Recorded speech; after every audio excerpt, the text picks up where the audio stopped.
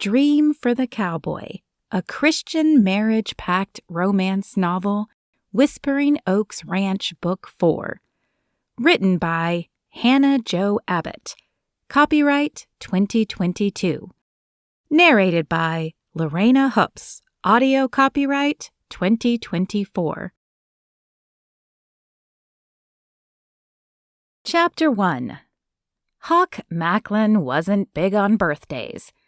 He didn't need balloons and streamers to remind him that he was a year older. His bones and muscles reminded him of that every time he climbed off his horse and heard his knees crack like thunder across the plains. He didn't mind the party, though. Mom's apple pie and homemade ice cream was a pretty good reward for surviving another year. And having the whole family together to celebrate was a gift in itself. Maggie would be there too, the one person who was as much family to him as his parents and 6 brothers. Honestly, there was a time when he thought she would truly be his family, his wife, and partner in life. Instead, he had to settle for being her best friend. Maybe it wasn't what he'd once imagined, but it was still a role he was grateful for. He didn't bother looking in the mirror before walking out the door. Why bother when you wore the same thing every single day? Jeans, boots, and a flannel work shirt. Raking his fingers through his dark blonde hair that was hidden more often than not, he placed his cowboy hat on his head and moved out of the foyer. Though he supposed the tiny entryway was probably undeserving of the grandiose label. Hawk stepped onto the porch of the small house that he'd lived in for the last 6 months, letting his eyes examine the peaceful scene of the ranch in the fading evening light. The main house was about half a mile down the road, and dinner would be waiting when he made his way down the gravel drive. He had considered living at his parents' forever, not because he wasn't ready to live on his own, but because the whole family circled around that house. They worked together, ate together, and lived together. Even the brothers that were married and had their own homes on the family land still came for dinner. But with Sawyer, Jensen, and Colton out of the house, he felt like it was time to move. It was impossible to imagine what it would be like if anyone actually moved away from Whispering Oaks altogether. What would life be like without the brothers he'd always had close? Hawk didn't even want to imagine. They'd made quick work of building the house on his piece of property. It wasn't big, but why should it be for just him? A 1-room cabin with a bathroom was all he needed. Besides, the only person he would dream of building a life and family with had made it clear she wasn't looking for that. So why would he make any kind of plans? If one day he decided he needed more room, he could build something else.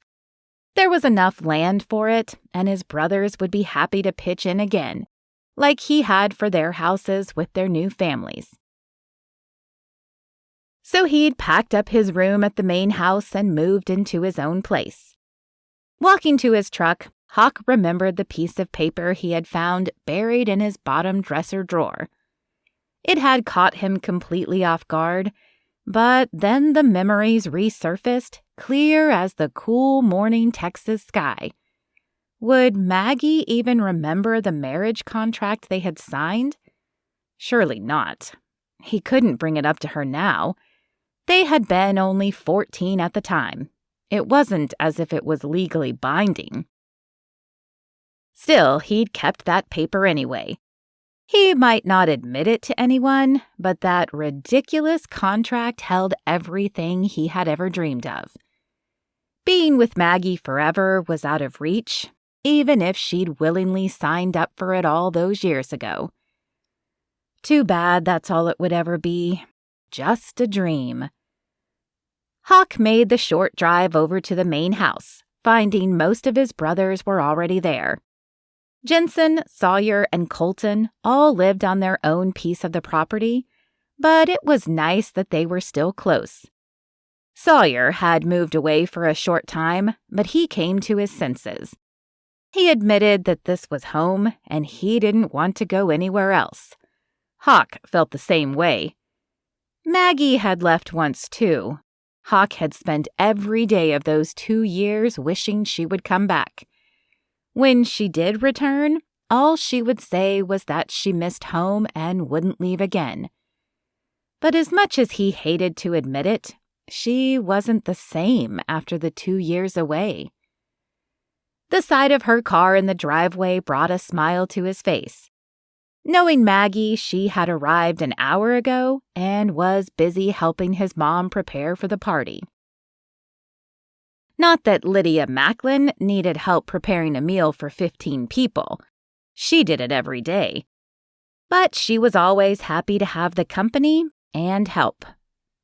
Hawk knocked his boots off on the doormat and removed his cowboy hat as he pulled the screen door open and walked through. Voices filled the house. He would rather slip in unnoticed so he could just enjoy listening and watching.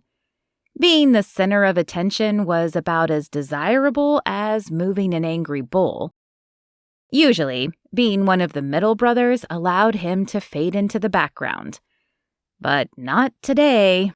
Today was a day they had planned for him, and his brothers would make sure to focus all their attention and teasing on him. He made his way down the hall and into the kitchen. "Happy birthday!" Jensen shouted as soon as Hawk hit the doorway. "Hawk!" Sawyer joined in. "Happy birthday!" He made his way over and wrapped Hawk in something between a hug and a headlock. "Thanks," Hawk said in a muffled voice. Colton and Lawson patted him on the back, saying, "Happy birthday, bro," as Titus reached up for a high five. Before Hawk could move, he felt the crash of arms around his legs and waist and looked down to see his oldest niece and nephew. "Happy birthday, Uncle Hawk!" He grinned and patted their backs. "Thanks, guys." Even if he didn't like being the center of attention, he loved being surrounded by family. "It's my turn now," Mom said, as she wiped her hands on her apron and waited for the crowd to clear. She stood on her tiptoes to place a kiss on his cheek before she wrapped her arms around his waist. "Happy birthday, son. You are a treasure to me. I love you." "I love you too, Mama." He grinned as he couldn't stop himself from poking at his brothers. "I know I'm your favorite son." "I didn't say that," she said as she swatted at him with the edge of her apron. "I love all my sons equally." "Yeah, but I'm the one you gave your maiden name to." She smiled. "Yes, well, that's when I thought I would actually get to call you Hawkins. I gave you a distinguished name, not a nickname after a bird. Too bad your brothers had other ideas." Sawyer held up his hands. "Hey, how do you expect a 4-year-old to say more than one syllable for a name?" Lydia shrugged. "I'll still call you Hawkins whenever I want." "At least now that I'm older, I don't think I'm in trouble when I hear my full name."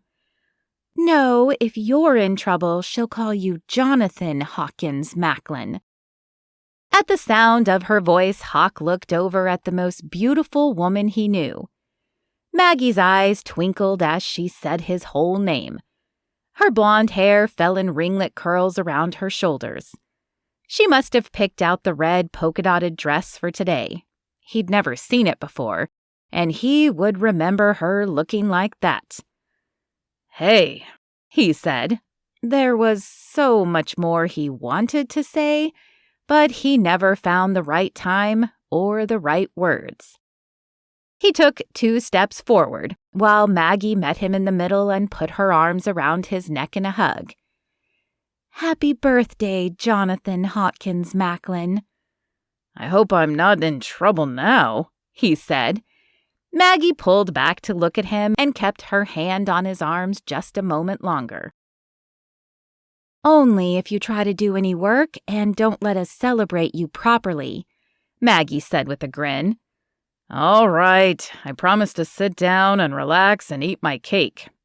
"Perfect," Maggie said. Hawk watched as she turned and walked back to the counter where she picked up glasses and started filling them with ice and sweet tea. She was the one who was perfect. How was it she fit in so well here with his family? And why couldn't they make it official and be more than the best friends they had been ever since they were kids? He sat through the delicious meal that was as good as any meal he'd ever had. His mom made his favorite, chicken pot pie with homemade biscuits on top. His brothers managed to keep the teasing and embarrassing stories from childhood to a minimum. Not that Maggie hadn't heard them all already. When they finished the meal, Mom went to the kitchen and returned with an oversized tray of apple pies. He stood to reach out and help her carry it. No, birthday boy, sit down," Jensen said. "Here, Mom, I've got it." When the pie that had candles all over it was settled in front of him, Sawyer's wife Katie insisted he smile for a picture. "Now let's sing and let Hawk make his wish before he blows out the candles," Katie said before she began the happy birthday song.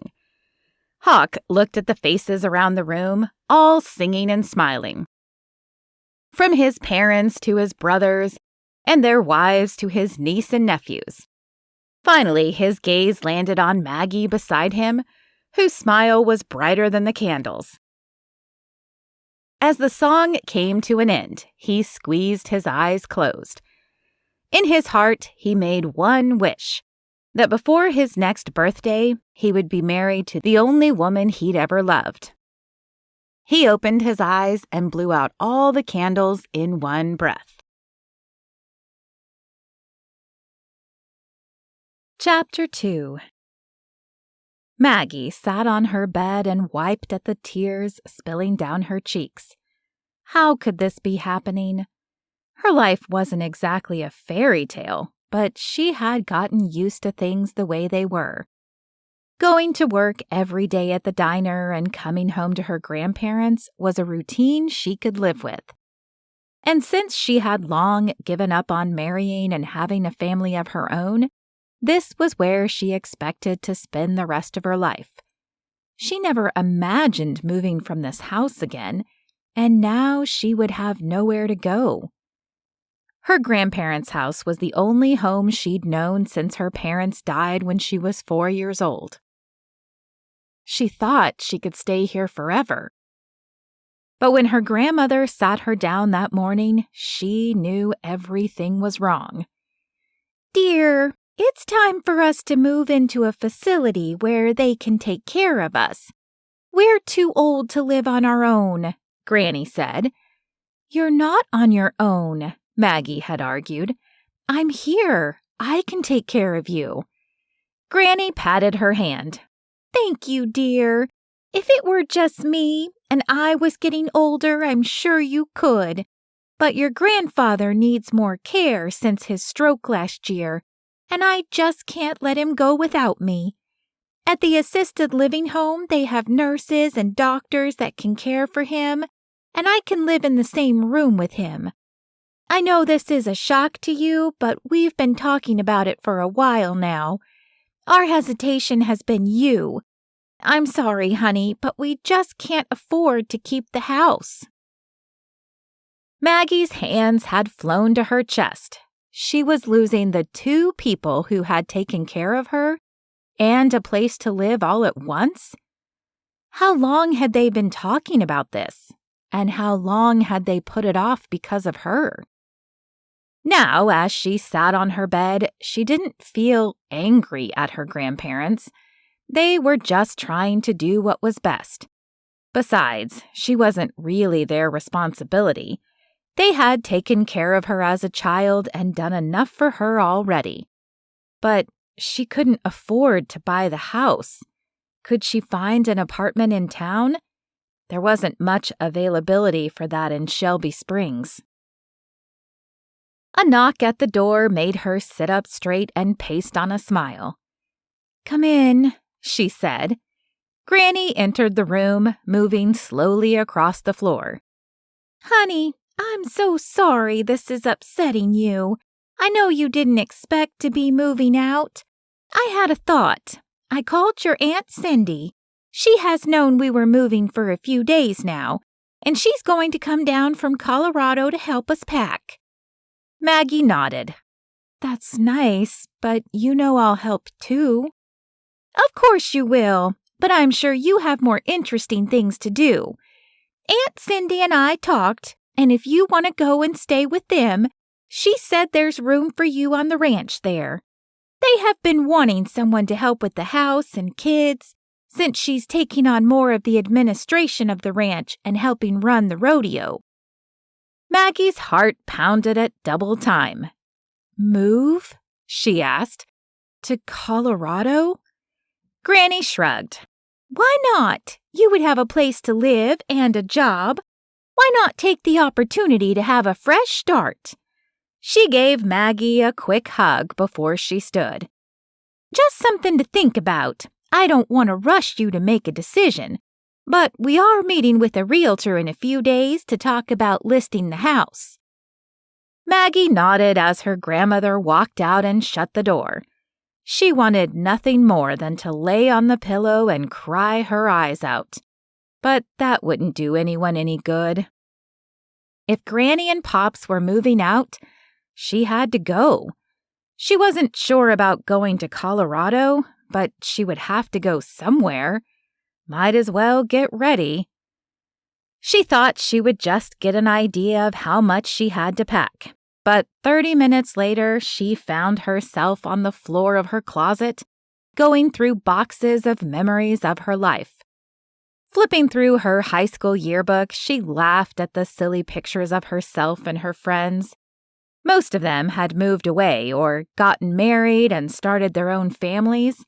She wasn't close with any of them now, except for Hawk. There was more than one picture of them together in the yearbook. And why wouldn't there be? They were constantly together.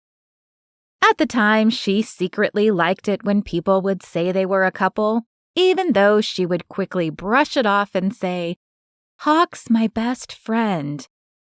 It was true then, and it was still true. She'd never had a friend better than Hawk. Maggie sighed as she set the yearbook aside. Too bad she had pushed him away and then ruined things forever. He had been kind when she came back to Shelby Springs, and they had fallen back into a comfortable friendship. But Maggie knew there could never be anything more between them, not if he knew what she had done. Moving through the next box, she rifled through a pile of papers. Her fingers found a square yellowed envelope, and when she pulled it up to read the words on the front, she gasped. "It's the marriage contract," she whispered. She hadn't exactly forgotten about it, though. She could practically quote it without looking at it. But she had pushed it to such a distant place in her mind that she locked it away and hadn't thought about it in years. 6 years, to be exact. Now her fingers trembled as she broke the seal and opened the envelope to pull out the cream paper. It was neatly folded, and her heart raced as she opened it, as if reading the words might actually make it true. "I, Magnolia Elizabeth Holmes, promise that if I reach the age of 25 and am still single, I will marry Jonathan Hawkins Macklin." "I, Jonathan Hawkins Macklin, promise that if I reach the age of 25 and am still single, I will marry Magnolia Elizabeth Holmes." Maggie ran her fingers over her name signed at the bottom and Hawk's name in his familiar scrawl. Reaching her hand to her lips, she kissed her fingers and then pressed them again to his name. If only things had turned out differently. Oh, Hawk was still her best friend, in the sense that no one was a better friend than him. But she had kept so much of her life from him in the last few years, and she couldn't change that. No, there would be no marriage contract anymore. No marrying each other because they made a promise when they were kids. No finding themselves falling in love. This wasn't a fairy tale romance with a happy ending. She had ruined that when she left town, and she would regret it for the rest of her life. There was no use wasting time wishing things were different. As her grandmother used to say, she had made her bed, and now she had to lie in it. Maybe her grandmother was right. A fresh start might be good. It would never be the life she dreamed of, but maybe it could be one where she wasn't reminded every day of the things she was missing most, and the person she was missing it with. Chapter 3. Hawk sat atop his horse and ran the back of his arm across his forehead to wipe away the sweat. It was already a hot April in Texas. It didn't bother him much. After spending his entire life sitting in a saddle moving cattle, he was used to it. Jensen rode up beside him. "Hey," he said, "did you know Maggie's at the house?" "My house?" Hawk asked. Jensen shook his head. "Mom and Dad's. I think she's helping Mom make lunch. But I wondered if she was here for some other reason. Maybe an announcement you haven't told us about?" Jensen waggled his eyebrows up and down. Hawk took off his cowboy hat and waved at a fly. "Nope, nothing to announce." His brothers were always asking him when he and Maggie were going to make it official and be a couple. "Besides, you're the one we're waiting on an announcement from. How long have you been married anyway? You planning on having kids besides the 2 you started with?" Jensen cleared his throat. "No announcement from me," he said, not really answering the question. "You know you're no spring chicken," Hawk teased. "I know." Jensen's tone had a bite to it. "But I'm married, which is more than I can say for you." He smiled, then easing the tension. "Don't keep waiting. Anyway, like I said, Maggie's at the house. Thought you would want to know." He winked before nudging his horse and heading off toward the barn. Hawk clicked his tongue at his horse Ranger and turned toward the main house. He didn't remember Maggie saying anything about being here today. Not that she had to tell him where she was all the time. As he so often pointed out, they weren't a couple. Still, if she was here in the middle of the day, she knew he would be coming to the house for lunch, and she probably had something to talk about. His curiosity made him pick up Ranger's speed, and he found himself pulling up to the house a little out of breath and definitely sweaty. The sight of Maggie sitting on the porch made it worth it. "Hey," he said after he dismounted. Walking towards her, he slipped his cowboy hat off and set it on the porch rail. "Hey," she said. Her voice was quiet and maybe a little sad. "I didn't know you were coming by today." She looked the other way as she spoke. "I didn't plan on it, but I needed to talk to you." "What's up?" he asked, trying to keep the panic out of his voice. If she wanted to talk, it could be good or bad, but he couldn't wait to know. "My grandparents are moving. Pop's doctor recommended an assisted living facility outside of Dallas. Granny is worried that they can't live on their own anymore, and Pop needs more care than she can give him at home." "I'm sorry," he said. He resisted the urge to reach out and take her hand. "That will be a big change for you."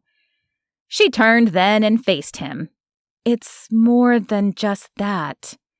They're selling the house, and I have to move. My aunt has asked me to come to Colorado to live on their ranch and help with the kids."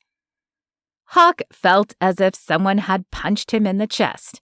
He sucked in a breath as if he might not have another chance. "What?" he practically yelled.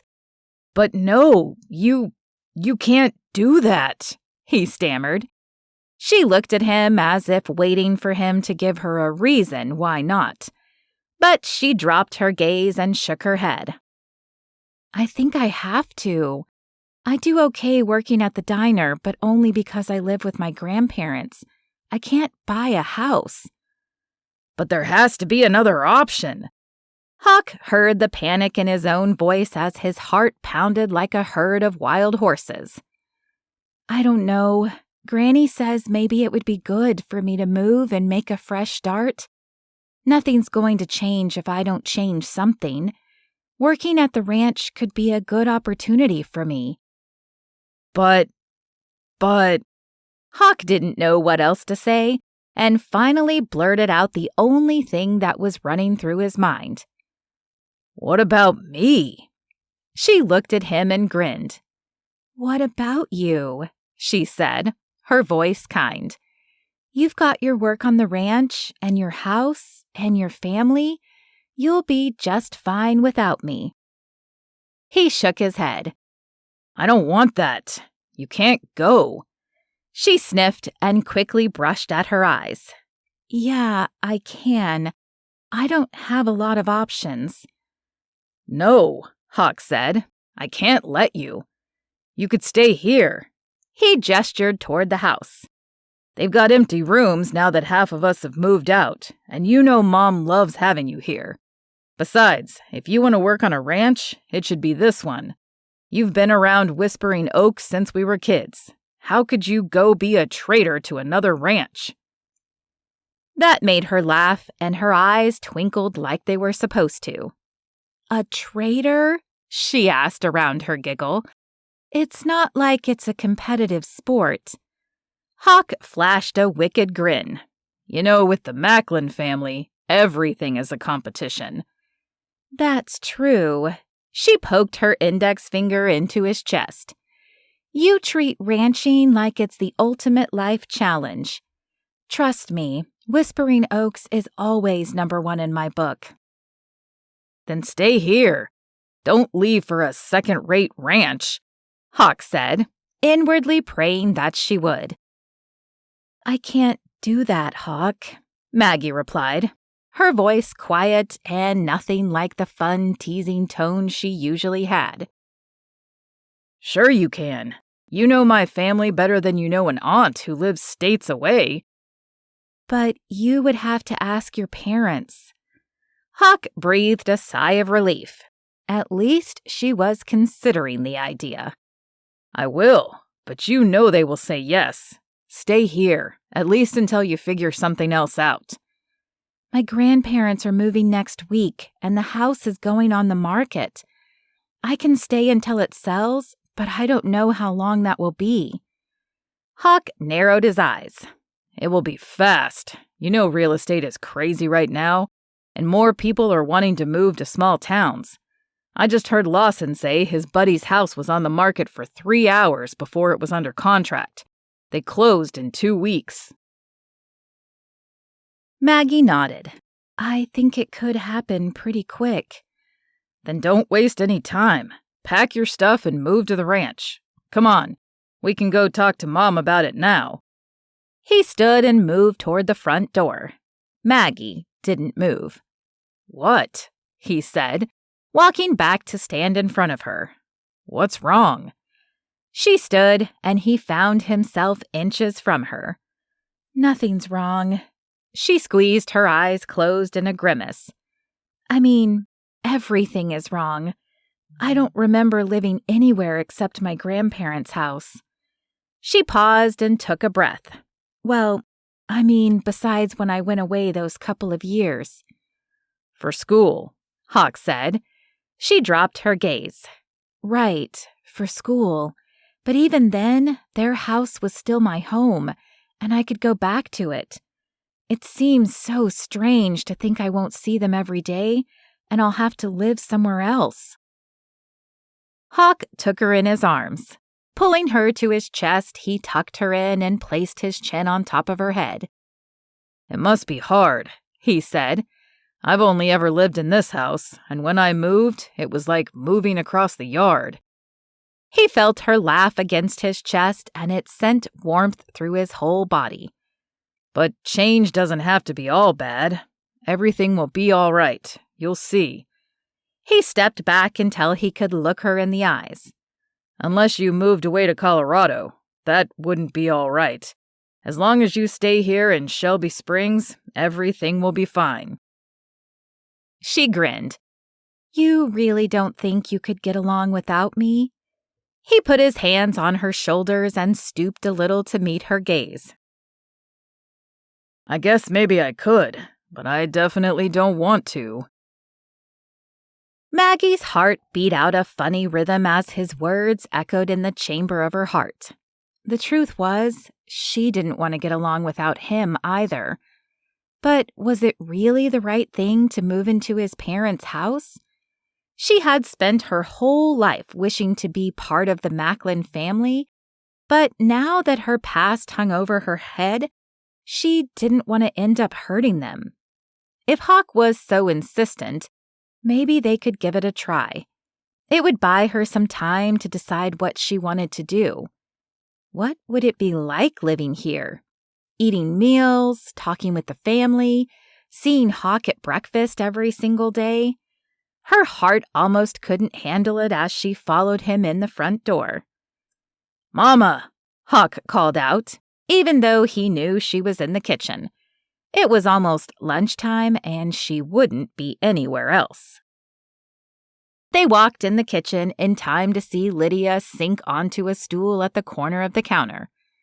Maggie furrowed her eyebrows. Did she look tired? She'd never seen her sit down in the middle of making a meal, but Maggie could see that the salad on the counter wasn't finished yet. "Hi, son." Lydia looked at him, and a look of concern flashed across her face. "Is something wrong?" "No. Well, yeah, kind of, but I have a solution," Hawk said. "Oh?" Lydia said.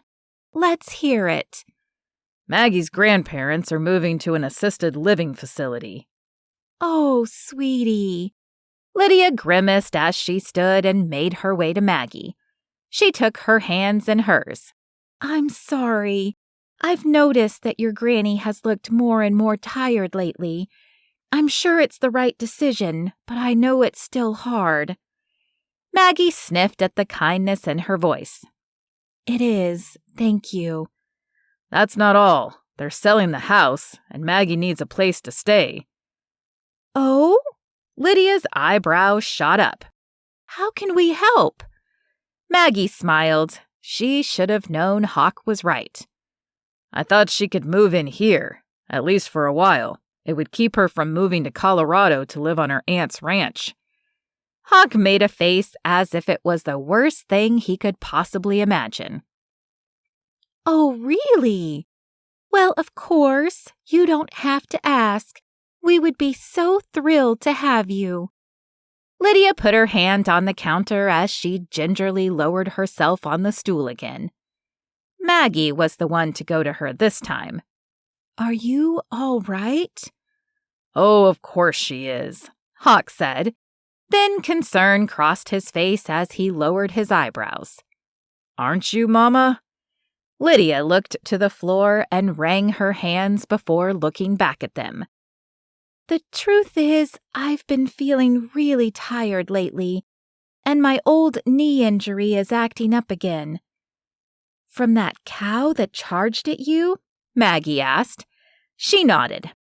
"Daddy's been trying to get me to go to the doctor, but I just haven't found the time.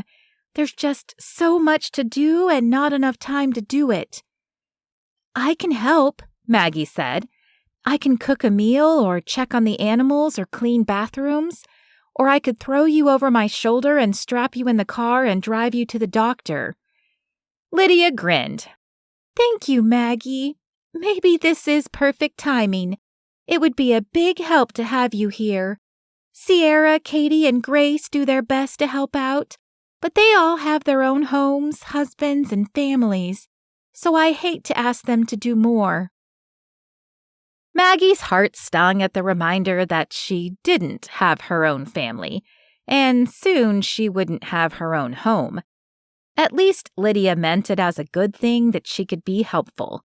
She forced a smile. "Sure, I'm happy to help, especially if it will give you some time to rest and see the doctor. I'm sure your boys want to keep you around for a very long time." Lydia laughed. "I hope so. I have a growing number of grandchildren to chase after." "Yep, a new one arriving any day now, right? Have you seen Katie lately?" Maggie asked. "She was in the office this morning. I think she's nesting at work, trying to make sure everything is taken care of before the baby comes," Lydia said. "I can hear you talking about me," Katie said, as she came waddling into the kitchen. "And before you ask, no, I'm not in labor yet, and no, I don't know when it will start." Lydia chuckled from her seat. "How many times has your mom called?"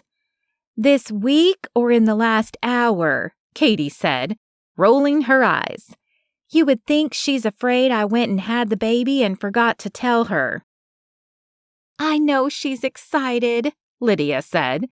Katie sighed as she dropped into a chair at the table and pulled her 2-year-old son onto her lap. "I know. I'm excited too, and I'll admit that I'm the most anxious person for labor to start, but asking me doesn't speed things along." "Don't I know it," Lydia said. "Hawk here was the worst one. I started having contractions at 28 weeks, all while I was taking care of 3 other little boys. Everyone said he would come early, and I just knew it too. Then, wouldn't you know, this little stinker went all the way to his due date." Maggie swatted at Hawk's arm. "Why did you give your mom such a hard time?" Hawk shrugged. "I don't know, but she'll never let me forget it." "You just wanted to stay with me as long as possible. You've made up for it by sticking close and being so helpful all these years." Maggie watched as Lydia stood and hugged her son. "Now then, let's finish up this lunch before the whole crew is here. Then we can tell them the big news." "Big news?" Katie asked. Her hand flew to her mouth as she gasped. "You two are finally together?" she squealed. Maggie felt her cheeks flush. No, but my grandparents are moving to an assisted living facility and selling their house. Lydia said I could stay here for a while until I figure things out." She watched Katie's face fall in disappointment. Maggie's own heart felt the sting of disappointment as she answered no to the one question to which she always wished the answer was yes. Chapter 4. Sierra Macklin stood in the bathroom and stared at her watch with her back to the counter. 30 seconds, she whispered to herself. But would she be able to bring herself to look at it even then? Maybe there would be 2 lines. Maybe. That maybe was what kept her going every month. Maybe this month would be the one. But as the months went by, she felt her hope slipping away. As her watch clicked down to the last second, she took a deep breath and blew it out. She squeezed her eyes shut as she turned and leaned over the test strip. "Please, God, please let it be positive this time." She opened her eyes and blinked a few times as her eyes adjusted. She picked up the test and stared at it. Negative. Again. Sierra dropped it back on the counter, leaned her elbows on the surface, and let her face fall into her hands. She told herself she wouldn't cry this time, but there was no use. The tears spilled down her cheeks, and she didn't bother to wipe them away. "God," she whispered, "I don't know why this is happening. I want to trust that you have a plan for our family, but right now this just hurts, and I don't know what to do. Why would you let me want to have a baby if I can't? She straightened up and grabbed a tissue to clean up her face. The sound of the front door opening and closing signaled that her time for crying was over. Sierra quickly grabbed the test, wrapped it in paper, and stuffed it in her pocket to carry to the trash can. She opened the door and made her way out to the living room, pasting a smile on her face. "Hey, Aunt Sierra," Benji called out, throwing his backpack down on the kitchen stool. "Hey, bud," Sierra said. She put her arm around the shoulder of her nephew, who was actually her adopted son. She smiled at the thought. Their family relationship was a little complicated, but she was so grateful for Benji and his sister Naomi. She never would have imagined she would get married, much less marry into a ready-made family. Some days she felt guilty for wanting more. Naomi and Benji were her kids, even if they called her Aunt Sierra. She didn't want to replace their mom, but she was the one raising them and spending the days with them. She never thought of them as any less than her own, even if they didn't share her DNA. Still, her heart ached to add to their family and to hold a newborn in her arms. The idea surprised her, since she had planned to be a career woman, and it would be so strange not to be able to ride horses if she were pregnant. But she wanted it. And now she couldn't have it. Maybe all that time being glad she was single and free and saying she never wanted kids was coming back to bite her. How could she have said that? Having a baby with Jensen would be the most amazing thing. They shared everything in their lives, and sharing a child together would make them even closer. "Aunt Sierra?" Benji said in that tone that told her he'd said it more than once. "Yes, sorry, what is it?" "Can I have a snack?" "Of course. I made some popcorn and that strawberry lemonade that you like." "Yes!" Benji was the kid who got excited about the little things, and Sierra loved that about him. "You can have it while you do your homework." Sierra filled a bowl with popcorn and a cup of lemonade as Benji and Naomi both settled in at the counter and began talking about their days at school. Sierra did her best to listen and focus on the children she had in front of her and push the wishing for more to the back of her mind. As Benji and Naomi finished their homework, Sierra turned to the task of making dinner. They spent most nights eating dinner at the main house with the whole family, but it wasn't a rule. Tonight, she wanted to sit around their table and hold her family close. She just had ground beef and onions simmering on the stove when the front door opened. "Evening, everybody," Jensen called out. "How was your day?" Benji jumped up and ran to him and wrapped his arms around his waist. "It was awesome!" he shouted. "We did a science experiment with rockets and smoke, and everything blew up." He threw his hands in the air to emphasize his point. Jensen looked to Sierra with raised eyebrows. She shrugged as a giggle escaped her lips. "You didn't tell me about that."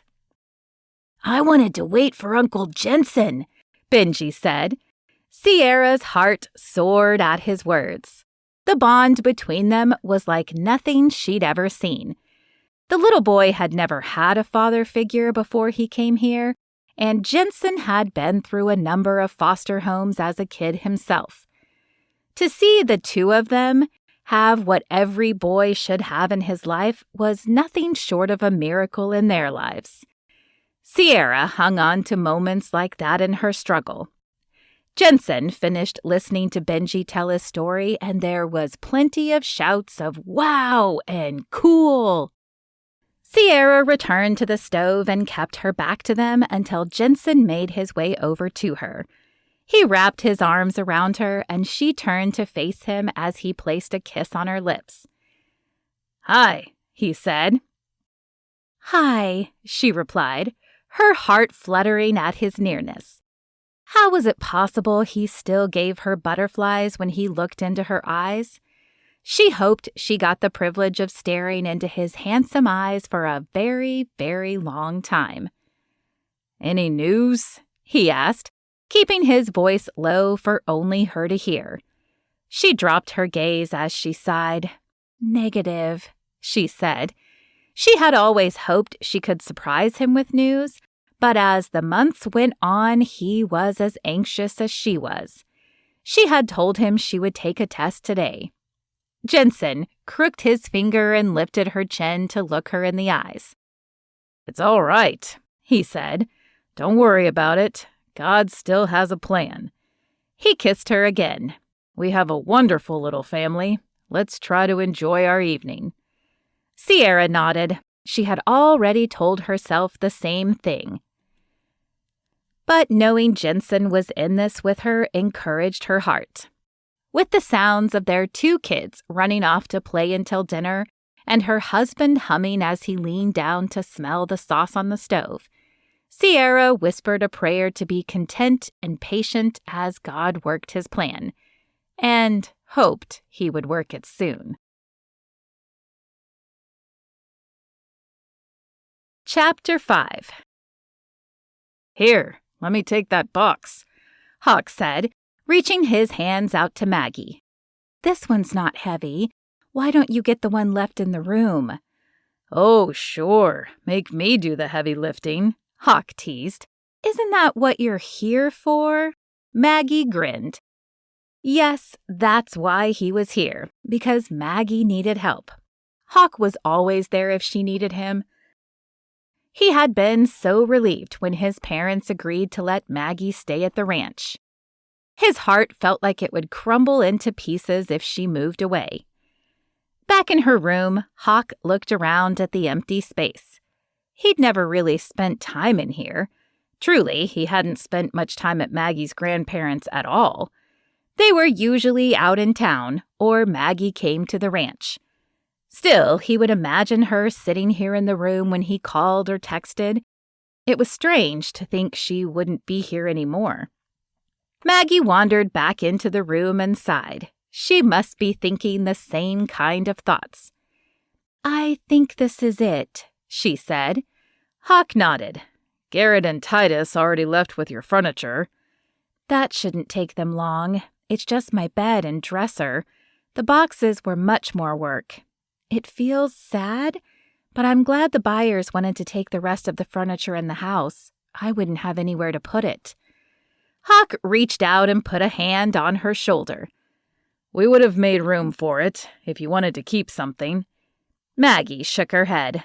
None of it was a family heirloom or anything, mostly second-hand furniture. Granny was relieved that they didn't have to move it. "And your aunt is getting them settled in the home?" "Yes, I'll go up to visit sometime soon, but she's handling everything. She was a little disappointed that I wasn't coming to Colorado. She said the offer is still good if I want to change my mind. So if things don't work out here, I have somewhere I can go." Maggie looked up as if she was trying to give him a way out.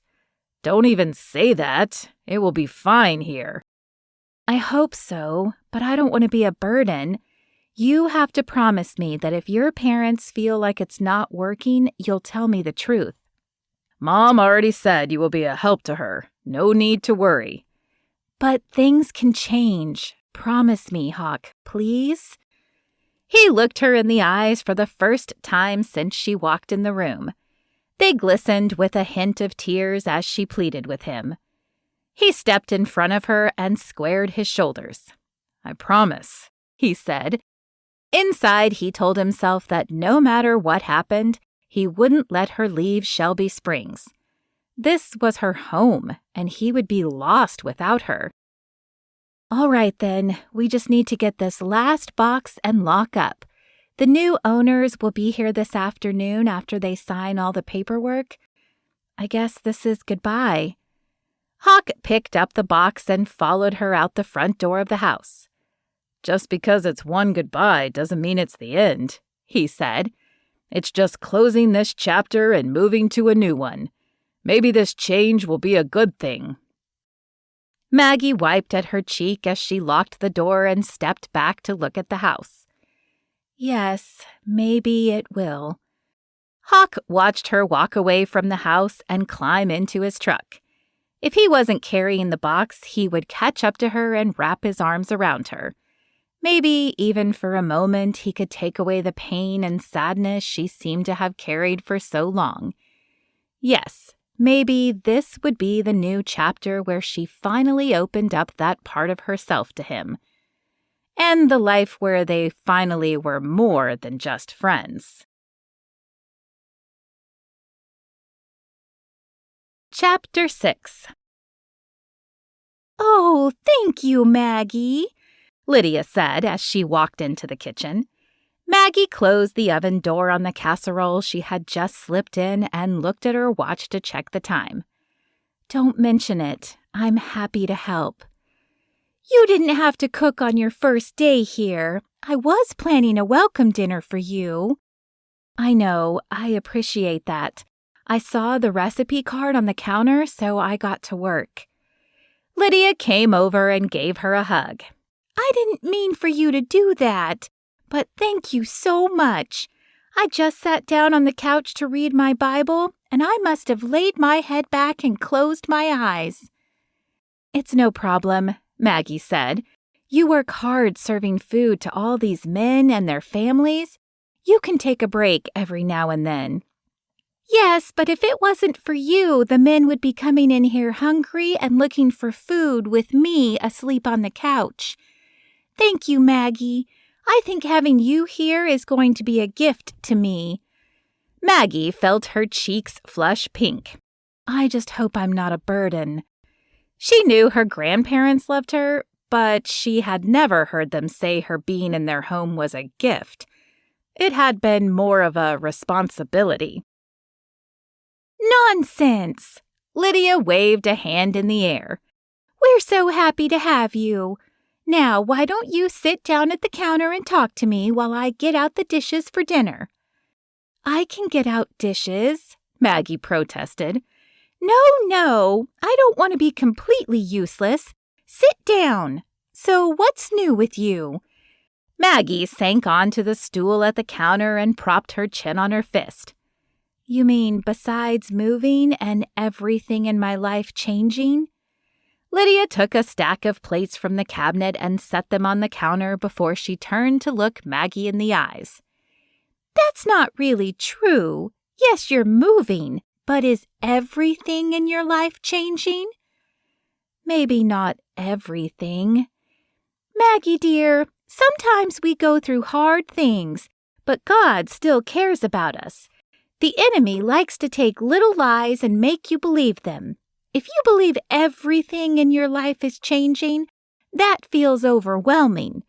You hold on to that little lie, and pretty soon you're walking around hanging your head and feeling sorry for yourself.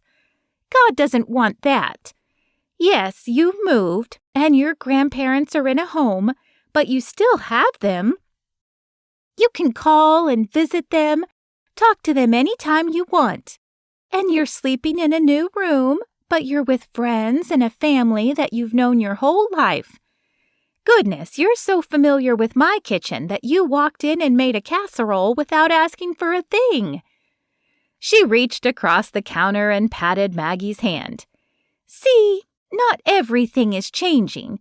You can hold on to what's staying the same and open your heart to the change that might just be a good thing." Maggie's chest constricted. There it was again.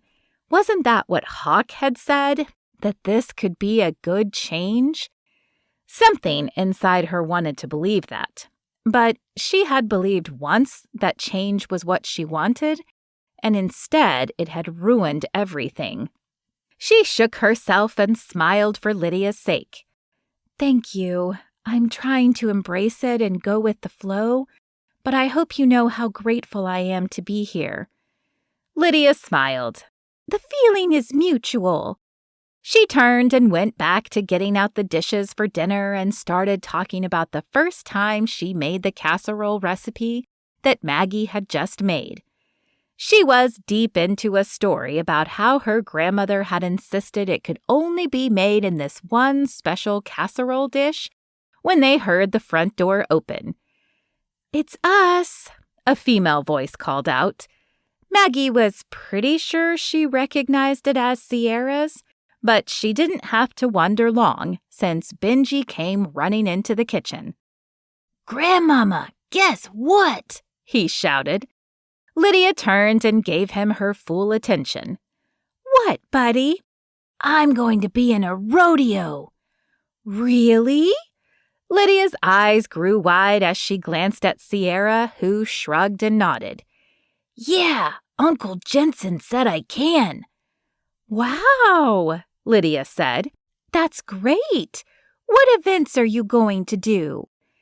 Maggie listened and watched Benji's excitement as he listed off the events that a 9-year-old boy could do. "That is awesome, Benji. You just let me know when it is, and I'll be there, front row." Jensen strode into the kitchen and swung his leg over a stool to sit. "I don't think you said the same thing when I wanted to be in a rodeo." Lydia ran a hand across her forehead and blew out a breath. "Well, I was going to be responsible for your hospital visits. You're the parent here, so if you've approved, then it's on you. I get to be the supportive grandma this time around." Jensen laughed.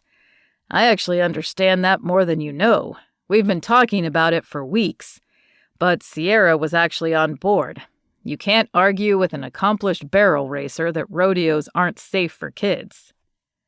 Sierra shrugged. "I survived it. Besides, I've been working with Benji. He's a great rider, and he's good with the animals, just like Jensen. That's a good combination, and I think he'll be an incredible competitor." "And what about you, Naomi?" Lydia turned her attention to her oldest grandchild. "Is Sierra teaching you to barrel race?" "No, I'll stick to the trail rides, but I'll go and watch the rodeo.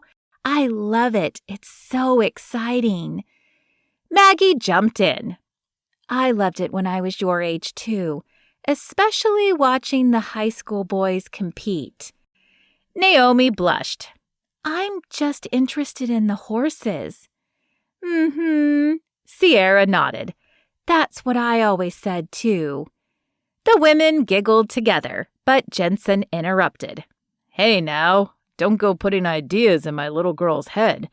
All she wants to see is the horses and those little cows everybody thinks are cute." "Oh, fine. We'll leave it alone," Lydia said. "Just you remember that I met your father at a rodeo. It only took one time of seeing him rope a cow for me." "I don't think I've heard that story," Maggie said. Lydia winked. "I'll tell you all about it sometime, but I won't bore the boys. They've heard it enough." As if on cue, all the men began filing into the house. Something smells good," Lawson called out. "What is it, Mama?" Lydia smiled and gestured toward the counter. "Ask Maggie. She made it." Maggie felt the pink in her cheeks as everyone turned their attention to her. "It's cowboy grub casserole." "Well, yee-haw then," Garrett said. "Let's eat." Maggie watched the familiar sight around the room as the men swept off their hats and bowed their heads. She glanced to her side to see Hawk standing by her. He always seemed to find his way there, but today his presence was a greater comfort than he might have guessed. She closed her eyes as Mr. Macklin began. "Dear Heavenly Father, thank you for the good day of work we had. Thank you for the land you've blessed us with, and the family you gave us to work the land. Thank you now for this food. Blessed to your service. Amen."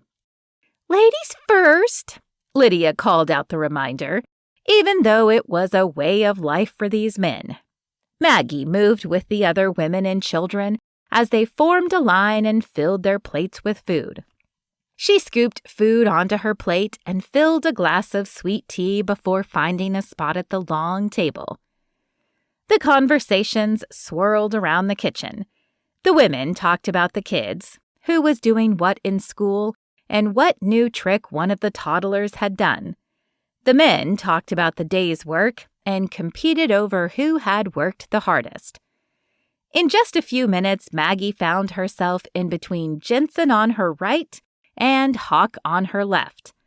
He elbowed her as he sat down and leaned over to whisper, "Are you doing okay?"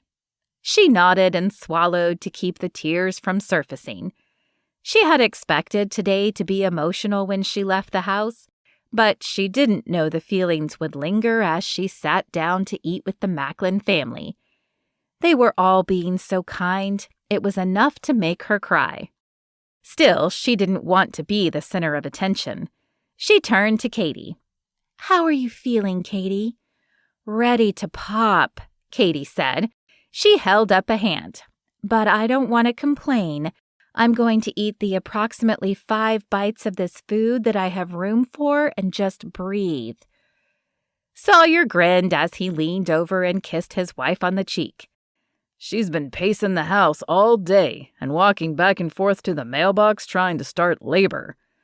Katie turned her palms to the ceiling and shrugged. "I can't go far while Dylan is down for a nap, so I just walk back and forth. I even made those spiced ginger cookies today to see if that worked. Nothing so far." Maggie smiled at Katie, who was glowing despite her discomfort. Sierra sniffed, and Maggie knitted her eyebrows at the look on her face. She looked near tears herself. Maybe she was just excited about a new baby in the family? "It won't be long now," Maggie said, trying to sound encouraging. "I've heard that no one stays pregnant forever." Katie sighed. "Let's hope not." Maggie had heard her own grandmother say those words plenty of times. The memory of the words made her heart wrench. Maggie pictured Granny in the assisted living home now and wondered how she was doing.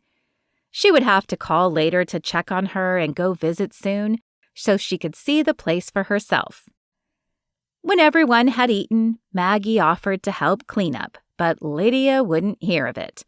Sierra and Jensen volunteered the kids, and they all worked together to get the job done. Maggie followed Hawk out to the front porch where she sat down on the steps and folded her hands together. "I wish they would let me help."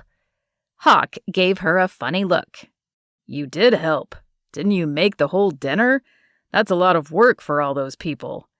"Yes, but I can do more. What else do I have to do? Everyone else has families to watch over or cows to take care of." "Do you want to take care of cows?" Hawk asked with a teasing look. "No." She couldn't help the grin that spread slowly across her face. He cleared his throat. "Do you wish you had a family to watch over?" The question hit her so hard she let herself lean over into the post. Her mouth fell slightly open, but no words came. When she saw the look on his face, so earnest and trusting, she snapped her mouth closed and cleared her throat. Of course she wanted that. She'd wanted it for a long time. That was before part of her heart was gone forever. "I've taken care of my grandparents for a long time. I guess it's strange not to have anybody who needs me." "We need you," Hawk said. "Mom said she needs you. You're right where you're supposed to be right now." Maggie nodded. Hawk stood and stepped off the porch. "I'm sorry I can't stay and talk. I've got to get back to the barn. We have a couple horses we're expecting to give birth in the next few weeks, and I need to check on them." "I guess there's a lot of babies around here lately, animals and human." Hawk rubbed his chin. "Looks like it." "Well, don't worry about me. I've got more unpacking today, and I've got to be at work early." "Early?" he asked. "Well, not as early as you cowboys, but early for normal people." "I'll text you when I get home, but let me know if you need anything." "I will. See you later." Hawk waved as he slipped his cowboy hat on his head and walked away. She watched him go and, for the millionth time, wished things were different. If only she was the same girl he had known in high school, or if only she was the girl he thought she was now. But too many years had passed, and there were too many things he didn't know about. No, she couldn't let herself fall for him now. Even if this change was a good thing, it couldn't mean that they were going to be together. The sun was dipping low now, and she felt as if she was cemented in this place to watch it go down. The wide Texas sky was an incredible sight to see. "God," she whispered, "I don't know what you have for me here. Help me to be useful and keep me from being a burden. I know I'll never have what all of them have, but make me grateful to be here and see the beautiful life you've given them." Chapter 7. Sierra gripped Jensen's hand until her knuckles were white. With his other hand, he stroked her back. "It's going to be okay," he said, kissing her temple. "Try not to worry." She took a deep breath and blew it out. "How can you be sure? We've been trying for almost a year with nothing. So either he's going to tell us nothing is wrong, which means there's nothing we can do, or there's something wrong. I don't know which one will be worse." "Then, like I said, just try not to worry. Whatever happens, we have 2 great kids. And if God wants us to have more, then we will." Sierra stared at the floor, wishing she could be as confident as her husband. Of course, he was right, and she'd already tried to convince herself of that. So why was her heart pounding at double its normal speed? After what seemed like hours, the door opened and the doctor walked in. "Hi, Sierra," he said. Then he reached for Jensen's hand and shook it. "I'm Dr. Anderson." "It's nice to meet you, Doc," Jensen said. The older man took a seat on the stool and opened up the folder in his hand. "Sierra, I have all your blood results here. You know we did an exam and an ultrasound already, so we're piecing together all of that information." He took a deep breath and folded his hands together as he looked at the two of them. Sierra held her breath and her eyes filled with tears that she tried to blink away. "What's the news?"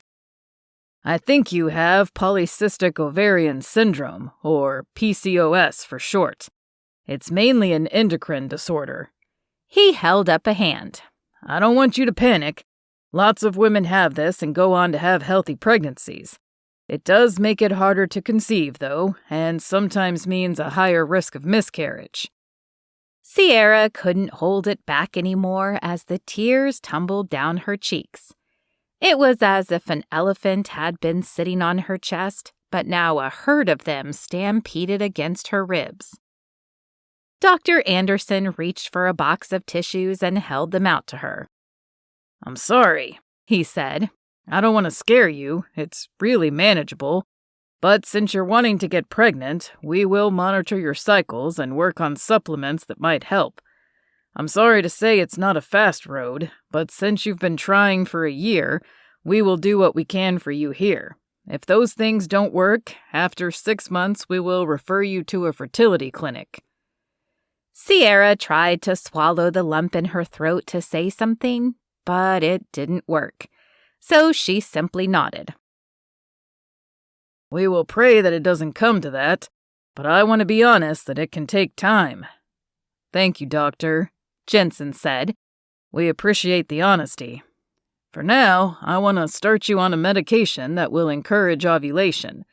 I'll prescribe it today, and you'll start it on the 3rd day of your next cycle. When you start it, you'll call the nurse that day so she can record it. Then we'll set up your next appointment.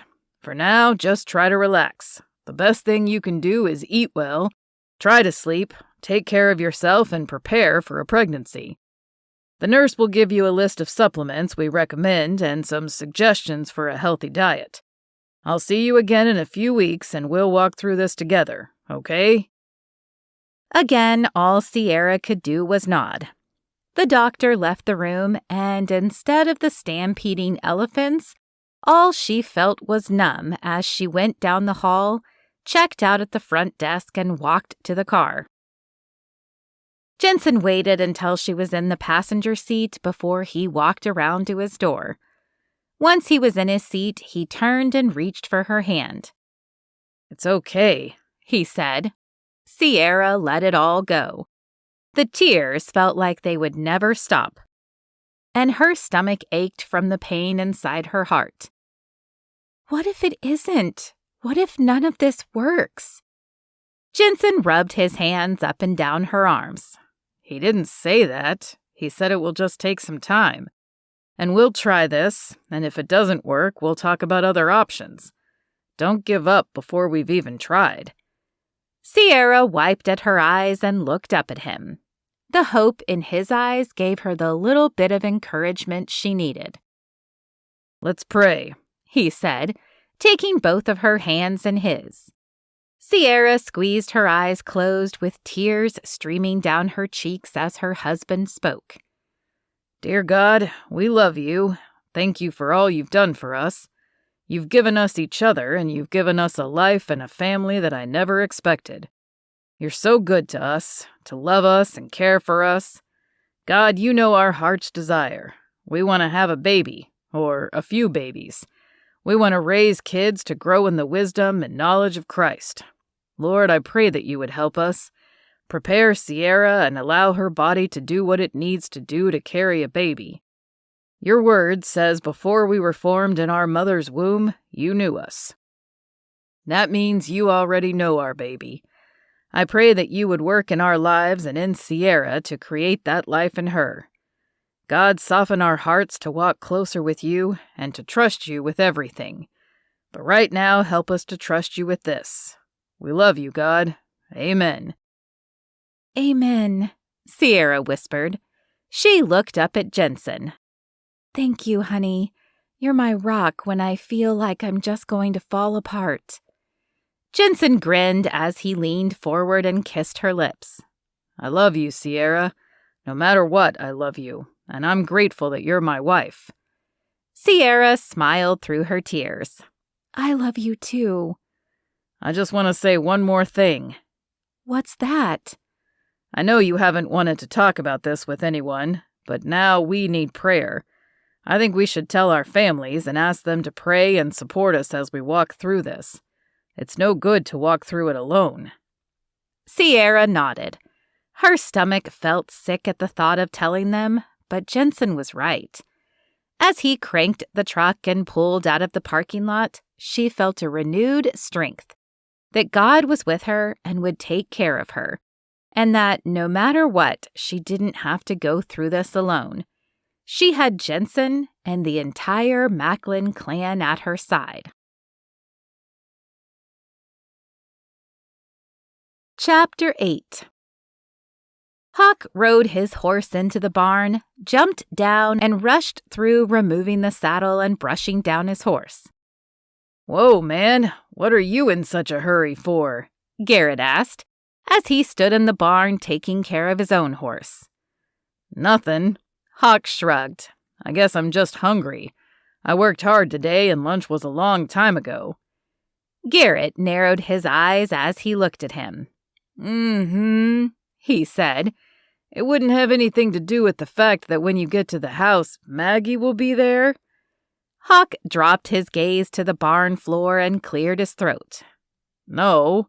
I mean, it's nice that she's there, but that's not why. I saw her this morning." "But you like seeing her." The way his heart did a flip at the mention of her name, yeah, he did like seeing her. "Sure, she's my friend." "Hawk!" Garrett practically shouted, causing Hawk to look him in the eye. "When are you going to drop this? You guys have been friends for as long as I can remember. You don't date anyone else. You barely talk to anyone else. When are you going to stop pretending and just marry her already?" Hawk stepped back as if something pushed him. His mind swirled with the thought. Sure, he'd thought about it so many times, but hearing someone say it out loud made it different. I can't just marry somebody. Yes, you can. That's what people do. I mean, people date so they can get to know each other, sometimes for a few months or a couple years. I think you and Maggie are past that point. You know each other better than some people do after years of marriage. So just skip to the point and ask her already. Hawk furrowed his eyebrows. Did he really know everything about her? He still felt a nagging thought in his mind that there were things she kept from him. And why shouldn't she? They weren't married. She could have her secrets. But what if they were? The marriage contract came to mind again. He was 25, after all. If they stuck to the agreement, it was time. Hawk looked at Garrett and nodded. You're right. With that, he turned and strode out of the barn. Garrett was yelling after him, asking what he was going to do, but Hawk didn't turn back. He had things to do. He arrived at dinner a little late, and his stomach growled. He had showered and dressed in a clean shirt and jeans. If he was a cologne man, he would have put some on. But so far in his life, he hadn't had a need for that. When he walked in the kitchen, he looked straight at Maggie and didn't take his eyes off her. "Hey," she said, when he sat down at the table with a plate of food. She leaned back and tilted her head. "You look nice," she said. "That's not your work shirt. Did you go somewhere?" No, he said, but I'd like to go somewhere after dinner. Will you go for a drive with me? Maggie's eyes grew wide. The table buzzed with voices, and no one seemed to notice that he had asked the question. She blinked rapidly, and Hawk was sure she knew this wasn't just a casual drive. "Sure," she finally said, pasting on a smile that Hawk recognized as fake. "Sounds fun." He quickly scooped the cheeseburger pie into his mouth and watched as Maggie barely touched her food. When he was finished, he stood and asked, "You ready?" She nodded slowly as she joined him. They carried their plates to the sink and walked out the side door. By now, several people had noticed, and Garrett lifted his hand in a thumbs up before they closed the door behind them. In the truck, Hawk felt as if his mouth was full of marbles. He tried to ask about her day and make casual conversation, but for the first time in his life, he felt awkward around her. He settled for silence as they drove to the only place he could imagine having this conversation. Maggie glanced over at him when she realized where they were headed. "Hawk, what are you doing?" He didn't say a word. Pulling into the gravel lot, he parked, turned the truck off, and looked at her. "Come on, let's go for a walk. I have something I want to talk to you about." Maggie's heart ricocheted against her ribs as she slowly moved out of the truck. What was he doing? She cleared her throat and told herself to act normal as Hawk moved to her side and started walking along the path. Something told her the words he was going to say could change things even more than her life had already changed.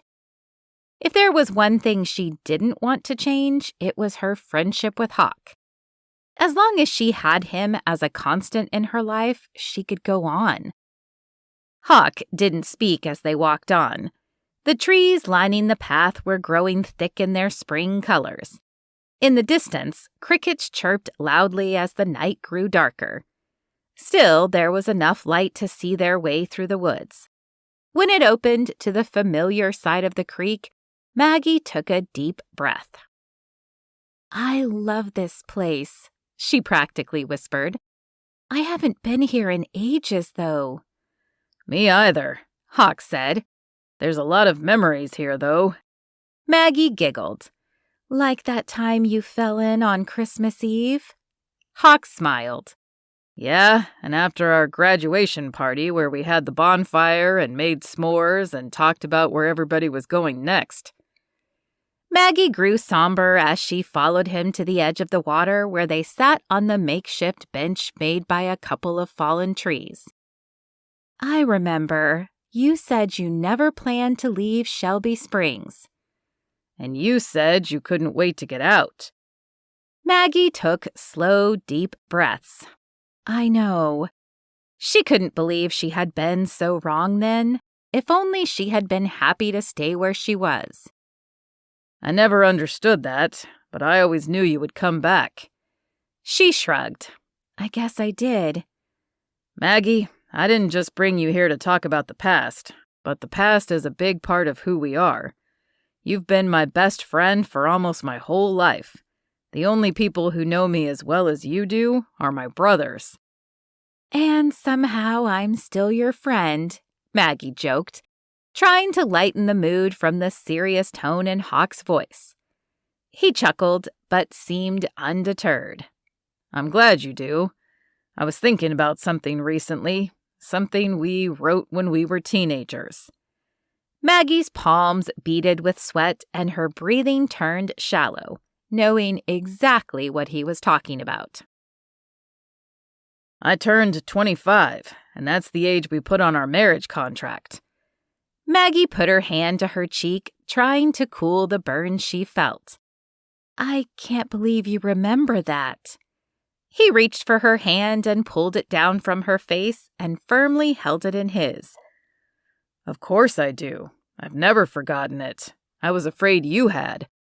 She shook her head. I don't think I ever completely forgot it, but I found it in a box when I packed to move. You didn't tell me that. His voice was low and serious. She laughed. I didn't want you to think I was asking you to make good on your promise. Hawk cleared his throat and waited until she met his eyes. Maggie, like I said, you're a big part of my past. Every part of my life has included you, and we've been good friends for such a long time. A big part of his past? Was he about to say it was time to move on? Did he meet someone else and now he needed to let go of their friendship? Hawk, you don't have to do this. Maggie, I've waited much too long to do this. I'm not just saying this because we signed a piece of paper when we were in high school. I'm not exactly outgoing. You're the only girl I've ever been able to open up to and talk to. Maggie, I know I'll never find anyone better than you. She put her hand up to stop him and shook her head. That's not true. You don't know everything about me. I know, he said as he squeezed her hand. I want to be the person you tell your secrets to. Maggie, it's time I tell you that my dream has always been to be more than friends with you. Today, Garrett told me I should just marry you because we don't have to date. We've had a relationship for 20 years, and if we're going to move forward, we might as well jump. Maggie gasped as he leaned forward. What would it be like to lean in?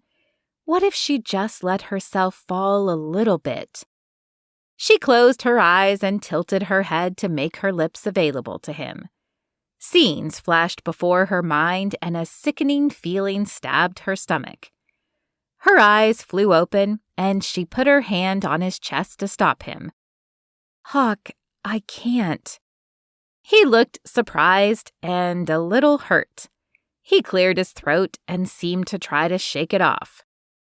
It's okay, Mags. I want you to know this. I'm ready to move forward. You're my best friend, and there's no one else I would want to be my wife. So, I want you to know I'm here. I'm not going to let you move to Colorado or anywhere else that takes you out of my life. I'm willing to make good on our marriage contract. Not because I have to, but because I love you. Maggie looked in his eyes and wanted to tell him everything. That she loved him too and wanted to be with him more than anything. But if she told him the whole truth, he would never forgive her. She would rather him be a little hurt than for him to know the awful things she'd done. Hawk, I appreciate that so much. You know I love you. You're my best friend, and I've always cared about you. But I don't think that's really what either of us wants, she lied. We're great friends, but we wouldn't be good together as a married couple. Not really. You think I'm what you want, but you don't really. I'm so grateful for everything your family has done for me, but you don't have to do this. One day you'll find a woman who is right for you, and you'll have a family together and grow old. He shook his head. No, I don't think so. She patted his hand and stood. I'm sorry, Huck. I don't want to hurt you, but this just isn't right for us. She took a few steps, waiting for him to follow her. I'll give you a minute if you need it. Meet me at the truck and we can go back to being friends just like we've always done. She turned and made her way back up the path. It was more challenging now that it was completely dark, but that made it easier to let the tears fall down her face. She didn't hear Hawk's footsteps behind her yet, but she knew he would follow her soon. And she knew she had said more than one thing that wasn't true. She did want to be with him, and they could never go back to being friends like before. Chapter 9. Hawk sat in the living room surrounded by his brothers. How was it possible to be with so many people and still feel alone? Maggie sat on the opposite side of the room, next to Katie, who was still pregnant. They chatted as if nothing was wrong in the world. But Hawk's world had fallen apart. He guessed he had always believed in the back of his mind that there was a chance they could be together. Now he had finally put himself out there and let her know how he felt, and she had said, "No thanks," as if he had asked her if she wanted spinach for dinner. Thanks, everybody, for staying, Jensen said. Hawk noticed he was holding Sierra's hand tightly, and she looked like she was about to burst into tears. He furrowed his eyebrows, wondering what could be wrong. Sierra and I wanted to share with you something we're going through. I know everyone has been waiting and hoping that we would be sharing news that we're having a baby, and we're disappointed that we haven't. He glanced at Sierra, who wiped at her eyes. We've had a doctor's appointment and found out that it might be a little harder for us to have a baby. Sierra has something called PCOS. I won't get into the details, since I'm just a cowboy, but Sierra can explain if you want to know more. The doctor is still hopeful that with some medication, diet changes, and them tracking her cycles, she can become pregnant. We wanted you to know so that you can pray for us. At first, we wanted to keep it private, but it's too hard to walk through something like this alone. So we want you to walk with us and pray for us. Titus stood from his seat and put a hand on Jensen's shoulder. Of course we will. He looked around at his other brothers who stood and joined them. Hawk's heart was heavy as he stood behind the couple and put a hand on each of their shoulders. Let's pray now, Sawyer said. Everyone bowed their heads. Hawk could hear Sierra sniffle, and a few of the other women did the same as they joined the men in the circle. Heavenly Father, Sawyer began, thank you for Jensen and Sierra. They mean so much to us, and we're thankful they're part of our family. We ask that you would be with them as they walk through this challenge. You knew before the beginning of time that they would face this, and you won't leave them. Help us as a family to know how to support them in this time. Lord, you are the creator and the healer. We pray that you would heal Sierra's body and that you would bless them with a baby. Amen. Amens echoed around the room. The brothers patted Sawyer on the back and the women hugged Sierra. Thanks, guys, Jensen said, his voice full of emotion. We appreciate you. Thank you for telling us, son, Dad said. I know it wasn't easy, but I'm glad we know so we can pray. Hawk stepped away from the group and wandered to the kitchen. He felt terrible for his brother and sister-in-law. What would it feel like to be going through that? He couldn't mention his own pain to the family, though. Of course, what they were going through was worse, but he also couldn't tell them that Maggie had shut him down when she was sitting right there on the couch. He rifled through the cabinet to find a glass and filled it with water at the sink. Guzzling it down, he wished it would clear his head of these thoughts. He needed to move past it and get back to his life as usual. But how could he when he saw her every day in his parents' house? He turned around and ran right into the woman who filled his thoughts. "Oh, hey, sorry, didn't see you there." "That's okay," Maggie said. She crossed her arms over her chest and leaned against the counter. "I haven't seen you in a couple days." "Yeah, sorry, I've been pretty busy. One of the cows birthed the other night, and I've been keeping a close watch on the pregnant mare. Should be any day now." "Wow, I guess when it rains, it pours." Hawk wanted to groan. It definitely felt like it was pouring in his life, and she was the one putting salt in the wound. "Yeah, on a ranch, that's a good thing, though. We need more cows and horses. Just have to take care of them." She nodded. "I've always wanted to see a horse be born." "Really? You never have?" "Nope. I've seen them the same day, but the Macklin horses like to give birth in the middle of the night when high school girls are asleep." Hawk filled his water glass and took another sip. "I guess that's true." He hesitated, knowing it might be painful to be in close quarters with her. But still, she had said they were still friends, and he wanted to do everything he could to make her happy. "If you want, I can make sure you're there. You're not too far to wake up if necessary." "Yes, I would love that. Thank you, Hawk." He nodded but didn't say anything else. He started to walk out of the room, but she reached for his arm and stopped him in his tracks. "Hawk, are we okay?" she asked.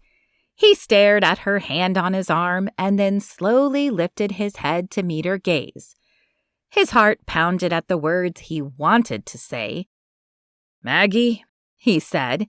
He took a deep breath and blew it out. "I hope we are okay." He moved his arm out of her grasp and walked out the door. He needed to get home, away from the family and away from the one person he wanted to be with most. But right now, he couldn't sit there surrounded by the happy couples and families, reminding him of what he wasn't going to have. His thoughts continued as he moved towards his truck. Sure, he could try to meet someone else and start a life, but it wouldn't be fair to them. Every woman would always be compared to her. As he climbed in and started the engine, he was surprised when the passenger door opened and Maggie climbed in. "Hawk," she said, her voice quiet.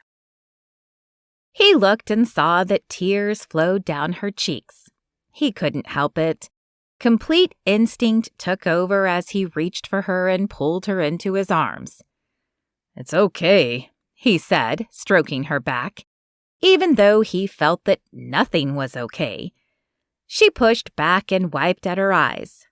"I'm sorry, Hawk. I know I hurt you. I've felt terrible ever since.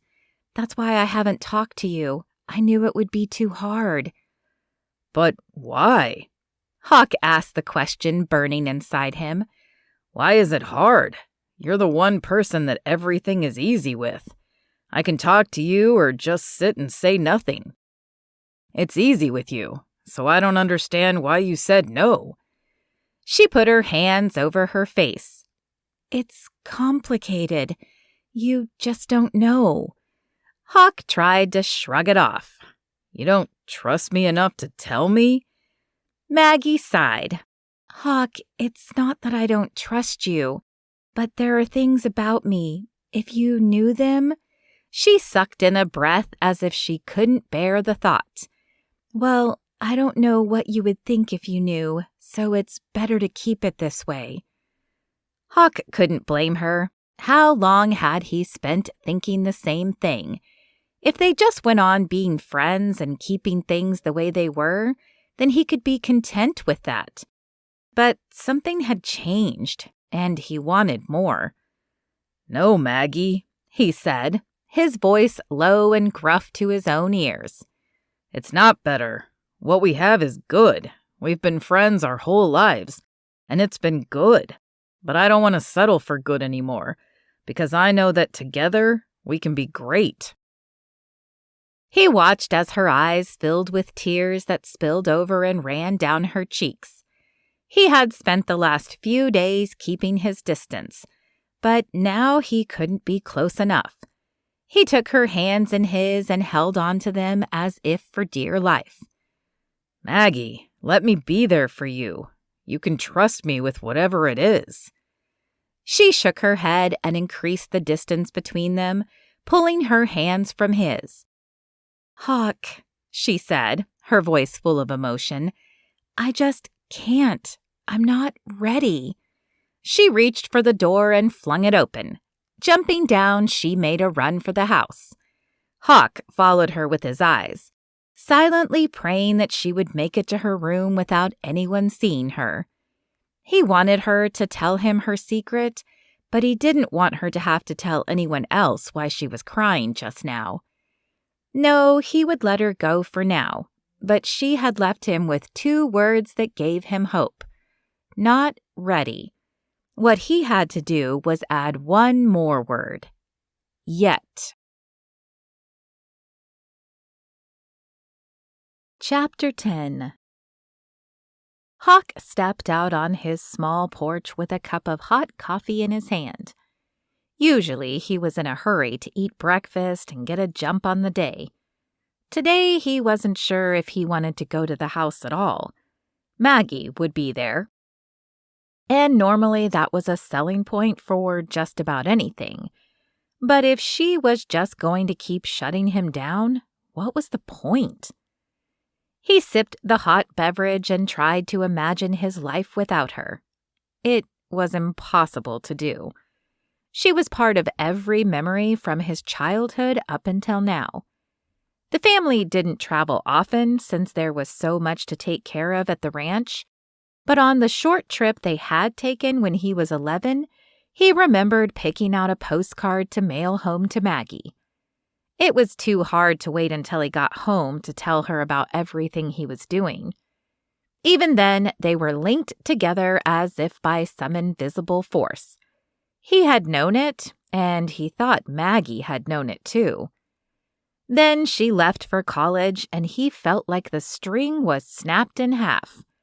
He held on to his end for dear life, but she drifted away. When she came back home, he thought they had mended it, but maybe it was a slippery knot. If she was never going to say yes to him, was it time to give up? Hawk shook his head as he stared out over the land in front of him. It wasn't as if he would move on and look for a relationship with someone else. There was no one else he could imagine sharing his life with. Only Maggie. "God," he said out loud, almost before he knew he was ready to pray. "I need your help. You know how I feel about her, probably better than I do, because I spent a long time trying to deny it. But you know. And I've tried to tell her, but I don't think I'm getting through. I felt sure if she knew, she would say she feels the same way. Something is holding her back, and I don't know what it is. God, I want to be with her, but more than that, I want what you have for me. Show me what I'm supposed to do." A quiet whisper started deep in his soul until he felt almost as if he could hear it over the sounds of the birds chirping in the trees. Be there for her. Hadn't he always been there for her? But at the same time, wasn't that exactly what he wanted? If he wanted to be with her, he needed to show her he was there for her. With a nod, he spoke, "Okay, God, I'll be there. I'll keep showing up as long as you let me. Please, God, show her how much I care. Help her to let me care for her." Inside the house, he set his coffee mug in the sink and picked up his cowboy hat from the kitchen table. For just a moment, he stared at the 2 chairs on either side of the table. In a moment of impulse, he went to the drawer in his bedroom and pulled out the piece of paper where he had promised to marry her. He carried it to the kitchen table and sat down in the chair as he held it in his hands. "God," he prayed again, "one day let her sit there across from me. I'll admit that I've never been very bold in my prayers about Maggie. Maybe I haven't been bold enough in general, but I want to be bold now. God, I ask that you would lead me and show me how to win her heart. And I pray that you would bring us together, and that one day Magnolia Elizabeth Holmes will be my wife."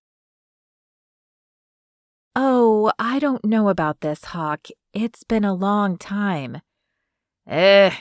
Hawk waved a hand in the air as if it was no big deal. "You'll remember. It's like they say, it comes back to you, just like riding a horse." Maggie rolled her eyes. "The saying is like riding a bike, which, by the way, I'm not sure I could do either." "Come on, it will be fun. You live on a ranch now. You have to know how to ride a horse."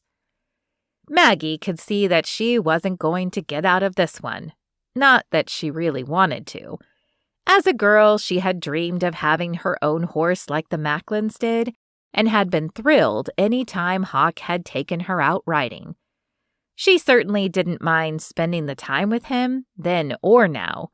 But she wasn't a little girl anymore, and her heart beat out a terrible rhythm as they walked toward the barn. What if she didn't remember how? The truth was, she was more worried about remembering how to be with Hawk. When he had shown up at the house after lunch and said to get her jeans and boots on, all she felt was shock. After last night, she had been sure he was going to leave her alone. The thought terrified her, even though it was what she had pushed him toward. So when he walked in with a smile on his face and talked to her as if they were the same friends they had always been, she felt a mixture of relief and sadness. Was he really going back to being friends after telling her he had feelings for her? Maggie shook her head to send those thoughts away as she walked into the barn following Hawk. He looked the same as always, and maybe she should just go with it for now. "You can ride Sunshine. Katie obviously hasn't been riding lately, and she could use the exercise." "Are you sure she won't mind?" "Mind? You're doing us a favor. Sawyer has been busy, and Jensen tries to make sure all the horses get out enough, so you're helping us all out." Maggie slowly nodded. "All right, if you're sure." "Of course. Come on, I'll help you saddle her, unless you think you can do it." "No way. I don't think I've saddled a horse in at least 5 years. And even before that, one of you usually did it for me. Although I was always a little nervous when Jensen did it. He was such a joker, I was sure one day he was going to let me slip right off the horse." Hawk laughed. "It's true that if anyone was going to play a joke, it would be Jensen, but you know he cares too much about the horses to do that." "Are you sure?" Maggie tilted her head. "Remember that time he sent Wes out to the barn to find something, and he walked in only to find that Jensen had rigged up a bucket of manure over the door? He scared half the horses when he yelled and threw the bucket in the air."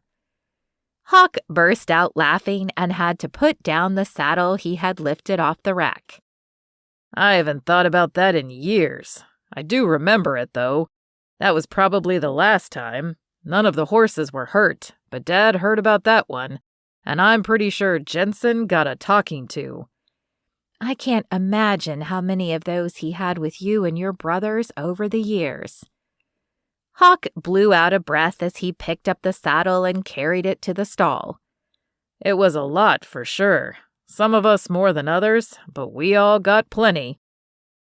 It must have worked. All the Macklin boys turned out all right. "Verdict's still out for some of us, but I guess you're right. If I ever have sons, I think I'll raise them like my parents raised us." Maggie felt her chest constrict at his mention of having kids. Was that something he wanted? He'd never mentioned it before, but of course he would. The Macklin family was strong, and they loved for their family to keep growing. She swallowed hard to push down the emotions she felt surfacing. Not today. She wouldn't think about it now. She watched in silence as Hawk saddled Katie's horse for her and then his own. "Come on, Ranger," he said, leading his horse out of the stall. "You ready?" he asked Maggie. Maggie lifted one shoulder. As ready as I'll ever be, I guess. Hawk stopped and looked at her. He seemed to take her in for several moments. "I'm sorry. I thought this would be fun. If you really don't want to go, we don't have to." Maggie shook herself. No, I want to. I'm just a little nervous. Like I said, it's been a while. "It's okay," Hawk said, his voice gentle. "We'll take it slow, and I'll be right beside you the whole time." Maggie took a deep breath and sighed. I know you will. He'd always been there for her. Hawk was a friend and a gentleman. Was it really such a surprise that he would keep on being the same Hawk he'd always been? Maggie took the reins he handed her and walked to the side of Sunshine. Hawk stood behind her as she slipped her foot into the stirrup and pulled herself up. Her muscles would ache tonight, she already knew, but she made it into the saddle. "See, you remember how," Hawk said, grinning at her as he moved to his own horse. Once he was in the saddle, they made their way out of the barn. Maggie waited for him to lead the way. Where are we going? She asked. He shrugged. "Just for a ride, nowhere specific." Just an easy ride, right? Remember, my bones aren't used to this like yours are. Hawk chuckled. "I'll do my best, but maybe this can be the first ride of many, so your bones can get used to it." Maggie thought about that as her horse moved into a gentle rhythm. Maybe. I can't say I would mind that. "Maybe we can even teach you to chase some cattle." Hawk winked at her. Maggie laughed then. I doubt it. I'll leave that work to the real cowboys. "What is it you want to do then? I know you have your job at the diner, but have you ever thought about doing anything else?" She was quiet for several beats as she considered her answer. I thought about it when I was younger. "I just remember you saying you didn't want to grow up and live on a ranch in a small town." And look how that turned out for me. Maggie held her arm out with her palm turned toward the sky. "So, what do you want to do?" Honestly, I don't know anymore. I was too busy getting out of town to think about what I actually wanted to do when I got there. I wanted to get a degree and get a good job. I thought about studying design or business or even counseling. My grandparents wanted me to get some classes under my belt before I chose a major. They said after the first year, a lot of people changed their mind, and I probably would too. You just listed 3 different things. Which one would you have picked if you had to choose? Back then, I think I would have picked counseling. Now, she shook her head. I'm not sure I'm qualified to counsel anyone. Oh, sure you would be. If you had training, you could be great. I mean, I would take your advice. He winked. That was the problem. Maybe people would take her advice, but she had made all the wrong decisions, and look where it got her. Living at her best friend's family ranch, the best friend she had refused to be in a relationship with, and working an hourly job with no future. Nope, she certainly didn't need to counsel people. Besides, Hawk continued, as if she wasn't talking negatively in her mind, it's easier to help other people through their own problems. Now that's true. Maggie, I don't think it's too late. What do you mean? She asked, feeling like he might be seeing right through her to her dark past. It's not too late to do what you want to do. We're not that old. You could still go to school or take a class in something you're interested in, even if it's not any of the things you listed before. I think you should do what you want to do. Maggie looked over at him beside her as they led their horses down a path. I don't know about that. Well, I do, and I'm here to believe in you, even when you doubt yourself. Maggie let those words wash over her as she looked into his eyes. She knew he meant it. If only it were that easy. If she could live on Hawk's belief in her, then maybe her life would have turned out very differently. She sighed, knowing that her past would always haunt her too much to forget. Chapter 11. Maggie stuck her pencil behind her ear and her order pad in the pocket of her apron as she moved back toward the kitchen. Hal wants his usual fried chicken and gravy, she called out to the cook. Reaching for a clear plastic glass from the shelf overhead, she took it and filled it up with ice and sweet tea before walking it out to Hal at his table. Cook has your order. We'll be out in a bit. Thanks, Maggie. Always good to see your friendly face, the old man said with a toothy grin. You too, Hal. Maggie gave Kim, the other waitress on shift, a knowing look as she stepped behind the counter. Long week? She asked. Kim blew her bangs out of her eyes. Isn't every week long? Maggie nodded. Feels like it. My days seem to run together until I look up and it's Sunday, then I'm starting all over again. I know what you mean. How's staying at Whispering Oaks? Maggie shrugged as if her insides weren't going crazy at the mere mention of the place. Fine. Oh, come on. I need more details than that. Half the girls in town would give their right arm to be staying there with those handsome Macklin men who happen to be, oh, so available. I don't know. I guess I'm used to being there, but they don't see me that way. Kim narrowed her eyes and tilted her head. I think at least one of them does. Maggie cleared her throat and turned to avoid eye contact with her friend. We're just friends. That's all we're going to be.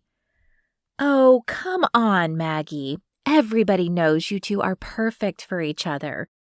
You've been best friends longer than some people in town have been married. Why don't you just go ahead and be together? Maggie bit her lip as she reached for a rag and began wiping the counter as if her life depended on it. Hawk is a great friend, and you're right, we've been friends a long time. But some things just aren't meant to be. Anyway, let's talk about you. Didn't you go on a date with Corey on Saturday night? Kim giggled. Yes, it was great. We're going out again on Friday. Maggie forced a smile. That's wonderful. I'm happy for you. And she was, truly.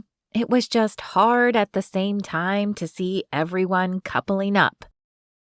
The bell over the door jingled, and both Maggie and Kim turned to watch the newcomer enter the diner. Maggie's heart skipped a beat when she saw him step in and take his cowboy hat off. Evening, he said. Well, Hawk, what a surprise, Kim said, glancing over to wink at Maggie. Maggie felt her face flush pinker than the inside of a watermelon. Hey, she managed to say, despite her surprise. What are you doing here? Most people would obviously be at a diner to eat food, but Hawk had his mom's cooking every night. No one would pick the diner over that. Hawk stepped over to the counter and took a seat on one of the high-top stools. Just thought I would come by and see you. Oh. Maggie reached up to tuck a strand of hair behind her ear as she dropped her gaze to the counter. I didn't see you at lunch today. I know. I just had a few errands to run before I came into work, so I left early. I understand. I just didn't want to miss seeing you for 2 meals in a row. The door opened again and a couple walked in. Maggie started to move toward them, but Kim put a hand on her arm as she brushed past. I'll handle them. You can stay and chat. Maggie blinked rapidly as she turned back to Hawk. Do you want something to eat or drink? I ate dinner at the house, but some coffee would be great. Maggie turned and reached for a mug and filled it with black coffee. As she set it in front of Hawk, she spoke. I will never know how you can drink coffee after dinner. I would be awake all night. Hawk chuckled. I've been up since 4 a.m. Once I hit the pillow, nothing keeps me awake. Maggie nodded, telling herself not to imagine Hawk lying in bed at night. You work much harder than I do. I don't know about that. You work hard. It's just different work is all. That's nice of you to say, but I think we both know you and your brothers work harder than just about anybody.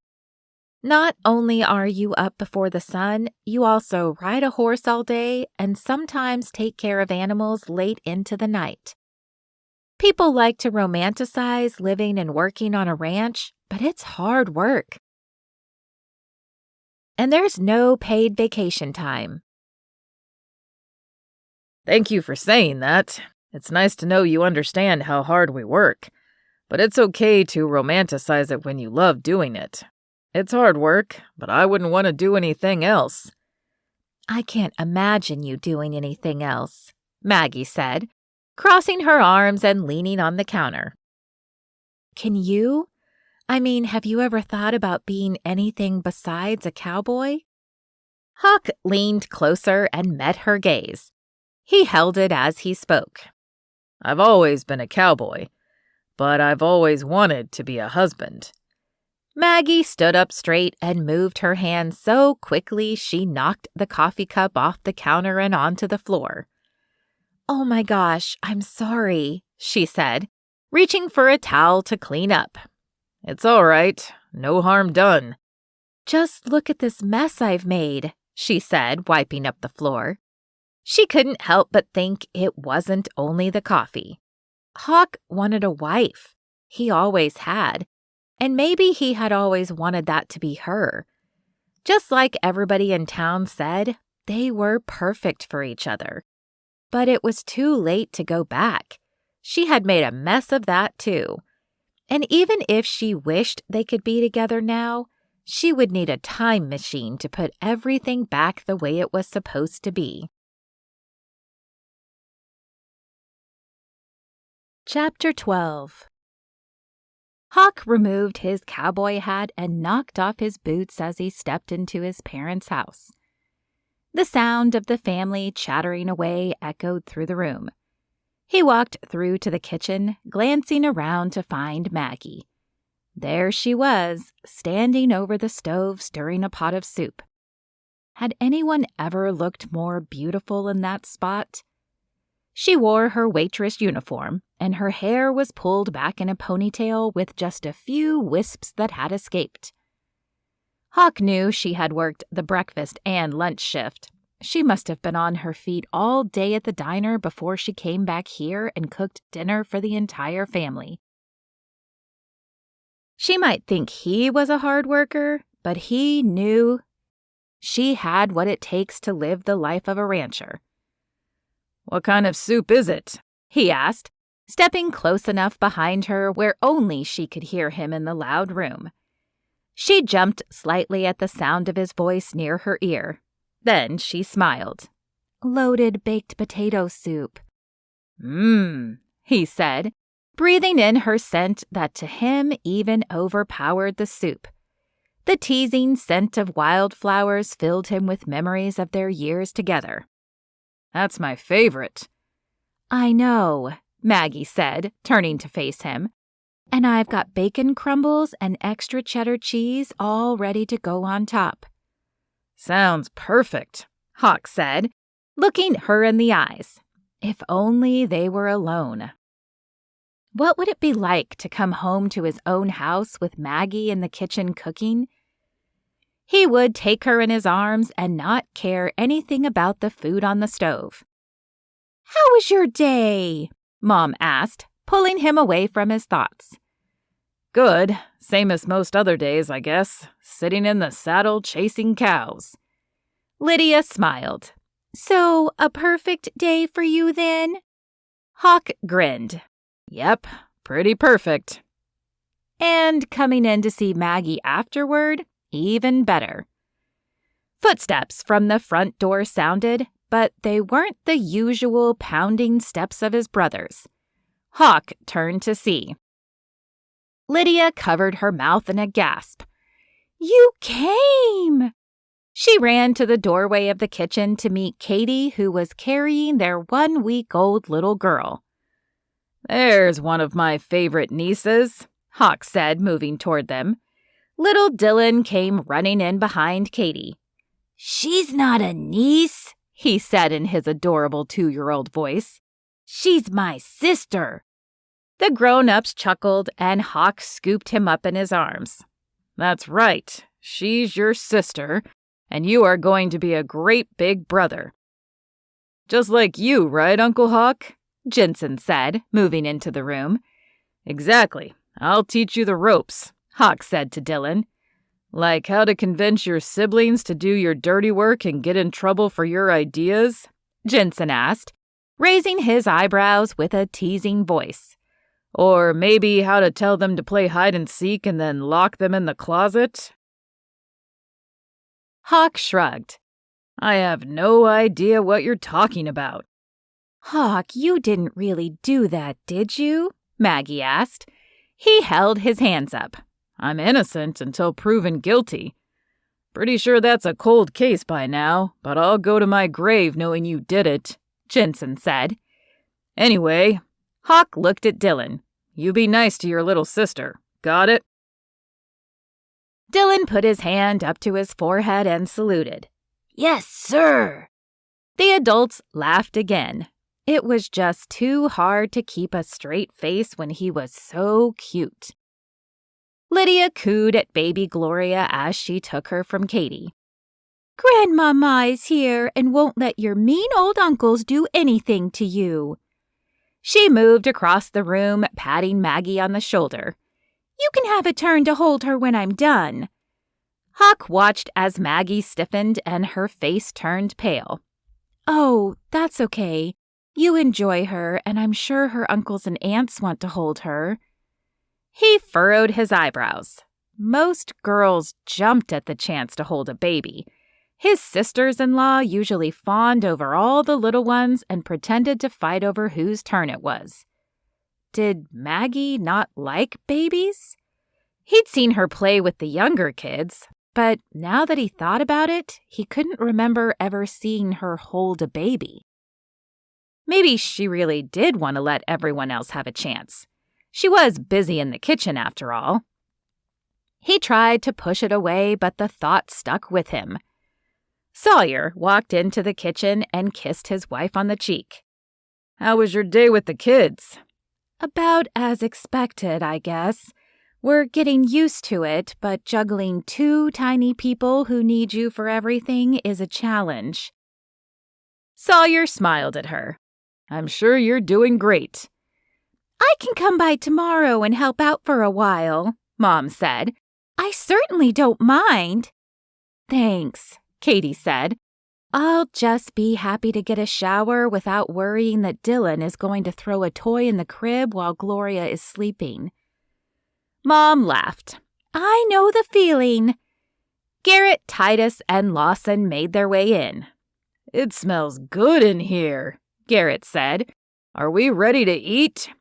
"Sure are," Maggie said. "Where are Colton and Grace?"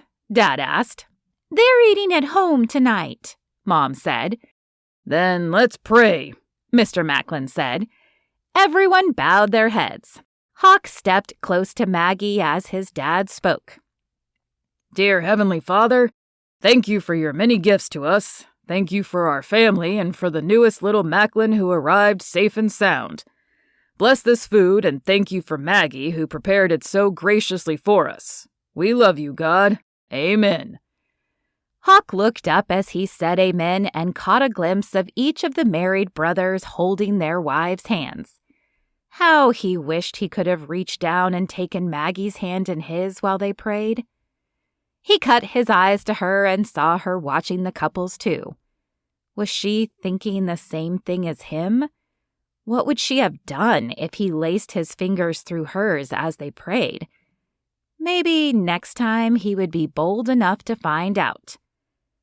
Maggie stepped away from him to start filling bowls with soup. The men lined up, picked up bowls and scooped toppings of cheese and bacon into them while chatting about the day as they made their way to the table. "Did you see me rope that cow today?" Lawson asked. "Yeah, I did," Garrett answered. "What do you think you are, a rodeo cowboy?" Lawson's eyes darted back and forth and landed on Mom, who raised her eyebrows at him in a question. "Nah, just having some fun," he said. "Besides, Benji is going to be the rodeo cowboy, aren't you, bud?" Benji's face lit up. "Yes, sir." "How's the practice going?"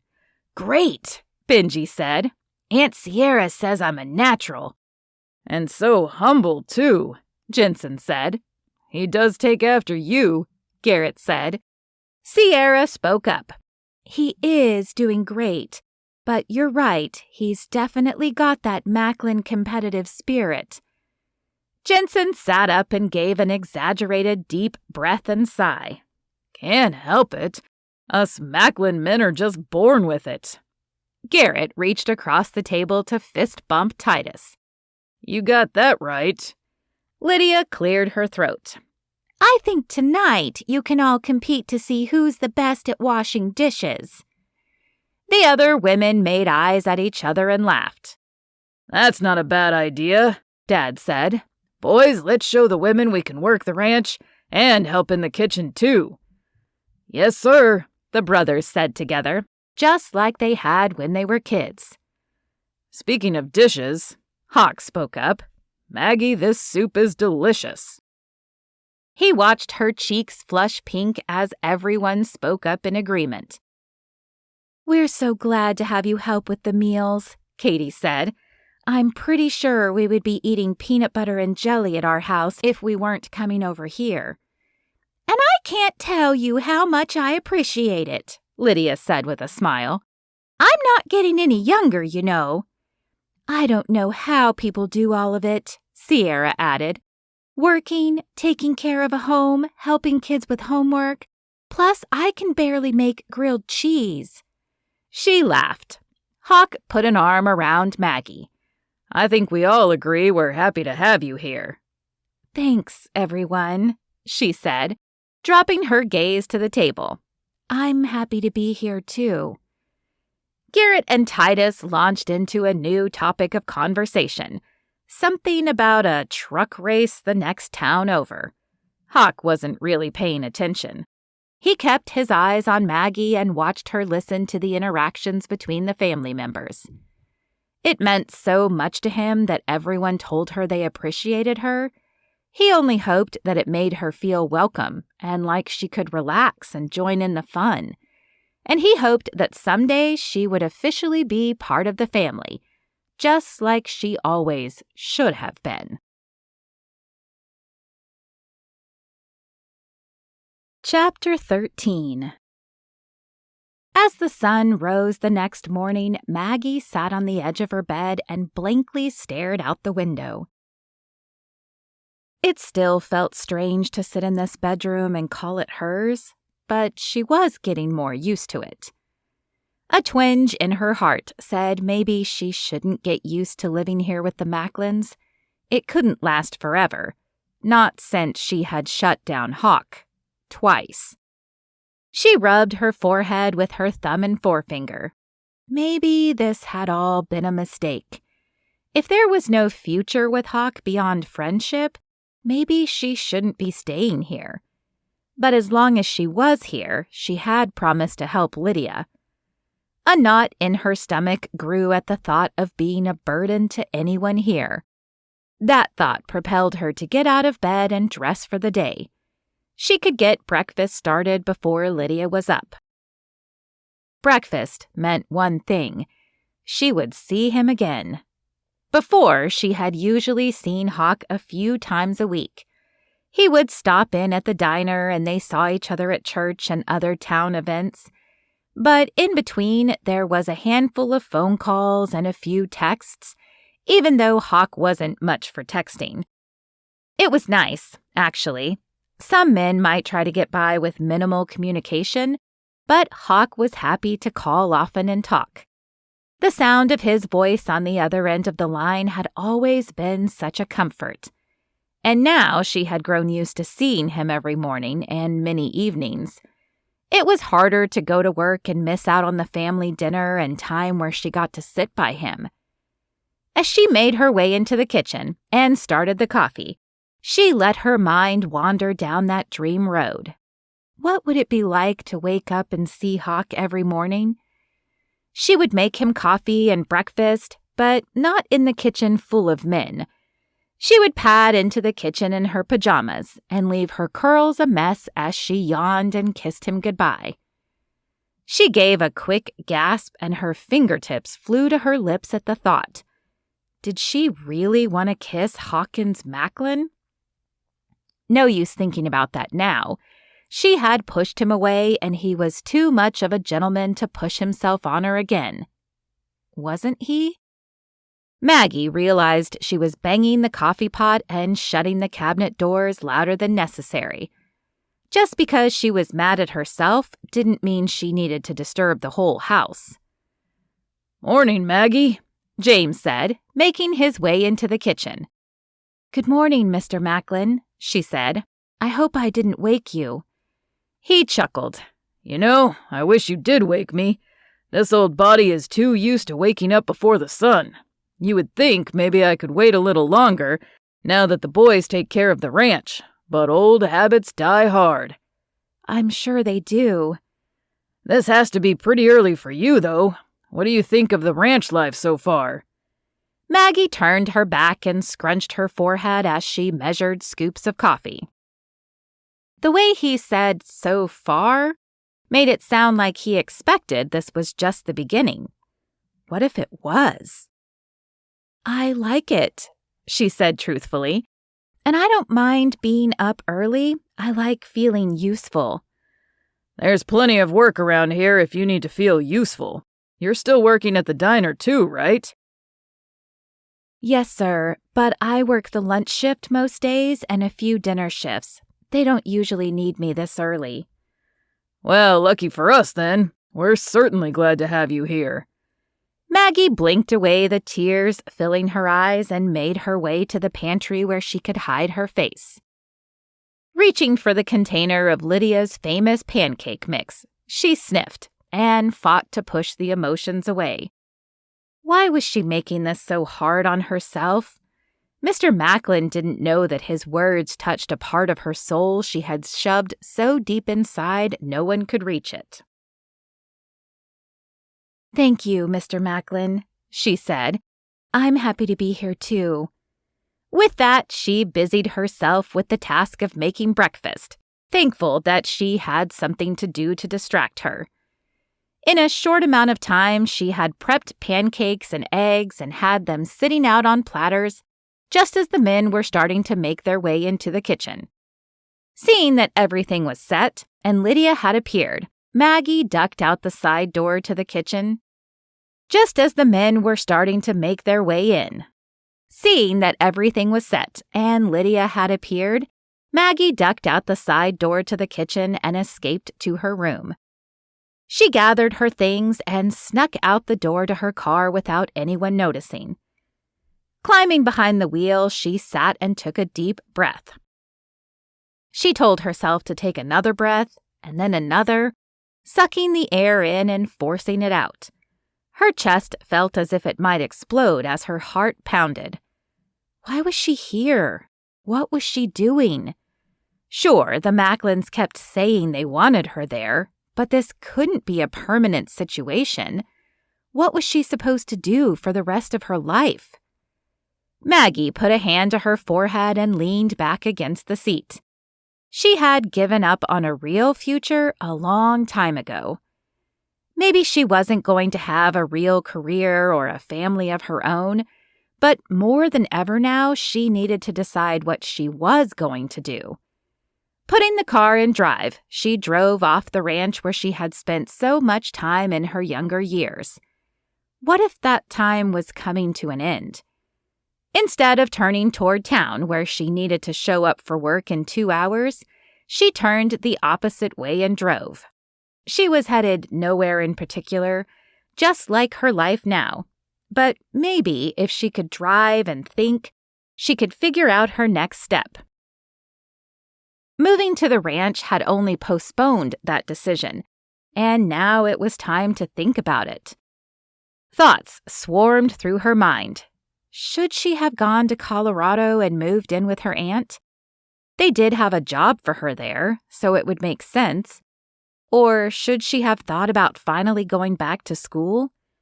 The truth was, she had never considered it since her freshman year when she left at the end of the first semester. If she went back now, it would be all on her own. And unless she came into unexpected money, that would be almost impossible with her waitress income. Maggie sighed and reached to turn down the radio. She didn't need to hear another love song blasting through the speakers. What she needed was direction. God, she spoke out loud, I think I'm lost. When I was a teenager, I was so sure I wanted to get out of Shelby Springs, go off to college and find a career. And now I'm back here with no family, no future, and no plans. What am I supposed to do? God help me. Show me where to go. Maggie squeezed her eyes shut for the briefest moment as she said amen. She opened her eyes and kept driving forward. Something clicked in her heart, and she felt a tiny bit of peace begin to grow. She grinned as she gripped the steering wheel and maneuvered around a curve. Then she saw it. She gasped at the sight of a horse in the middle of the road. Slamming her foot on the brake, she jerked to the right, trying to avoid the animal. Her eyes grew wide as her tires began to spin. She felt the car turning her in a circle as she veered off the road. Maggie let out a piercing scream and felt her stomach twist and flip as she saw the wooden fence and tree grow closer and closer. Then everything went black.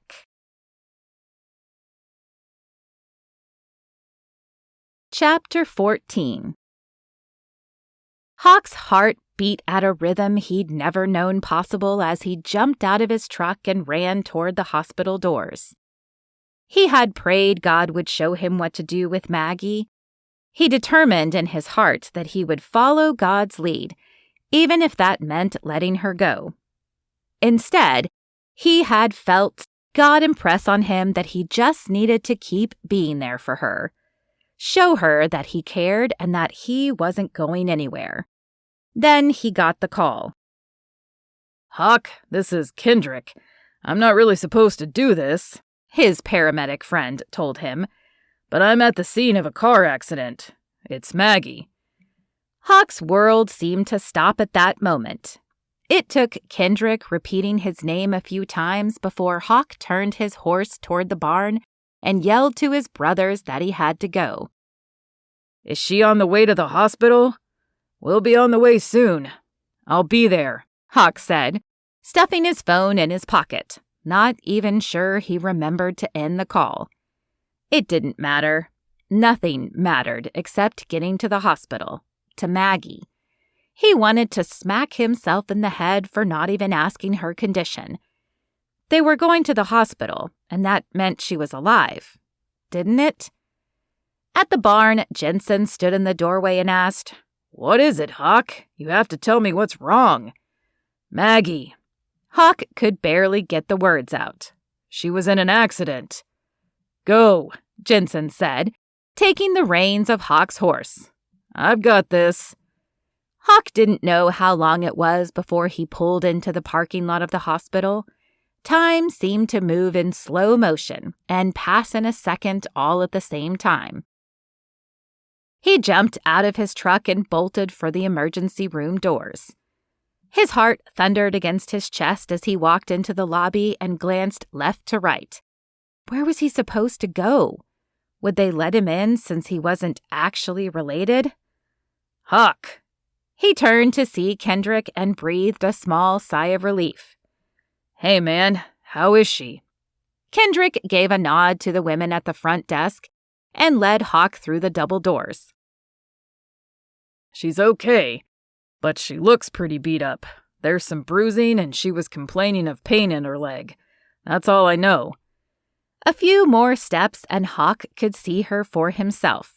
He needed that, to lay his eyes on her and see that she was breathing. Kendrick pointed to a curtain and stepped back. Hawk took a deep breath, preparing himself for the worst. Then he pushed the curtain back and his breath caught in his throat. "Hawk!" Maggie cried out the moment she saw him. That was his undoing. He moved to her and gently reached for her hand. "Maggie," he whispered. "I was so scared." "I'm okay," she said, even as she winced. His eyes went to the bruising on the side of her face and he couldn't look away. "What happened?" "A horse was on the road. I guess I just overreacted and jerked the wheel. I spun around and hit a fence and a tree instead." Hawk shook his head. "You did the best you could do. If you hit that animal head on, it could have been even worse." He shuddered to think about it. "Don't think about that anymore right now. I'm here and I'll make sure you're taken care of." Her eyes filled with tears that spilled down her cheeks. "Thank you, Hawk." He wanted to say more, to tell her he would always be there because she was the most important person in the world to him. But the doctor came in then, so he cleared his throat and stepped back to give them room to examine Maggie. He kept a close eye on every movement and listened carefully as the doctor explained that they would take her for an X-ray on her leg and an MRI of her head to make sure everything was clear. When a nurse came to wheel Maggie down for the tests, Maggie reached out her hand to Hawk. He squeezed it and did his best to give her a reassuring smile. When she was out of the room, he moved to the chair and sunk down into it before letting his face fall into his hands. His stomach churned at the thought of how all this could have gone. Yes, Maggie was hurt, and by the looks of it, she was in a good deal of pain, even though she was trying to cover it up. But she could have hit that horse, and Hawk knew that would be an entirely different situation. Or she could have flipped her car over the fence. Either way, he could have lost her today. He could have lost her without ever really having her as his own, and that thought was eating him up. He made his decision then.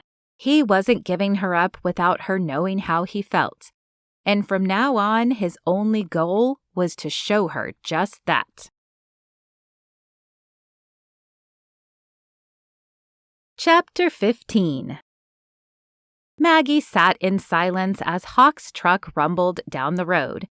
She leaned her head back on the rest and closed her eyes, not sure how much longer she could keep them open. Still, she knew from the sound of dirt and gravel under the tires when they turned onto the ranch. She couldn't believe Hawk was doing this for her. She had pushed him away, and when she needed him, he was right there. If he hadn't been in the room, she would have cried her eyes out when the doctor showed her the X-ray of her broken leg. Without him standing beside her, holding her hand when they set the bone, she would have screamed her head off. Instead, he had said, "Look at me, Maggie." So she did, and listened as he told her the story of the first time he fell off a horse and broke his arm. It had kept her distracted enough, especially with the pain meds doing their job. Now she had to figure out what the next few weeks looked like. She couldn't walk for who knows how long. She had to get to doctor's appointments, and she had no car. Not to mention the fact that she was supposed to be helping around the ranch. She silently swallowed to keep the emotions from spilling over. She could do that when she was alone. Right now, she had to think about getting to her room and collapsing on the bed. Hawk pulled into his usual spot and parked the truck. Maggie shifted in her seat, trying to reach for the crutches in the back seat. Before she could get them, Hawk was opening her door. "Leave those. You can get used to them later, but you're in no condition to try them now." Then how? Before she could finish the sentence, Hawk stepped up and slipped his hand under her knees and behind her back. Then he lifted her out of the truck. "Oh," she said softly, as he cradled her body carefully against him. She had no choice but to wrap her arms around his neck and lay her head on his shoulder. He smelled just like he always did, like hard work and outdoors. She let her body go limp against him as he moved toward the house. Inside the house, Maggie lifted her head at the sound of voices. "Maggie, dear, we're so glad you're all right," Lydia said, coming to pat her on the arm. Maggie gave her a weak smile. "Thank you. Now, don't you worry about anything. We've got your bedroom set up. I hope you don't mind that I went in. I just wanted to set up a few things you might need. The boys helped me." "Oh, I didn't want you to go to any trouble. I'm so sorry I can't help you get dinner ready. I was supposed to be helping you, and now I'm making you work more." Lydia chuckled. Then her expression softened. "Maggie, we didn't just have you here to help. You're family to us.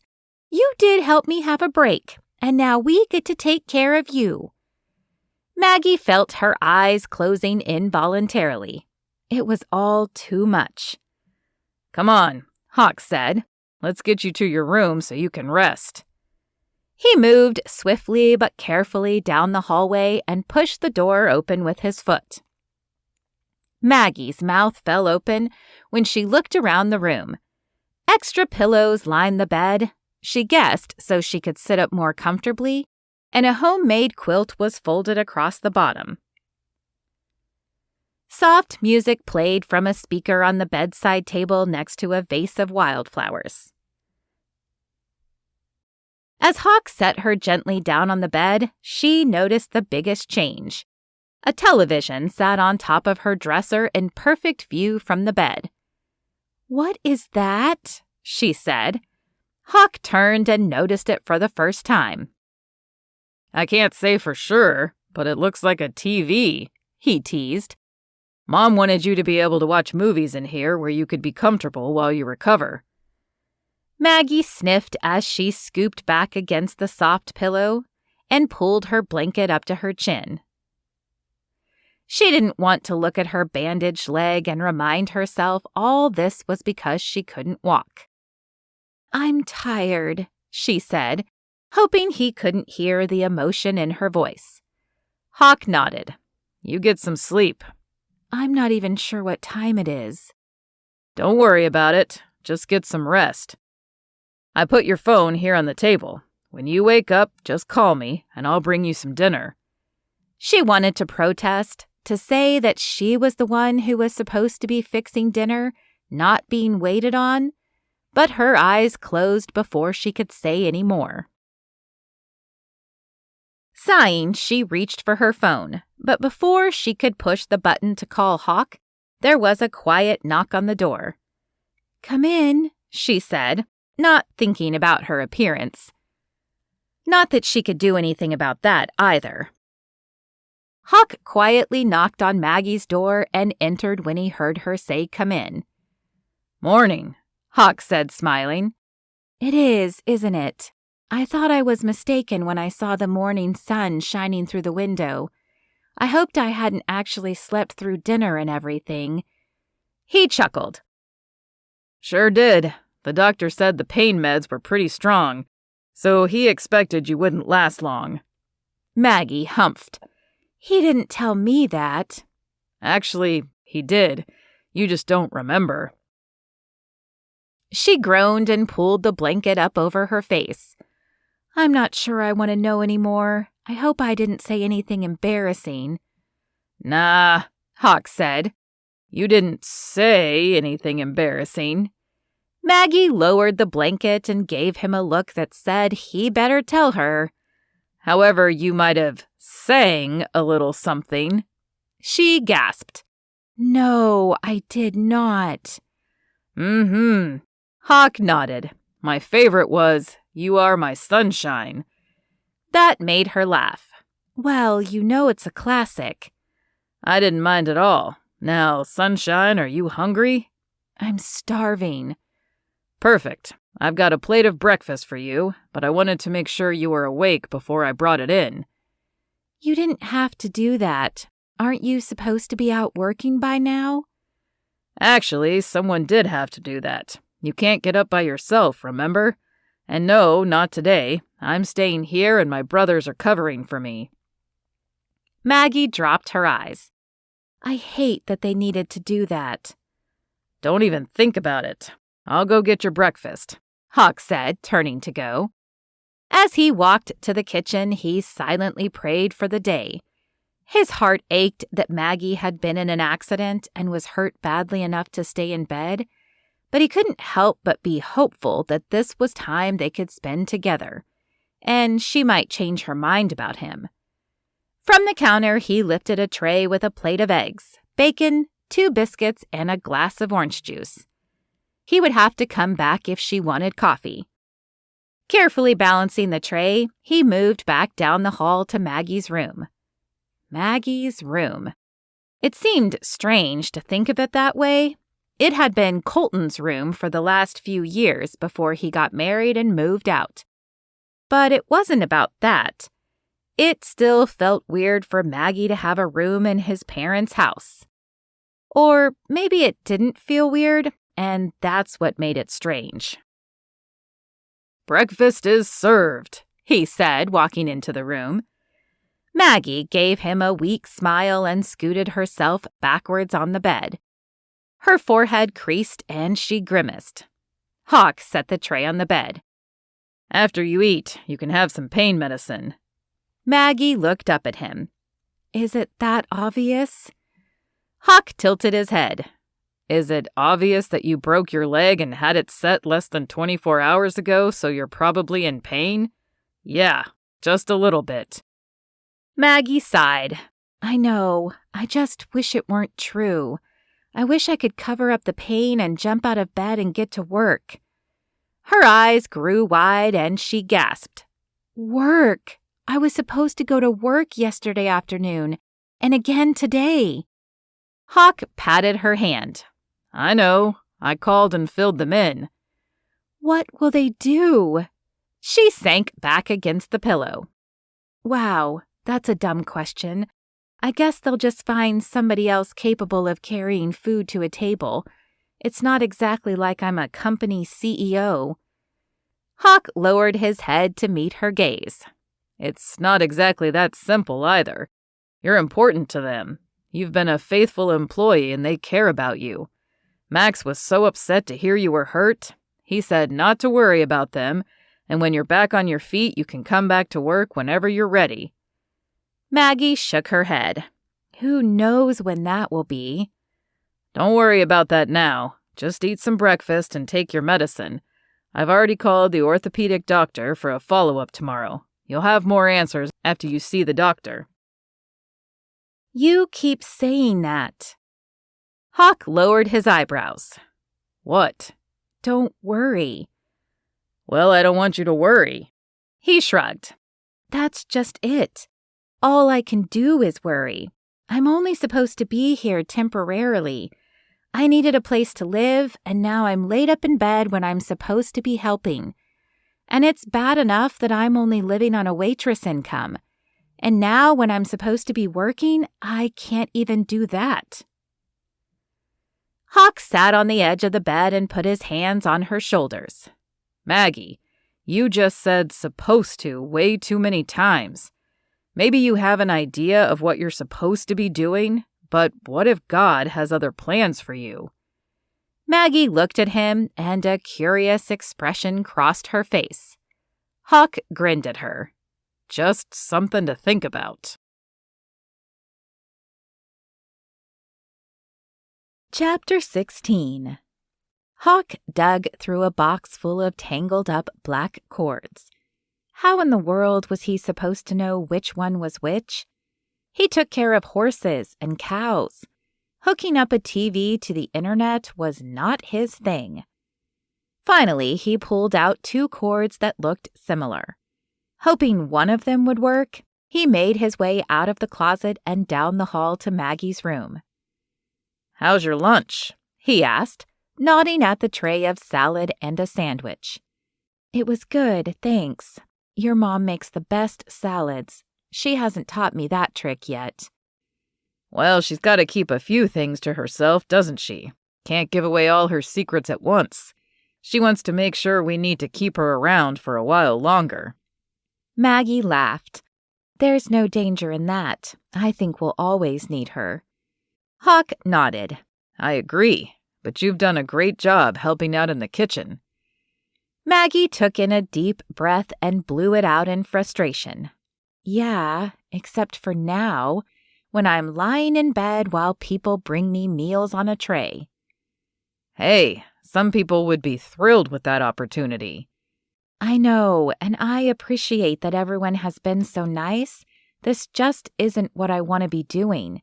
I need to be helping and working." Hawk dropped the cords he was trying to fit into the TV and moved to sit on the bed beside her. "Hey, it's okay. You've been a huge help, but you have a long time to be helpful." He winked. "We plan to keep you around for a long time, too." "At least until I learn the secret about the salad, right?" "Exactly." Hawk grinned. "Really, though, you don't need to sit here feeling guilty. You have to heal." "And how long is that going to take?" Hawk narrowed his eyes at her. "Are you sure you're not a Macklin? We're not very patient either." Maggie picked up a pillow and hit him with it. "I'd like to see how you would handle being laid up in bed." Hawk shivered. "I would hate it for sure." "Okay, I guess I understand how you feel, but in answer to your question, we don't know how long. You have that appointment with the doctor tomorrow, and we should know more then." Maggie dropped her face into her hands. "Just one more thing I need help with." Hawk reached for her hand and pulled it away from her face. "Don't worry about it. I'm taking you to the appointment, and then we'll figure things out together." Maggie's gaze dropped to the bed where their hands were. Hawk followed with his eyes and realized he hadn't let go.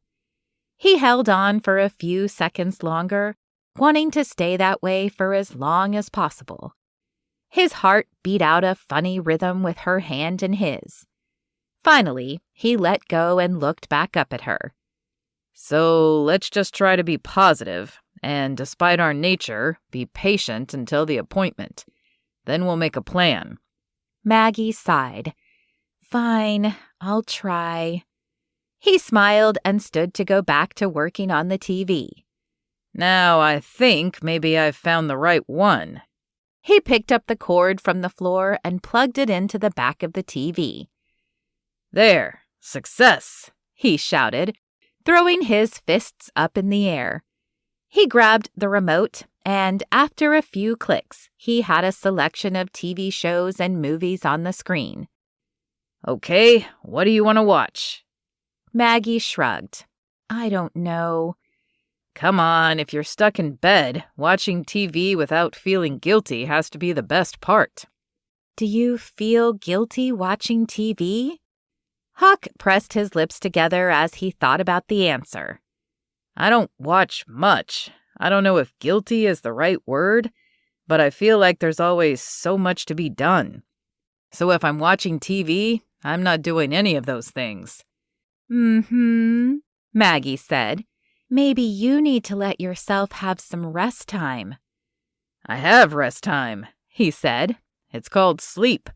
Then I get up and get back to work, which I love, by the way." "That's a real gift, you know." "What, sleep?" Hawk asked. "No, loving the work you do."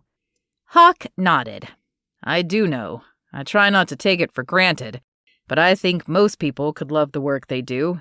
Sometimes it's a matter of choosing the work, but often it's just a matter of choosing to find joy in doing the things you have to do."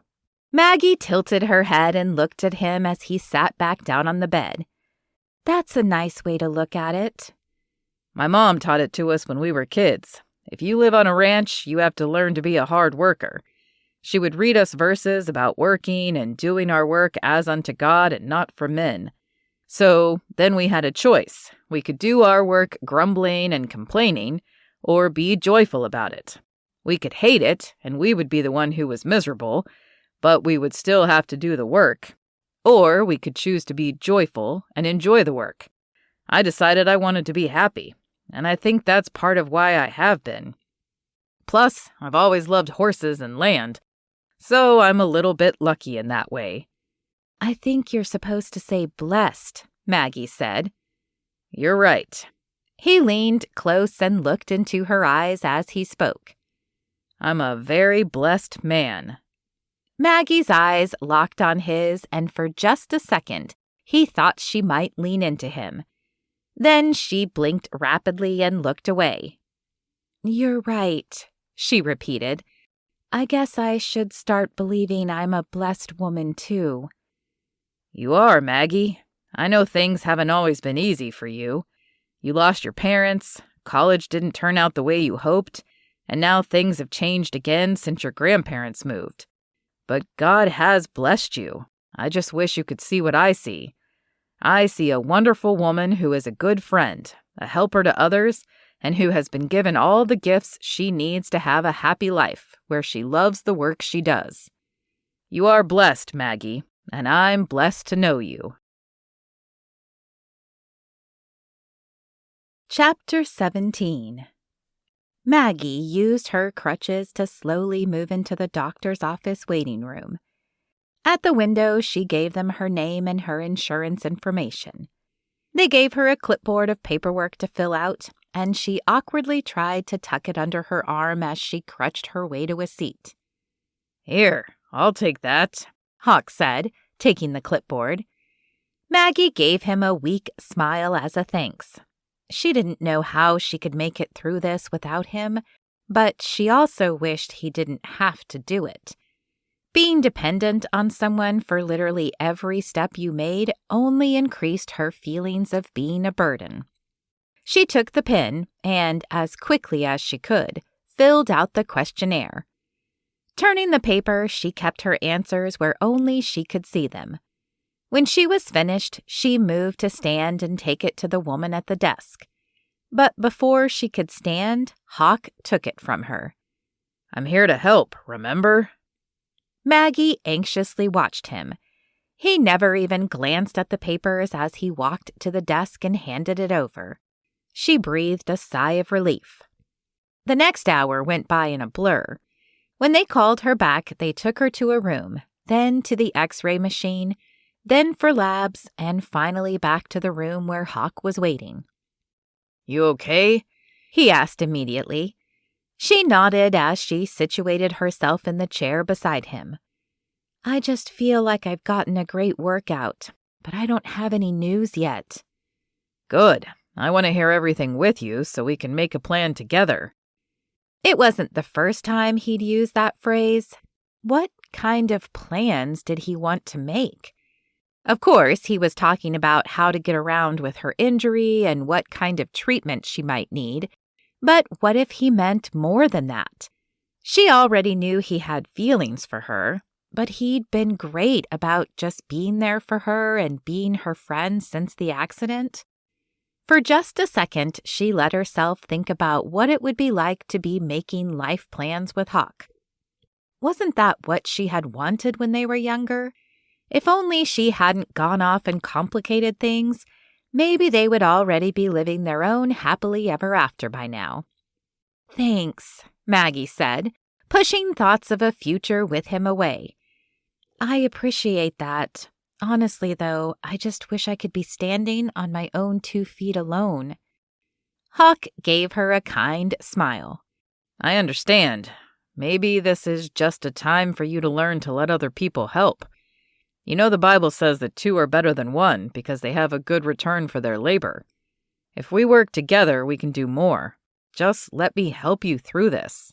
God says so." He winked. Maggie pretended to roll her eyes. "Well, okay. I guess if God says it, I have to go with it."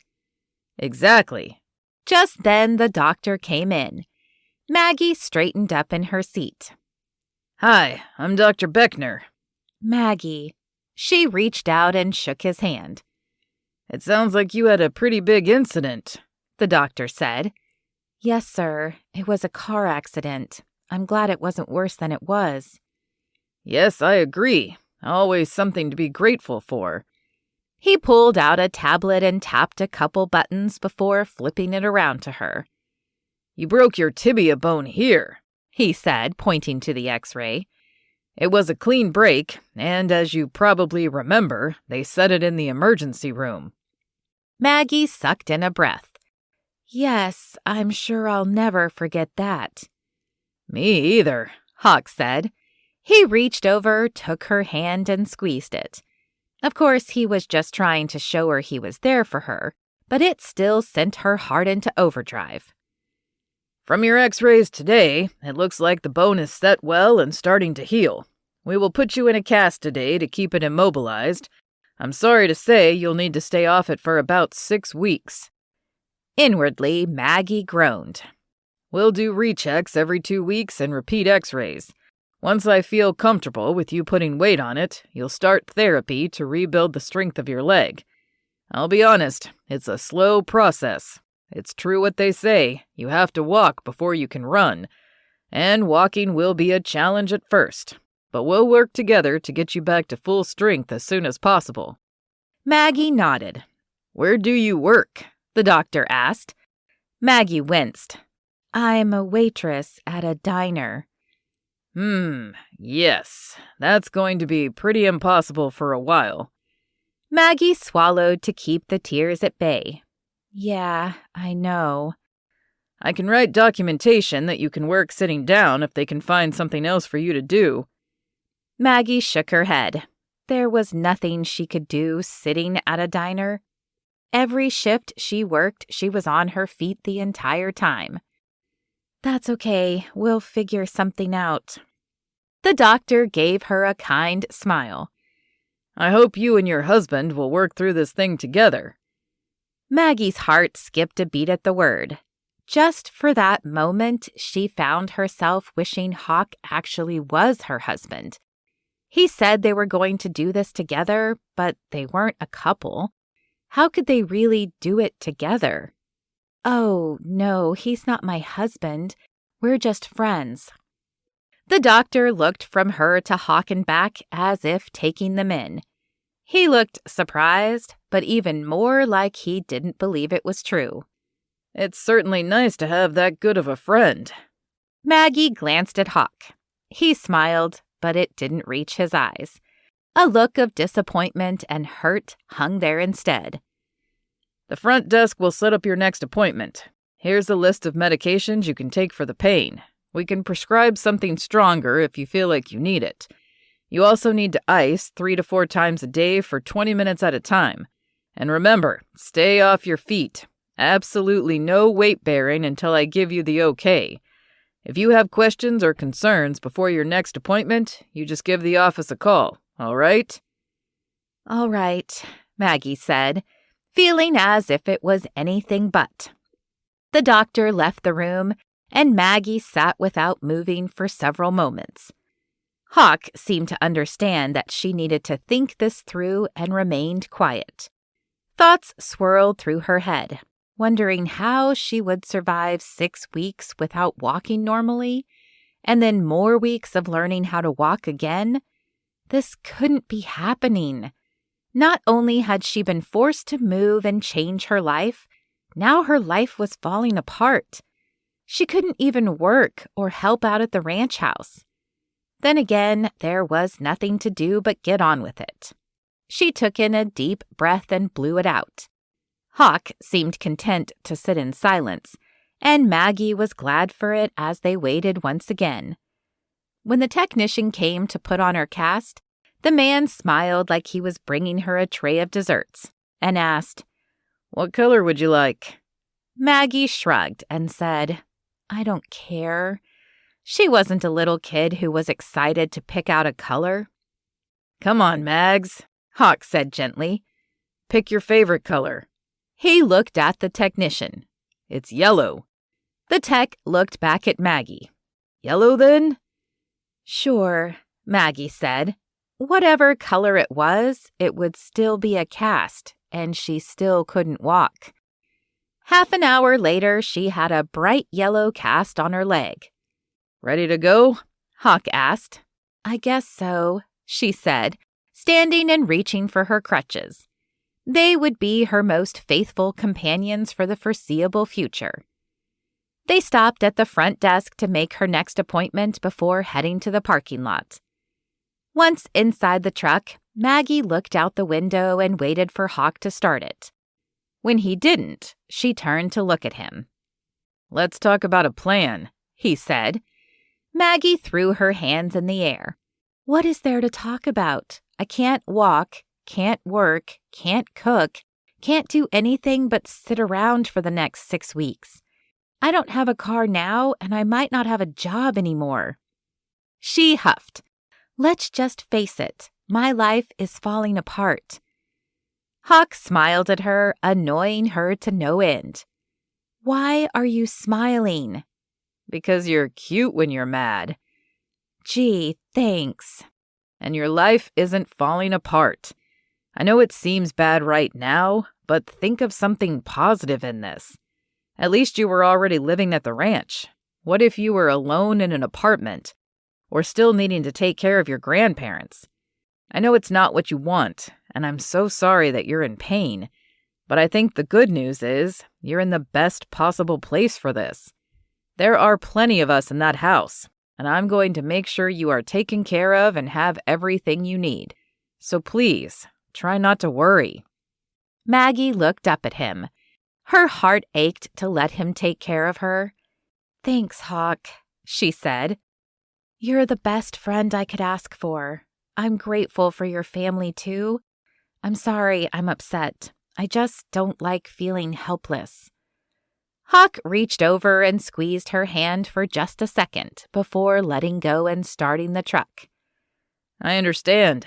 Sometimes God needs to take us to a place where we feel helpless, so we can see who He really wants us to be."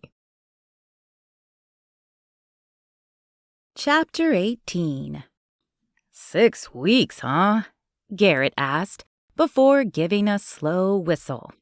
"That's a long time." Hawk nodded at the circle of his brothers standing in the barn. The sun was high, and the lunch bell was expected at any minute. "I know, and she's taking it really hard. I'm not asking to do nothing for 6 weeks, but at least this week, I need to help her get her bearings. We need to figure out how she can get around safely, and also make sure she's not trying to do too much. The doctor said absolutely no weight on it. But if I know Maggie, she's going to try to push that boundary if she thinks she needs to do something." "That makes sense," Jensen agreed. "We will all pitch in to cover for you." "Thanks, man," Hawk said. "I'm sorry to ask." "Don't be," Jensen said. "You guys pitched in for us after me and Sierra got married, and when Sawyer and Katie had the baby. It's part of it." Hawk scratched his head. "Yeah, but I know it's not the same." Jensen and Sierra were married, and Sawyer and Katie were married. Hawk couldn't convince Maggie to actually be part of the family. "It is the same thing. You're our brother, and Maggie is important to you. She's important to all of us." Huck crossed his arms and leaned against the barn wall. I just wish I could convince her of that. She doesn't believe you? Garrett asked. Huck shrugged. I don't know if she doesn't believe me or if she's just scared. I know everyone has always thought we would end up together, and I think I hoped that was true. Now she won't let me get close to her. She's pushing me away for some reason. I just wish I knew why. Or maybe she liked being friends and never saw me as anything more. I can't believe that, Jensen said. I've watched you two since you were kids. There's always been more than friendship between you. Y'all have a connection that keeps you together. That's what I thought. She just doesn't seem to agree. Jensen clapped a hand on Huck's shoulder. Don't give up. Maybe she's here just for this reason. You've known each other your whole lives. But maybe she just needed this push of living here. And now she needs constant help to keep pushing you together and keep you that way. Sure, Sawyer said. I never would have thought Katie and I would be married one day when I first met her. I had to work in close quarters with her to really get to know her. And when that happened, I knew I wanted to be with her forever. It was different for me, Colton said. Grace and I had no history of growing up together or knowing anything about each other. She wasn't from here, so every conversation was new. And I was learning something about her every day. Maybe you need to get to know her, Sawyer said. What? Huck scrunched his eyebrows. How can I get to know her?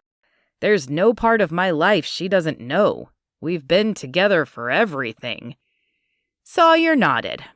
I know, but there's something different about knowing a woman you want to marry. You two have always been friends, but do you tell her how you feel about things? Don't just watch a movie together. Ask her what she's thinking about. Women are always thinking about something, and most of the time they aren't going to tell you unless you ask. You think you're just having fun on a horseback ride, but she's thinking about some complex question of the universe or planning out what color she wants to paint the dining room. Trust me, ask her what she's thinking about. Maybe it's time for you to get to know her on a level you didn't even know existed. Huck mulled over this idea. I'll think about that, but I'm still not sure it will work. Trust me, Sawyer said. None of us have this figured out yet. Women are a gift from God, but he sure made them mysterious. Right? Colton said. I know we like to compete with each other, but I think we're all pretty even when it comes to understanding women. Huck smiled. Thanks, guys. It's good to know you've got my back. Yeah, but you should still listen to us, Jensen said. After all, we are the ones who are married. Garrett laughed. Y'all can win at that game. Bachelor for life right here. But you cowboys just keep trying to figure out women. I'll be over here with my horse. The brothers laughed, and Huck felt relieved to break the tension of the day. Maybe Sawyer was right. It might be time to try a new approach. And if getting to know Maggie was the task, he was already a winner.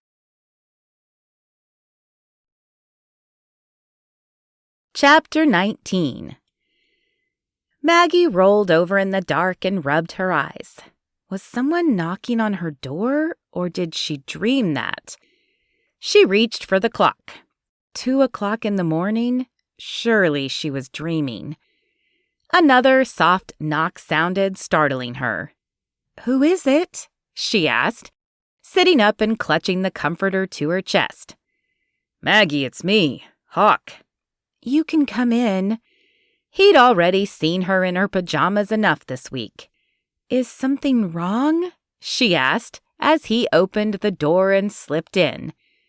"No, nothing's wrong, but I need you to get up and come with me.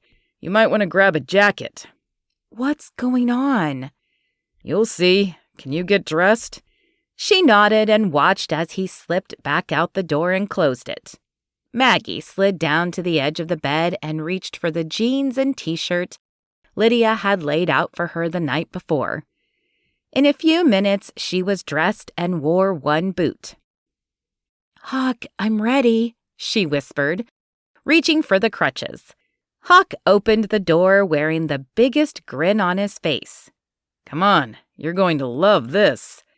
Maggie tried to keep quiet as they moved down the hall, but crutches made that challenging.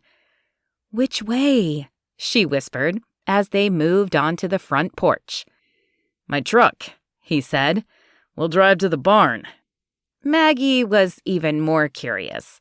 What could he possibly need to show her in the barn that couldn't wait until morning? Hawk held out his hand and helped her climb into the truck. He'd been doing that a lot lately.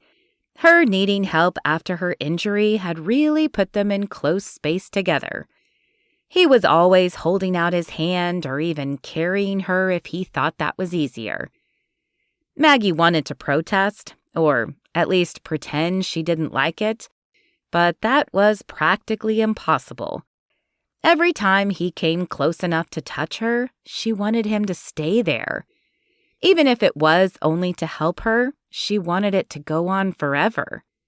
He pulled away to put her crutches in the truck and walk around to his side. Maggie could barely see him in the dead of night. He climbed in and they were both quiet as they drove to the barn. Maggie wanted to pepper him with questions about what was going on, but it was obvious he wasn't going to tell her anything until they got there. She covered her mouth as she yawned and resisted the urge to lay her head on the window and close her eyes. When he had parked the truck in front of the barn, Hawk turned to her. "Now we need to be quiet and calm as we go in. I think it will be best if we leave the crutches. You can lean on me, or I can carry you." Maggie shrugged, already giving in to the idea. "Whatever seems best to you." He nodded, then opened the door and jumped down. When he made it to her side, he effortlessly lifted her out. As his feet pounded the ground, Maggie felt his arm muscles tighten around her. Did he enjoy this as much as she did? He paused a moment at the door. "Here, I can help," Maggie said. She reached for the door and held on as Hawk stepped back to pull it open. Then he held the door with his foot as he walked through. Maggie had never heard the barn so quiet. There were none of the usual daytime sounds of the barn as they moved through, but the cloak of darkness felt peaceful and serene. Hawk carried her to the far side of the barn and then gently set her down on a bale of hay outside a stall. A blanket was draped over the hay, and a basket of snacks and bottled water was on the ground. "Did you plan this?" she asked. "Before tonight?" Hawk replied. "No, but when I saw what was happening, I gathered supplies." "So what is going on?" Maggie said. Hawk held his index finger to his lips, reminding her to stay quiet. Then he pointed to the stall in front of her. Maggie followed his finger with her gaze and gasped the moment she realized what was happening. The mother horse that they had been waiting to foal stared at her from her stall. "Is she having the baby?" she asked, looking to Hawk. He nodded. "I hoped you would get to see it, but I didn't mention it in case it didn't happen. I woke up earlier and just had the strongest feeling that I needed to come check on her. As soon as I saw her, I could tell things were starting." "Oh my gosh, I can't believe it." Maggie kept her voice to a shouting whisper. Hawk sat next to Maggie on the hay and scooted close. "It could be a while yet. No way to tell how long these things will take." Maggie grinned and scooted even closer to him. "That's all right. I've got the time." Her eyes met his when she whispered, "And there's nowhere else I would rather be." Hawk kept his gaze locked on hers as a smile slowly spread across his face. For just a moment, Maggie thought he was going to lean in and close the distance between their lips. She felt her eyes starting to close when Hawk cleared his throat and turned his head away. Maggie sucked in a breath and then let it out in a sigh. Of course, it was her own fault he hadn't kissed her. He had already offered twice to be more than friends. She was the one who had told him no. But what would it be like if he didn't pull back? What if she could lean in and kiss him and change everything between them in one moment? Hawk pointed to the horse, pulling Maggie out of her thoughts. You can tell already that she's going to be a good mom. Really? Before she even has the baby? Yep. I mean, it's not really scientific, but it's something I get a feeling about, and I've been right every time. Every time? Maggie tilted her head, her voice teasing. Hawk laughed. Well, okay, maybe not every time, but I can usually tell when someone would be a good mom. Maggie's stomach twisted in a knot at his words. He didn't know how they affected her. How could he? He didn't know the truth. If he did, he wouldn't have brought her here tonight. He probably wouldn't be her friend at all. And that was why it was better if he didn't kiss her, she reminded herself. Still, tonight she would let herself enjoy his company. He was right about one thing. This was going to take a while. Yet the time seemed to fly by as they talked and laughed. Maggie was careful never to let them stay serious for too long. If she did, she was sure to tell him more than she planned to. When the moment finally arrived, Maggie couldn't take her eyes off the horse. Should we do anything for her? Hawk shook his head. As long as everything is going well, there's nothing for us to do but watch. I just pray that things go smoothly. Maggie watched and waited alongside him. The horse seemed to know exactly what to do, and Maggie was in awe of the mother-to-be. The horse paced a bit as if she was as anxious as Maggie felt. Then finally she laid down in the hay as she got ready to push. Maggie gasped when she saw the feet appear first. She felt like her heart might burst in anticipation as they waited for the rest of the foal. A short while later, the mare gave one final push and the foal was born. Before she knew what was happening, tears spilled down her cheeks, and she didn't bother to brush them away. "That was amazing," she whispered, completely in awe. Hawk didn't say a word, but reached over and took her hand in his. He ran his thumb back and forth gently over hers. Several minutes passed as they sat like that, watching the new mother care for her baby. Maggie felt the connection grow between them. Her heart pounded as they shared the intimate moment, and all at once it was like lightning passed through her. She shouldn't be here sharing this moment with him. She had never experienced anything like this with anyone else. She desperately wanted to run, but she couldn't move. She muttered as she shifted in her seat. If only she had her crutches, she could move away from him. It might be slow, but she could do it. "I need to go," she finally blurted out. "Why?" Hawk leaned back as if she had slapped him. "What's wrong?" "I just need to go. I can't do this." "What? I thought you wanted to see it.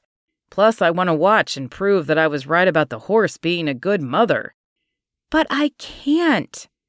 A sob leaked out of her throat before she could stop it, and with it came the confession she'd held in for so long. "I can't watch this with you because I'm not a good mother, and I never will be." She turned away from him and crossed her arms over her middle as she bent over and her body shook with sobs. She couldn't say how long she sat there and cried. It must have been several minutes, but it could have been hours. Maggie felt every memory coming back to her wave after wave. Hawk never moved, and he didn't say a word until Maggie sat up, wiped her eyes, and turned to him. He took a deep breath and let it out. Then he looked her in the eyes and asked, "Are you ready to tell me?" Maggie sniffed. "I won't ever be ready, but I think it's time."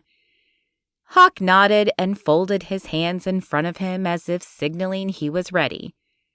"Hawk, I had a baby." He didn't flinch or stand and leave like she had always pictured him doing. He simply squeezed his eyes closed for a moment before opening them to look at her again. I had a baby that year I was away. When I left for college, all I could think about was getting out of this tiny town. I wanted to meet new people and try new things and find a life that I never had here. My grandparents had kept a tight rein on me, and I just wanted to get out and figure things out for myself. I was sure I was smarter than they thought, and I would do just fine. She paused and looked at him, waiting for him to say something, anything, or to tell her she was right that there would never be anything between them. When he sat there patiently waiting, she continued. I got into parties pretty big. I just thought it was fun. Everybody went, and I was just having a good time. I figured I wasn't hurting anybody, so why shouldn't I? I started going out with boys. I'd never been asked out on so many dates in high school, but in college there were all these new guys. They would ask me out or offer to meet me at parties. She shrugged. I'll admit, I liked the attention, so I said yes to anybody who asked me out. She dropped her gaze, unable to look him in the face now. I went out with this one guy. We went to a party and had a good time. I had a few drinks and, well, I think you know what happened. Hawk spoke for the first time. Did he force himself on you? Maggie kept her eyes on the ground and slowly shook her head. I almost wish I could say yes. I wish I could say that it wasn't my decision and I didn't want it to happen, but I can't lie. I was willing, and I made a choice that changed my life forever. She stopped to wipe her eyes, wishing she didn't have to go on, but there was no turning back now. A few weeks later, I started feeling so tired all the time and waking up sick to my stomach. I thought I had the flu, so I went to the student health center. When I gave them my symptoms, they asked if it was possible I was pregnant. I shook my head and started to say no. My whole life, the answer to that question had been no.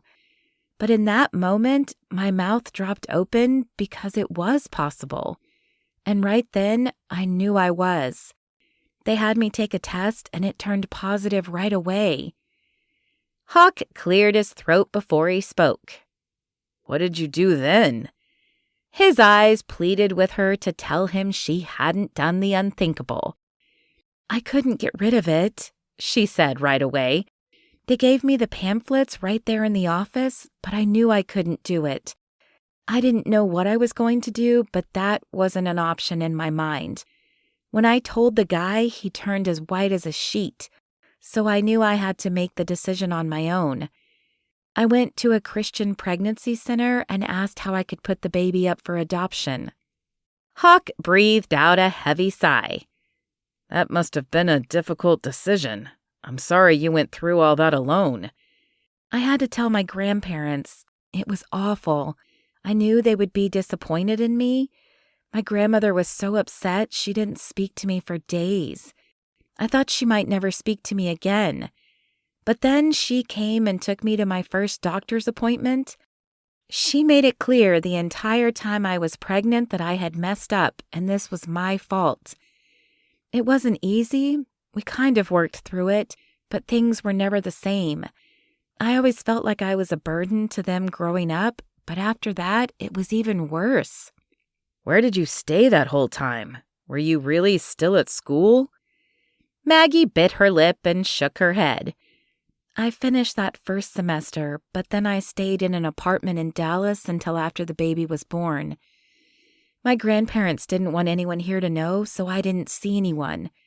When I finally came back, everyone just thought I put on weight at college. Do you know where she is? Who? The baby. Maggie thought she had to be out of tears by now, but fresh ones filled her eyes. How did you know it was a girl? Hawk shrugged. I just did. I'm right, aren't I? Yes, it was a girl. I got to pick the couple from a stack of profiles. They lived in Georgia and had been married for 10 years. They hadn't been able to have children of their own. I met them a couple of months before she was born, and they took her home from the hospital. I guess she's still in Georgia. They're supposed to keep in contact with the adoption agency and send pictures and updates every year on her birthday. But I've never contacted the agency to see them. She was never really mine. Maggie blew out a breath, feeling like it was finally finished. She had done the things she never planned to do, but somehow it felt like she could breathe more easily now that he knew. Several moments of silence passed between them. Maggie waited. Knowing it was over between them was the worst part. She thought she could live without being romantic with Hawk, but not having him as a friend at all felt like her soul was being crushed by an avalanche. How would she go on? "I'm so sorry you went through all that alone," Hawk repeated. Maggie nodded and wiped the tear from her cheek, determined to dry it up now. "I'm sorry, too. It was my fault. Now, I think I need to get back to the house." Earlier, she had enjoyed having him carry her. Now she hated that she would have to be so close, yet so far from him. She took one last glance at the horse and colt. Hawk was right. The mother was taking good care of the foal. Squeezing her eyes shut, she remembered the few moments she had held her daughter right after giving birth. Giving her up had been the right decision, but that didn't mean it didn't hurt every single day. Pressing her hands to the hay, she did her best to stand up on one leg. Hawk was on his feet instantly and put an arm around her waist to steady her. Without a word, they both started moving towards the truck. Maggie limped along, leaning onto him. At least she could pretend she was carrying some of her own weight this way. Back at the house, she didn't wait for him to come around to help her out of the truck, but grabbed her crutches and made her way into the house alone. It was better this way. It was time to let Hawk go for good. Now he finally understood why they couldn't be together and she could get on with her life, even if it was alone. Chapter 20. Hawk sat in the truck and watched her go inside. His mind had been running in circles since she uttered the words. "Hawk, I had a baby." It couldn't be true. Not Maggie. His Maggie. He knew she was different when she came back from her year of college. He'd never been able to figure out why, but he had never dreamed it was as big as this. Why couldn't she have told him? He would have helped her. He would have driven to Dallas to help her. He squeezed his eyes shut and laid his forehead on top of his fists on the steering wheel. Was that even true? Would he have wanted to go and help her when she was pregnant with another man's baby? "God," he said, the word coming out in a hoarse whisper. "I love her. I've always loved her. What am I supposed to do now?" No answer came. He was torn between wanting to run in the house and tell her everything was fine and wanting to run the other direction. Maybe he just needed time to think. This was a big thing to process. What hurt more than anything was that she didn't tell him. Not then or any time since. He'd never kept a secret from her. Except that all he had ever dreamed of was marrying her. Hawk took a deep breath and blew it out as he lifted his head. There was nothing to do now but get on with the day. He glanced at the clock and saw that it was only an hour before he needed to get up for the day. It wouldn't be the first time he'd stayed up all night, but hearing her news on top of no sleep was exhausting him. He put the truck in gear, deciding he could go to his house and catch a nap before the real day began. Maybe things would look different when the sun came up. Hawk stretched his hands above his head and yawned as he shut his alarm off. It was going to be a long day after all. He'd tried to sleep, but his brain wouldn't turn off. He desperately wanted to talk to one of his brothers and get their advice, but he couldn't do that to Maggie. She had kept this secret for so long he couldn't tell anyone. He stood and dressed for work. Going through the motion was the same as every day, but he felt in his spirit that nothing was the same anymore. 20 minutes later, he walked into the main house and quietly entered the kitchen. There wasn't enough coffee in the world for today, but he would down what he could. He ate the eggs and biscuits left on the counter. Maggie was nowhere to be seen. Part of him felt like he should take her breakfast, but knowing she'd been up so late, he hoped she was sleeping, and he wasn't sure she was ready to see him yet. Or maybe he wasn't ready. "You okay?" Colton asked, pouring himself a cup of coffee. "You look like something's wrong." If only Hawk could tell him the truth. "Just tired. The mayor had her colt last night." "I heard. Jensen said you texted him. Must have been a long night." "It was. Always exciting to watch that, though. I remember the first time I saw a horse be born. I'll never forget it." Colton snapped his fingers. "Hey, didn't you say Maggie wanted to watch it?" Hawk's heart thundered against his ribs. Just the mention of her name did funny things to him. But now a pit settled in his stomach, not knowing what they were anymore. If she couldn't trust him with the biggest thing that ever happened to her, maybe they weren't as close as he thought. "Yeah, she was there. I woke her up and took her. That must have been something." Colton winked. "Grace isn't that big of a fan of horses, but the first time I took her to see a baby, I'm pretty sure she fell in love with me all over again." Hawk nodded. He had felt that for a moment last night before everything went sideways. "So are you two ever going to admit that you're destined to be together?" "Destined?" Hawk scrunched his eyebrows and tilted his head at Colton. Colton chuckled. "You know what I mean. Perfect for each other. I think God knew what he was doing when he made y'all friends as kids. But you gotta move on and make it official." Hawk wished it were that easy. "Yeah, I just don't think she wants that. Have you asked her?" Hawk squared his shoulders and met his brother head on. "Actually, I have, but she has some things she doesn't want to share with me. I thought I knew her all this time, but I'm feeling like we're growing further apart.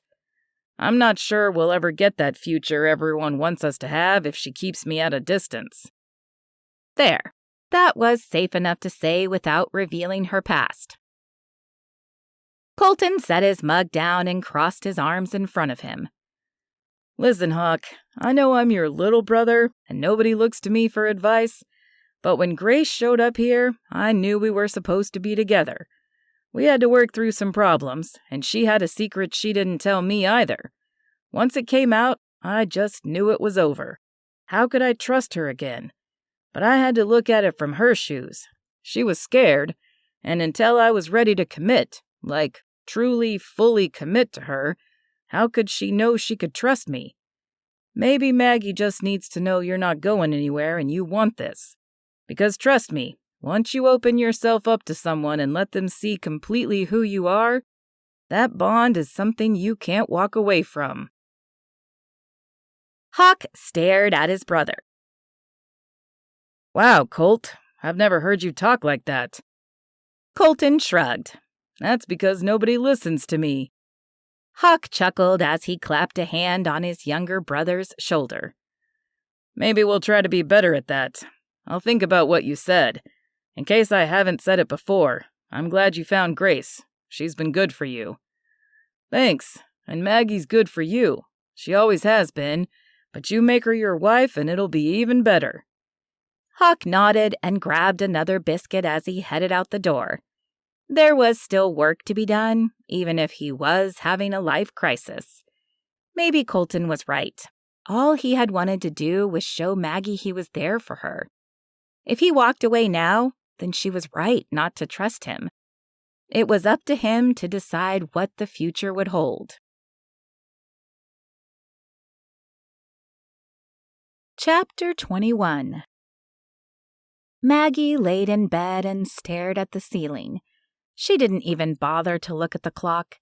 The light was streaming high in the window, even though she felt like she had barely slept 5 minutes. What in the world was she going to do today? Hawk had been her constant companion since her accident, but today would be different. The house was quiet, and he hadn't appeared at her door to bring her breakfast. Maybe he was just trying to let her sleep after the late night. But maybe he didn't want to come at all. The thought nearly shattered her heart into pieces. Part of her wished she had never told him. She hadn't planned to ever let it come out, and as long as he didn't know, they could go on being friends. But now being friends wasn't enough. Hawk wanted more, and if she was honest with herself, she did too. But they couldn't move forward because she'd always known he wouldn't want her if he knew the truth. And now he knew. So the other part of her felt relieved that the Band-Aid was finally ripped off. He knew, and she knew what that meant. She picked up her phone from her bedside table and stared at her aunt's phone number on the screen. The text was from before she moved to Whispering Oaks, but it said she was welcome to come any time. Maybe it was time. Her aunt didn't know the truth about that year of her life either, but she didn't need to know. Or maybe she wouldn't mind. It was the past, after all. Aunt Cindy would understand that her grandparents had wanted to keep it a secret, and they could move on. Maggie could live on the ranch, help with the kids, and start a new life. Before she could stop herself, Maggie tapped the number and hit call. It only rang twice before her aunt answered. "Hey, Maggie. How are you, sweetie?" "I'm okay," she lied. "How's your leg? Granny called to tell me about the accident." "I'm getting better. Still can't walk on it, but I'll be up and going in a few weeks." She cleared her throat, hating the words that came out of her mouth. "But I'm afraid I'm overstaying my welcome here. I think it's time for me to come out there and be with family." "Really?" Aunt Cindy shouted. Maggie heard her clap her hands together.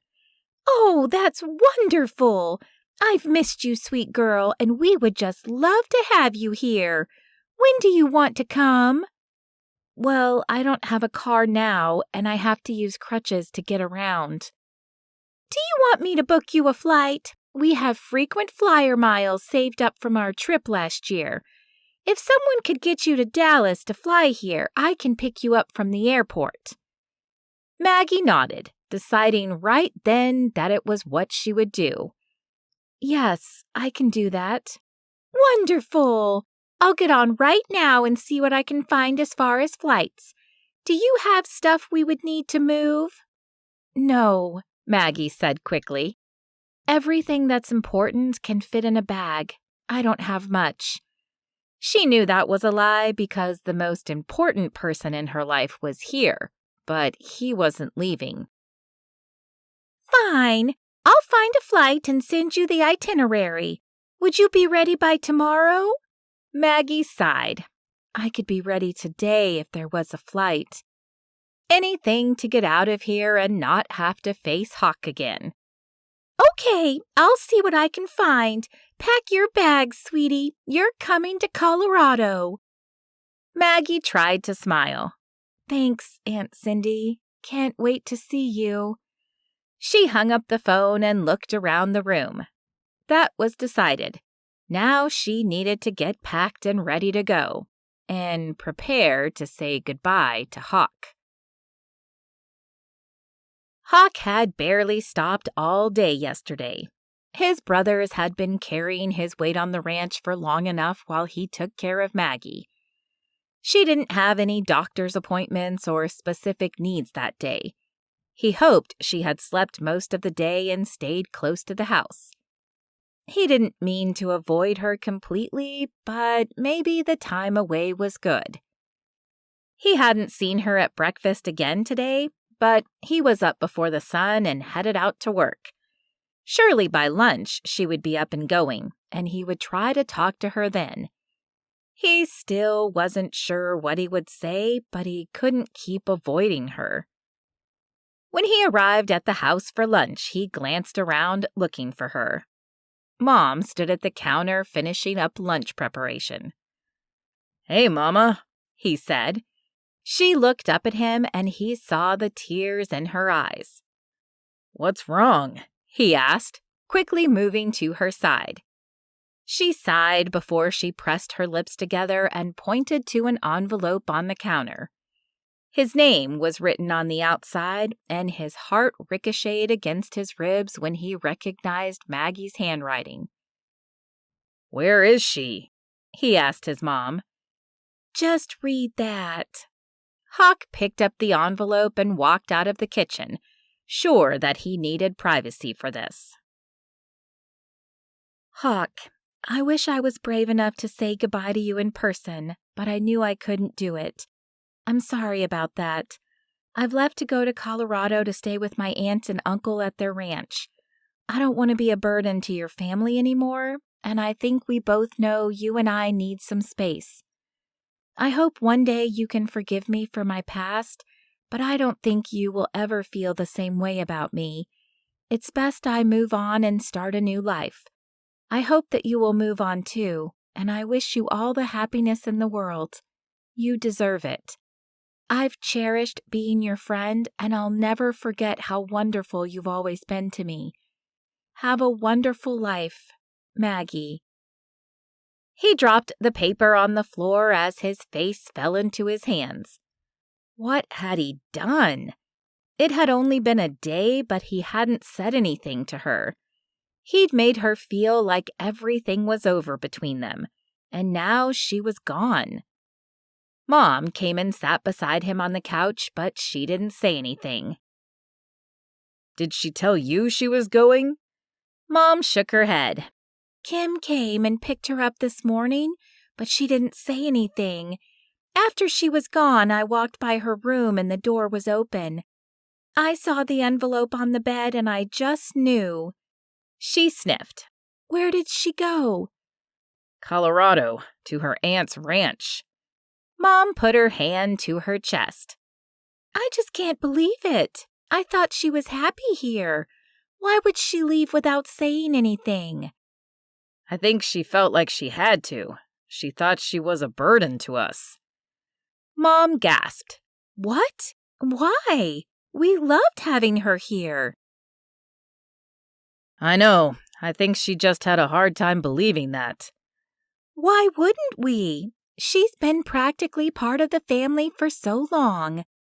All of us keep waiting for the day when you make her part of it for real. Hawk put his hand to his forehead. "I know, and I was starting to think that really might happen. But she's had a secret she didn't want me to know about for a long time." Mom gave him a look that said she understood. I'm guessing either she decided she will never tell you, so she left, or she finally told you and doesn't want to face you, so she left. Hawk nodded. "The second one." Oh, son, I'm so sorry. "I didn't know what to do. I thought I could take some time to think about it, but I guess I took too long. I should have told her right away." Told her what? Mom asked. He sighed. "That's the thing. I'm not sure." Since she was gone, he felt like he could tell his mom. That year she went away to college. He took a deep breath. She got pregnant. Mom's mouth dropped open slightly, but she quickly snapped it closed. Oh my, that's a big secret. Her grandparents kept it a secret and sent her to Dallas until after the baby was born. So she had the baby? Mom's eyes grew wide. Yes, a little girl. She placed her up for adoption. Then she came back here and never said a word about it. Poor girl. No one should have to walk around carrying that kind of secret for so long. Hawk sat there as her words sank in. No, you're right. He dropped his head again. Do you think I said or did something before that would make her feel like she couldn't tell me? She's been my friend my whole life. Why couldn't she trust me to tell me? Mom lifted one shoulder. I don't know, son. If her grandparents didn't want her to tell anyone about the pregnancy, she must have felt ashamed. I'm sure the longer she kept it inside, the harder it was to share. The important thing is what you do now. That's just the thing. I don't know what to do now. Hawk grimaced. What do you want to do? What's the first thought that comes to your mind? All I know is I don't want her to move to Colorado because I don't think I can live without her. Mom reached over and patted his hand. Then I think you know what you need to do. Hawk stared at his mom, knowing exactly what she meant, but still unsure. He stood up from the couch, his shoulders dropping. I'll think about it, Mom. Just please keep what I told you to yourself. I don't know what's going to happen, but I want to respect her desire to keep it quiet as much as possible. Mom smiled as she stood next to him. That's honorable, son. I'll be praying for you as you make this decision. Thanks, Mom. He walked out of the house, not hungry for lunch anymore. Luckily, on a ranch, there was always work to do. If he could work and keep his mind off the whole situation for a little while, maybe he could make it through the day. Chapter 22. Maggie slid into her aunt's car in the airport parking lot and breathed a sigh of both relief and terror. How could she be excited when she felt terrible about sneaking off and leaving without saying goodbye? Of course, she left the note that Hawk probably read by now. She couldn't picture his reaction when he realized she was gone. Maybe he was relieved that she cut the cord. It was possible he was as afraid to face her as she was him. He hadn't spoken to her all day yesterday. When her aunt texted to confirm she could get her on a flight the next day, everything had fallen in place quickly. It seemed like the right thing to do. But when it came down to it, she knew if she told any of the Macklins that she was leaving, they would do their best to talk her out of it. And it might be easier than she thought. She couldn't think about that now, not as Colorado spread out in front of her. It's about an hour's drive to the ranch, Aunt Cindy said. Are you hungry? I can run through a drive-thru to get you something. Maggie nodded, even though she felt sick to her stomach, which had nothing to do with food. But she needed to eat.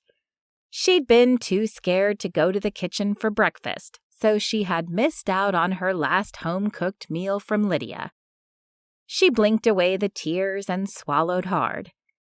Sure, a cheeseburger would be great, she said, mentioning the first food that came to mind. Nothing would compare with the food she had eaten for the last several weeks, so a greasy fast food burger was good enough. Tell me about your leg. What do we need to do for your recovery?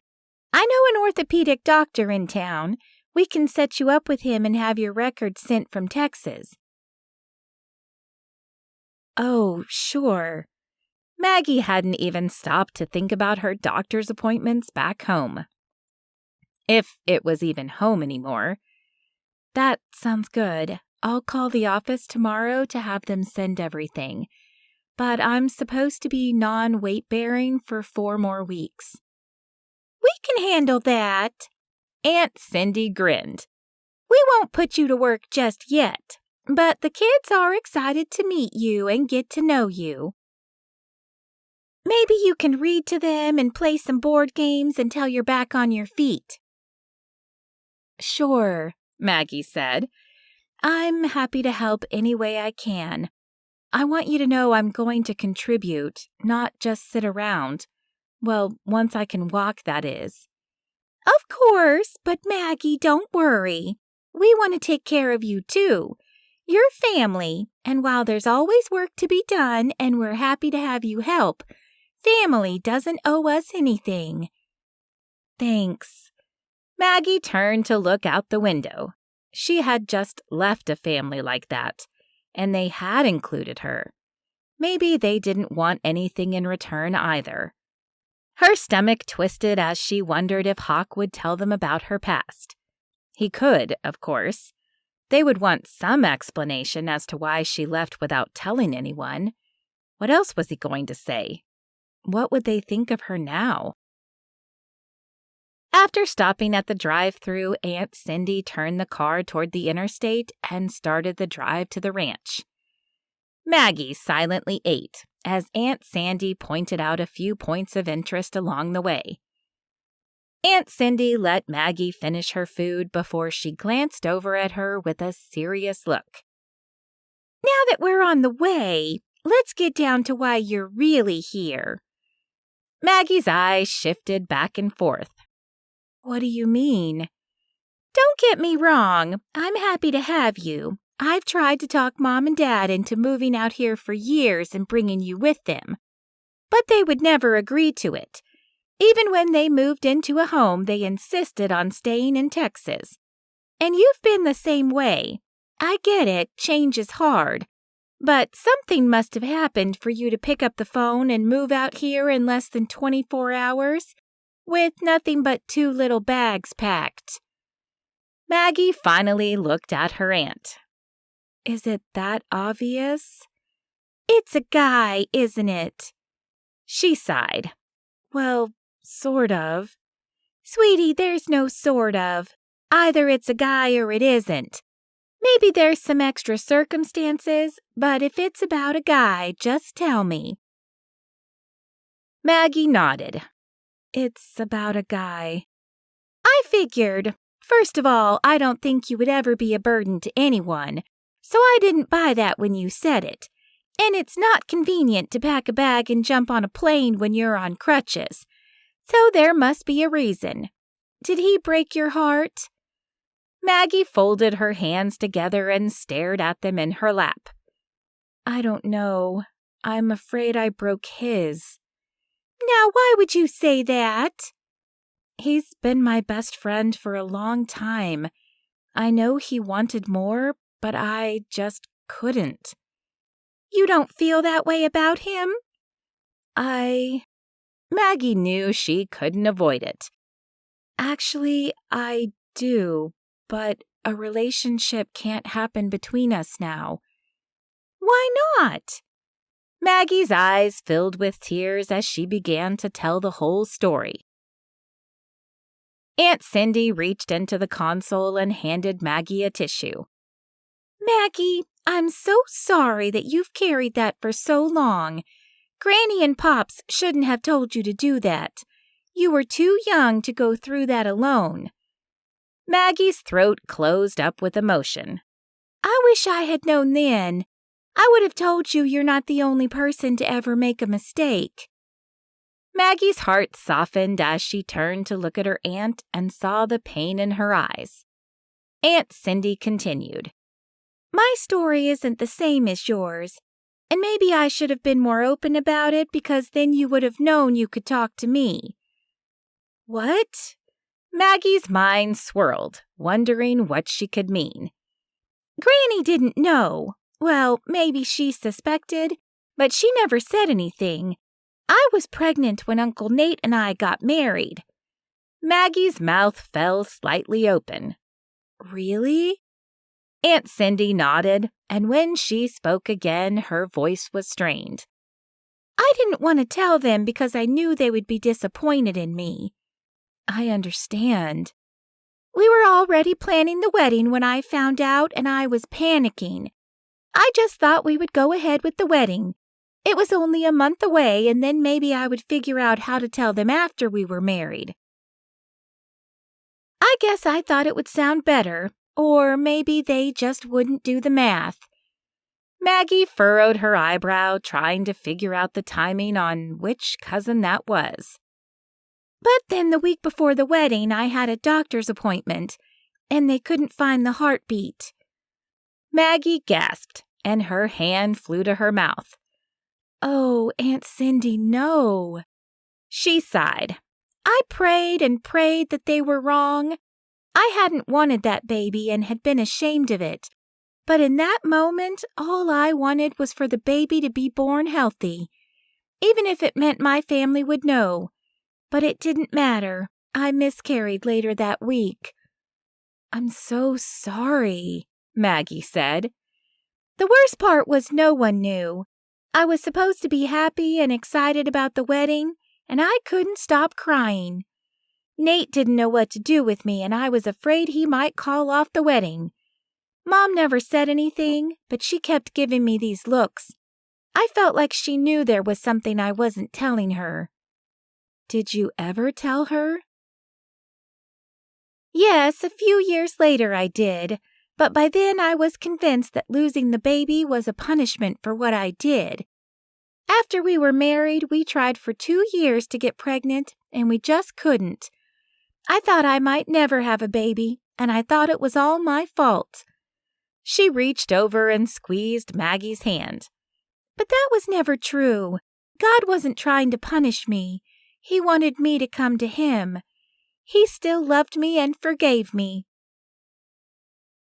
Once I realized that, I was finally free from the burden of shame. That's when I was able to tell my mom what I had been through. She told me she had been through her own miscarriage and knew how I felt. If I had told her back then, she would have been able to comfort me because she had been there. And I'm so sorry, Maggie. I would have been there for you if I'd known. Maggie wiped at her eyes as she looked at her aunt and felt the burden of the past few years lessen just a little. Thanks. It's not your fault. I guess I felt the same way. Like keeping it a secret and bearing it alone was my fault because I let it happen. No, Aunt Cindy said emphatically. It's not. Jesus said He came to offer you freedom. His yoke is easy and His burden is light. Maggie, have you given it to Him? Maggie stared at her as if she had missed the one big thing she was supposed to do in life. Slowly, she shook her head. No, I haven't. I tried to work hard when I came back. I did my best to help Granny and take care of them because I needed to earn my way back into their good graces. And do you think maybe you never felt worthy of their love again? Maggie felt the emotion rising in her throat again. That's exactly how I feel. And that's why you think this guy, Hawk, Maggie filled in for her. Why Hawk won't love you now that he knows the truth? Maggie lifted one shoulder, unable to speak just then. I don't know him, but I would bet you're wrong. All of us have things in our past we wish we could erase, or that we wish other people didn't know. But if he cares about you, like I think he probably does, that's not going to stop him from wanting to be with you. I don't know. I kept it from him for a long time. Well, Aunt Cindy patted her hand. I don't know what he's thinking, but all I can say is give God the burden you've been carrying. Once you do that, let Him handle the rest. Chapter 23. Sierra and Jensen pulled into the parking lot of the doctor's office. When Jensen turned the truck off, he reached for her hand and looked her in the eyes. "Whatever they say, we will trust the Lord." Sierra nodded. "Yes, I feel confident that He has a plan for us, and I know everyone has prayed." "Let's pray now before we go in," Jensen said. Sierra bowed her head and closed her eyes as he squeezed her hands. "Dear Heavenly Father, thank you for this time. Thank you that you are in control and already know the plan for our lives and our family. Thank you for all the people who have joined us in prayer and believing that you have good things planned for us. Be with us now as we go into the appointment and give us peace. Whatever happens, help us to trust you. Amen." Sierra smiled at her husband as she looked up. "Let's go." They made their way into the office and signed in. Once they were taken back to a room, the nurse came and asked a list of questions. Next, she took her down the hall for some labs and blood work. Back in the room, Sierra sat and listened to Jensen talk. He tried to make her laugh to pass the time, and while she appreciated the effort, she wished for time to speed up. The minutes seemed to tick by slower than a snail before the doctor came in the room, followed by the nurse. "Afternoon," he said. "How are you feeling?" "Phew," Jensen replied. "I'm actually pretty tired and a little hungry." The doctor chuckled. "Maybe we can find you a snack, but I was actually talking to your wife." Jensen gave an exaggerated eye roll. "Oh, right. I forgot we were here for her." "Yes. So, Sierra, how are you feeling?" "Fine, I guess. A little nervous, but other than that, I feel fine." "Well, I got back your lab results from last week and everything looked fine. You seem to be handling the meds well and also sticking to the supplements and diet we suggested. But I noticed something new from your sample today. Have you been feeling more tired lately?" Maybe a little." "A little?" Jensen sat up straight on his chair. "The past 2 nights you've fallen asleep on the couch before 8:30. "Oh, I guess I did." The doctor said. "Anything else new? Any nausea or headaches?" "No, nothing like that. Although I did have a soup I thought was rotten yesterday. I couldn't eat it because it smelled so bad." The doctor said, rubbing his chin. "Why? What's wrong with me?" "Well, I wondered if you've been having any symptoms because your results today say that you're pregnant." Sierra's eyes grew wide as she gasped, and her hands flew to her mouth.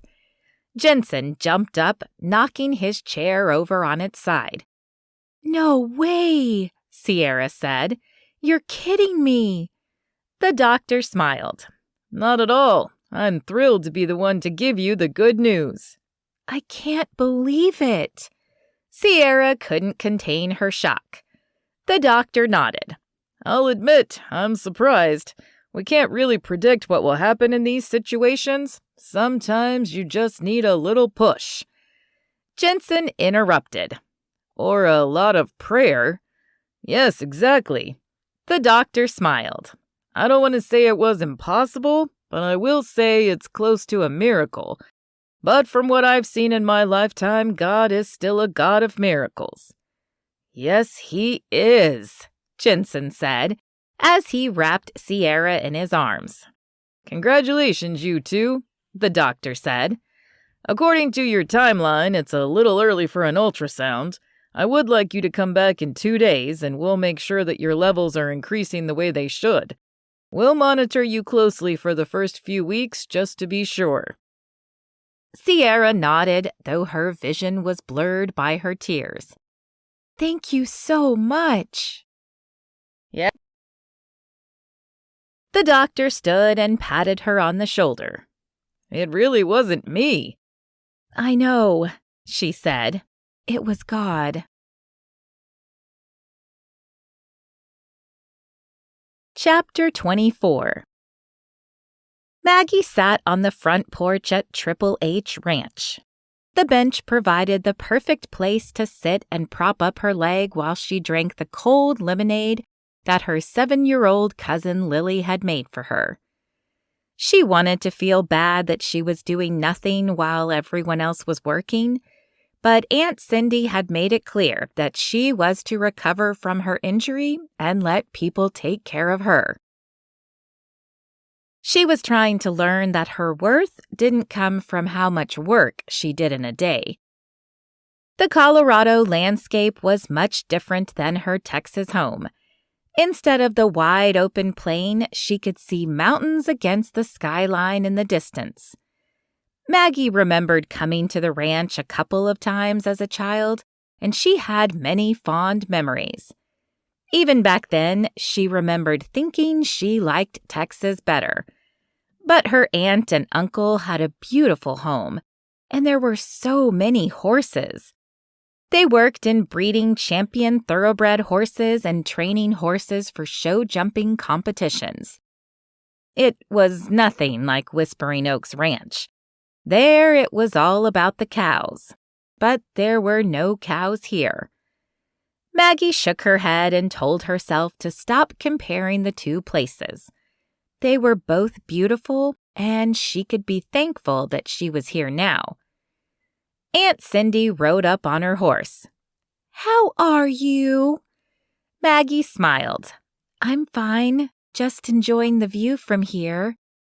Cindy jumped down and looped the reins over the porch rail. "I know, it's my favorite." She walked up and sat in the rocking chair next to Maggie. "What did the doctor say?"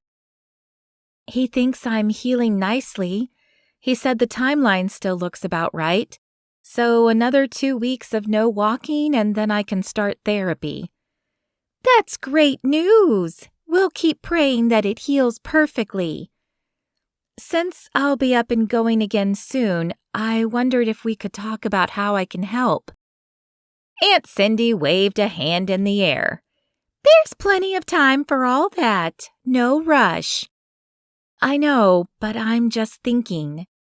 "Okay, tell me what's on your mind." "I know you need some help with the kids."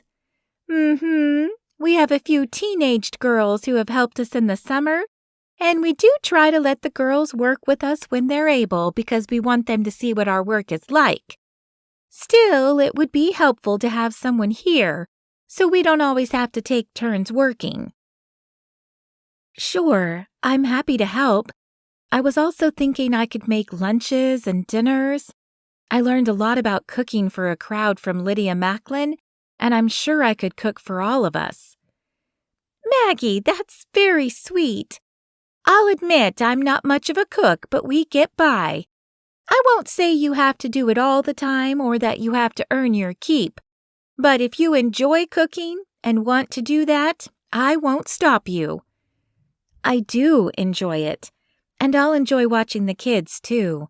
They had me in stitches this morning. They put on a play from one of the books we read. Kylie is so dramatic." Aunt Cindy laughed. "Yes, she is. She's definitely got a flair. It makes it a challenge, especially when she is upset or hurt. We never know if she's just putting it on for show. She's a lot of fun, though." "Hadley seems to be the quiet one." You're figuring them out already. She is always thinking, so you have to try and draw out what's going on inside her little head." Maggie smiled. "I can understand that." Aunt Cindy folded her hands and lifted them to her face as she sighed. "Maggie, are you sure this is where you want to be?" Maggie pasted on a smile. "Of course, I'm happy to be here and get a chance to spend time with y'all, especially my little cousins." "And we're happy to have you here, but is it really where you want to be?" Maggie shrugged, fighting the urge for the emotions to surface. She'd done enough of that lately. "I guess it will take some getting used to, but change can be a good thing." As the words came out of her mouth, she remembered Hawk saying the same words to her when she came to Whispering Oaks. Had that change been a good thing? Was everything that happened while she was there what God had planned for her? You're right, it can be. I just want to make sure that you're sure. Our door is always open, and I want you to know you can talk to me about anything. Thanks, I will. Aunt Cindy gave her one last concerned look before she stood. I'm headed in to check on the girls. If you want to stay here, I'll bring you a sandwich for lunch. Maggie nodded but didn't say anything else. As her aunt went inside and left her alone, she felt the emotional pain all over again. Was she really going to be happy here? Maggie stared out over the land in front of her. It was a beautiful place. Maybe it wasn't Texas, but she could get used to it. Some people would do anything to wake up to a view like this, and she should be grateful. A thought struck her so strongly that her breath caught in her throat. God made this. Of course she knew that. She'd learned all the days of creation when she was in Sunday school in first grade. But looking out over it now, something shifted in her mind. What was the verse that said after God made something, He saw that it was good? Tears began to fill her eyes as she heard a quiet whisper in her soul. I made you too, Maggie. She sniffed, mulling over the thought. If what God made was good, and God made her too, that meant she had been thinking wrong about herself all this time. God, she whispered quietly, even though no one was around to hear her. These words felt too painful to say any louder. I've never thought I was wanted by anyone. My parents died on a weekend getaway, to get away from me. Wasn't that what they meant? A week without a kid was what they needed to relax and enjoy themselves. Then my grandparents took me in, but I always felt like they were saddled with me. Maybe they never said that.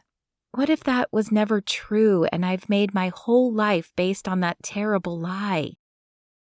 You are loved. You are wanted. Tears flowed down her cheeks now. God, I'm sorry. I'm sorry that I've kept people at arm's length because I was sure I was a burden to them.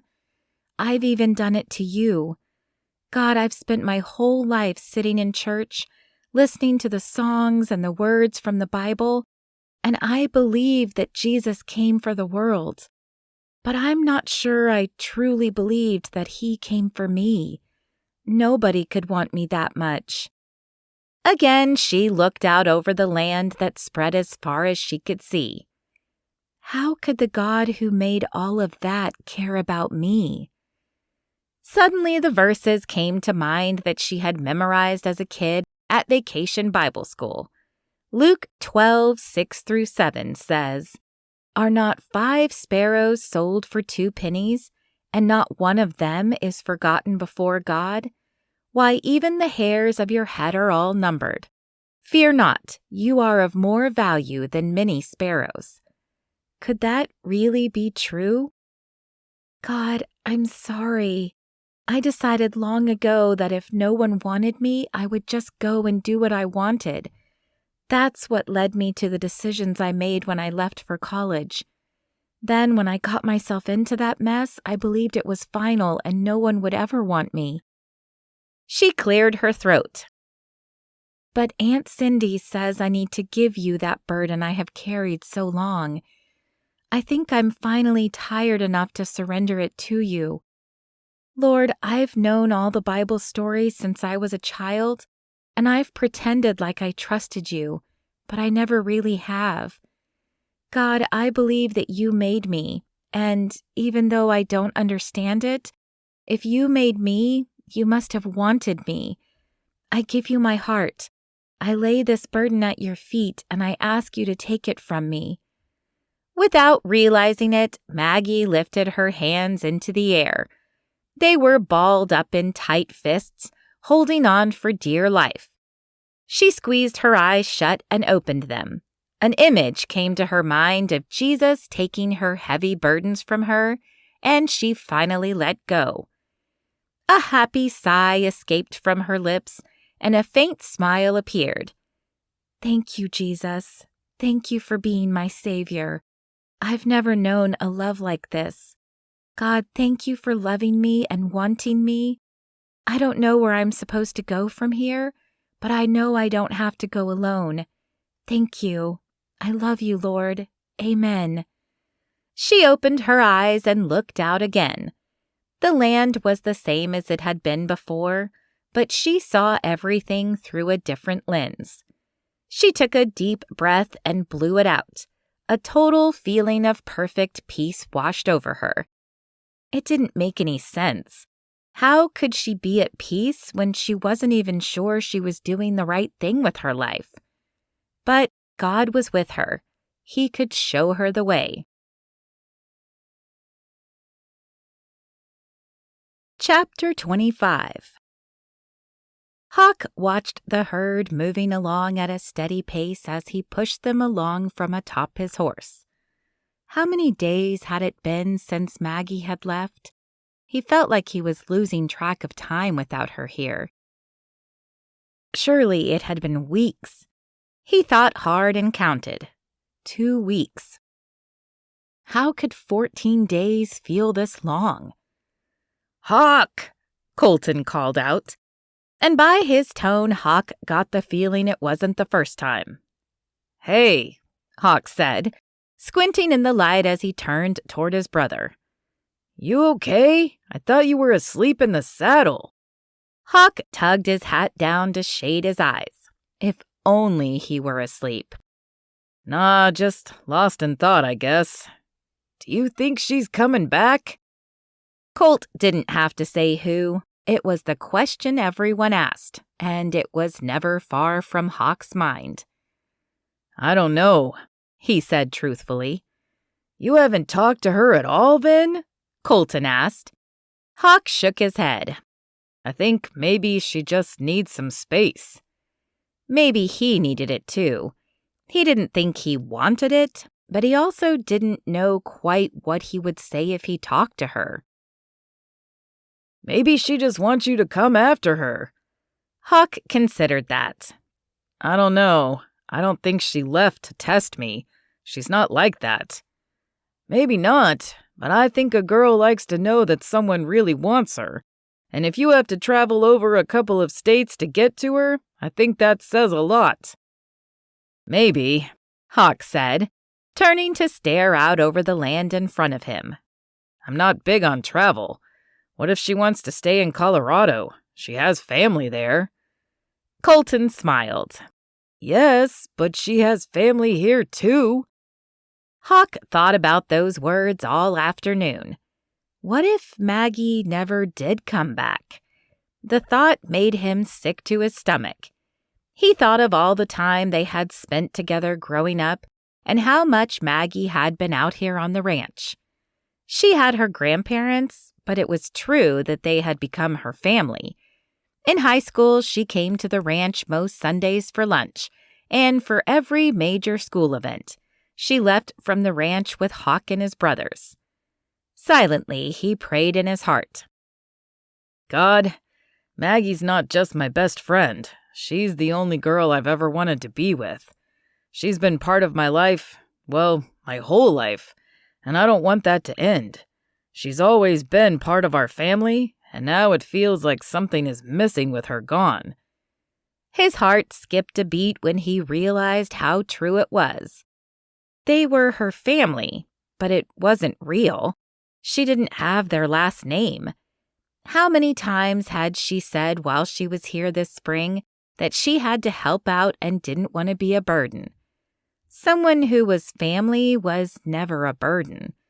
Maybe they had all seen her as family, but she had only seen herself as an outsider. It was time to remedy that. He needed a plan. Chapter 26. Maggie put her hands on the counter as she maneuvered around the kitchen. She was getting pretty good at moving around in here without needing her crutches. It was too difficult to cook with them. Uncle Nate had even built her a rolling stool, where she could sit to reach the counter and scoot around to get what she needed. She reached for the large salad bowl in the cabinet and started combining her ingredients. Aunt Cindy said they hadn't used many of the serving dishes that Maggie had found packed away in a closet. Maggie felt a new sense of joy in cooking and serving the meals, and it was a pleasure to serve them in the pretty dishes. Moving back to the oven, she opened it slightly to check on the casserole. It was almost done. Glancing at the clock, she saw that she had about 15 minutes before it would be time to ring the dinner bell. She sat down on her stool and scooted toward the living room where the children were playing in the fort they had made that afternoon. Each girl had a doll, and they were playing mommy friends. Maggie grinned as she watched them play together before moving back to the kitchen. She would call the girls in a minute to help set the table, but for now she could sip her cup of afternoon coffee in the quiet. The sound of the front door opening and closing echoed through the house, but it didn't startle her.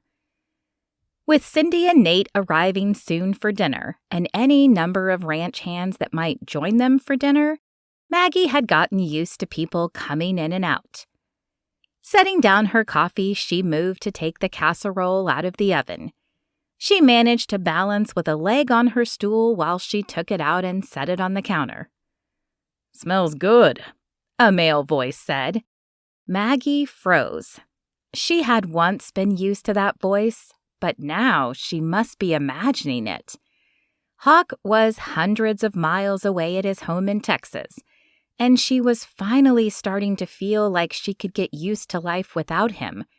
Not that she liked it. She squeezed her eyes shut and reminded herself it was just another cowboy. Maybe they all sounded similar after all that time in the outdoors riding horses. She allowed herself one quick glance over her shoulder. "Hawk!" She wanted to scream it and run to him. "Hawk!" she said again, this time still trying to convince herself he was really standing in front of her. He seemed to be waiting for her to make the next move. "Oh, Hawk!" She opened her arms and barely touched her foot to the floor before he closed the distance between them and caught her in an embrace.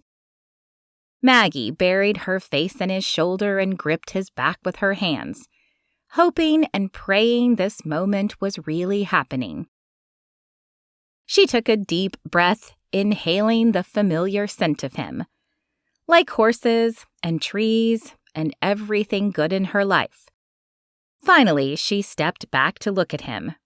"What are you doing here?" He kept his hands on her arms to steady her, lowering his gaze to look her in the eyes. "I'm here to see you, Maggie. I have some things to say to you, and I could only say them face to face."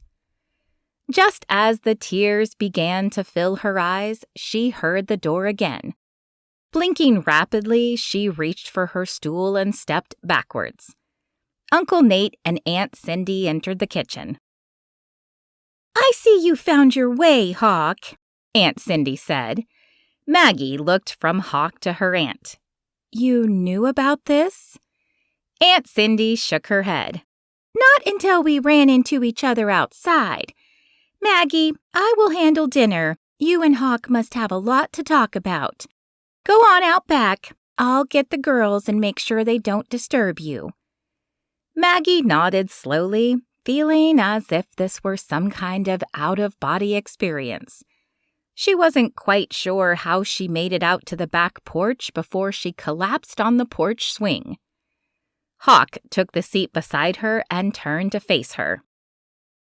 "Are you really here?" she asked, still waiting to wake up from a dream. Or a nightmare, depending on what he had come to say. Would he have come all this way to say it was better for her to stay here and for them to move on in their separate lives without being friends? Maggie, I don't want to beat around the bush. She nodded and swallowed as she folded her hands together to keep them from shaking. All right. Maggie, you've been my best friend for as long as I can remember, but now I know it's so much more than that. I love you. She almost fell right off the porch swing. Instead, she clutched her chest and her breath caught in her throat. It was several seconds before she could remember to breathe. Hawk waited until she cleared her throat and then reached for her hands.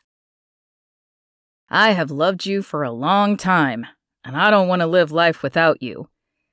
Maggie sat unable to move. Without a thought, the words slipped from her mouth. I love you too, Hawk. Hawk closed his eyes, and Maggie watched his chest rise and fall as if he was breathing in her words. I've waited a long time to hear you say those words. Maggie shook her head slightly. I was sure I would never say them to you. I just wanted to protect you. Hawk looked deep into her eyes. Maggie, all I've ever wanted to do was take care of you. From that time when we were kids and you fell off your bike. Remember when you scraped your knee? Maggie chuckled as she nodded. Yep, it hurt, but you sat with me and brought me a Band-Aid. I knew then that I cared more about you than anyone else, and I wanted to be your friend forever. Hawk dropped his gaze. I'm ashamed of how I acted before you left. What? Maggie practically shouted. Why? You didn't do anything wrong. I didn't talk to you. I thought maybe I just needed some time to think about what you said, but I realized that when I didn't talk to you, you must have thought I didn't care, or that I was too upset by your past. I shouldn't have let a day go by before I told you everything was okay between us. Maggie let the tears flow down her cheeks. Is everything okay between us? Of course it is. Maggie, that's in your past. We weren't together, even though we were friends. I never had the guts to tell you how I felt. I wanted to, but you said you wanted to get out of Shelby Springs. And more than anything, I wanted to let you have what you wanted. Maggie covered her face with one hand. I was so stupid. I never should have left. Well, we all make mistakes, but even that God used for His purpose for you. Do you really believe that? Absolutely. I won't pretend that it doesn't hurt to know that you were with another guy. I wish that had never happened, and I'm so sorry that you went through a scary time and an entire pregnancy on your own. But I believe God can use it. That baby, that little girl, she's a real human person. God made her and gave her to you for just a brief time, and He has a plan for her life. She might be a school teacher who encourages a student that makes a great discovery of science, or she might be a missionary who tells people about Jesus, or she might be a wonderful wife and mom. Maggie, you were part of that. Maybe it wasn't the way you hoped, but part of you is out in the world, and that's something to be happy about. This was too much. Hawk, I've never thought about it that way, but God has been showing me that He made me and has a plan for me too. And if He did that for me, then He did that for her too. Thank you for telling me that. I'll always encourage you. And if you ever decide you want to see those pictures the adoption agency has, or find out if you can connect with her, I'll be right there with you. Really? Hawk nodded. Really? Thank you, Hawk. You don't know how much that means to me. I think I do, because you mean everything to me. Maggie grinned. Did I tell you they named her after me? No, he said. You didn't. Maggie nodded. Her name is Julianne Magnolia. They were going to call her Julianne, but she will always have my name too. You gave her more than your name. You gave her life. That's the greatest gift you could give her. Maggie wiped at a tear and nodded again. I have something I want to show you. Hold on. He stood and moved to the door where he picked up a bag and carried it back. There's something in here that I've had for a very long time. Maggie gasped as he reached in and pulled out an envelope that she recognized. He slipped the piece of paper out.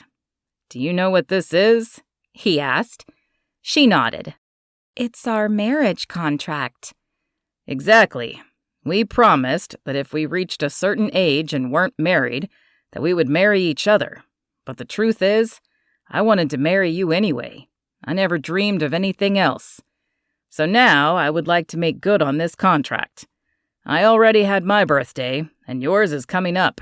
There's no reason to wait. He slipped off the swing and knelt down in front of her. Magnolia Holmes, I've loved you my whole life. I dream of you being my wife, living together on our piece of the ranch and raising a family together. You are the love of my life. I'm sorry that I waited this long, but will you finish the agreement we made all those years ago and marry me? Maggie reached for his hands and pulled him up to sit beside her in the swing. I want you to be closer when I say this to you. Jonathan Hawkins Macklin, you're my best friend, and I love you. Nothing in the world would make me prouder than to be your wife. Hawk scooped her into his arms and pulled her close. Just as their faces were close, he stopped and looked into her eyes. I don't ever want to forget this moment, he said. Maggie's heart threatened to beat out of her chest in anticipation. She watched him look from her eyes to her lips and back up. He took a deep breath, and his eyes slid closed as he closed the distance between them.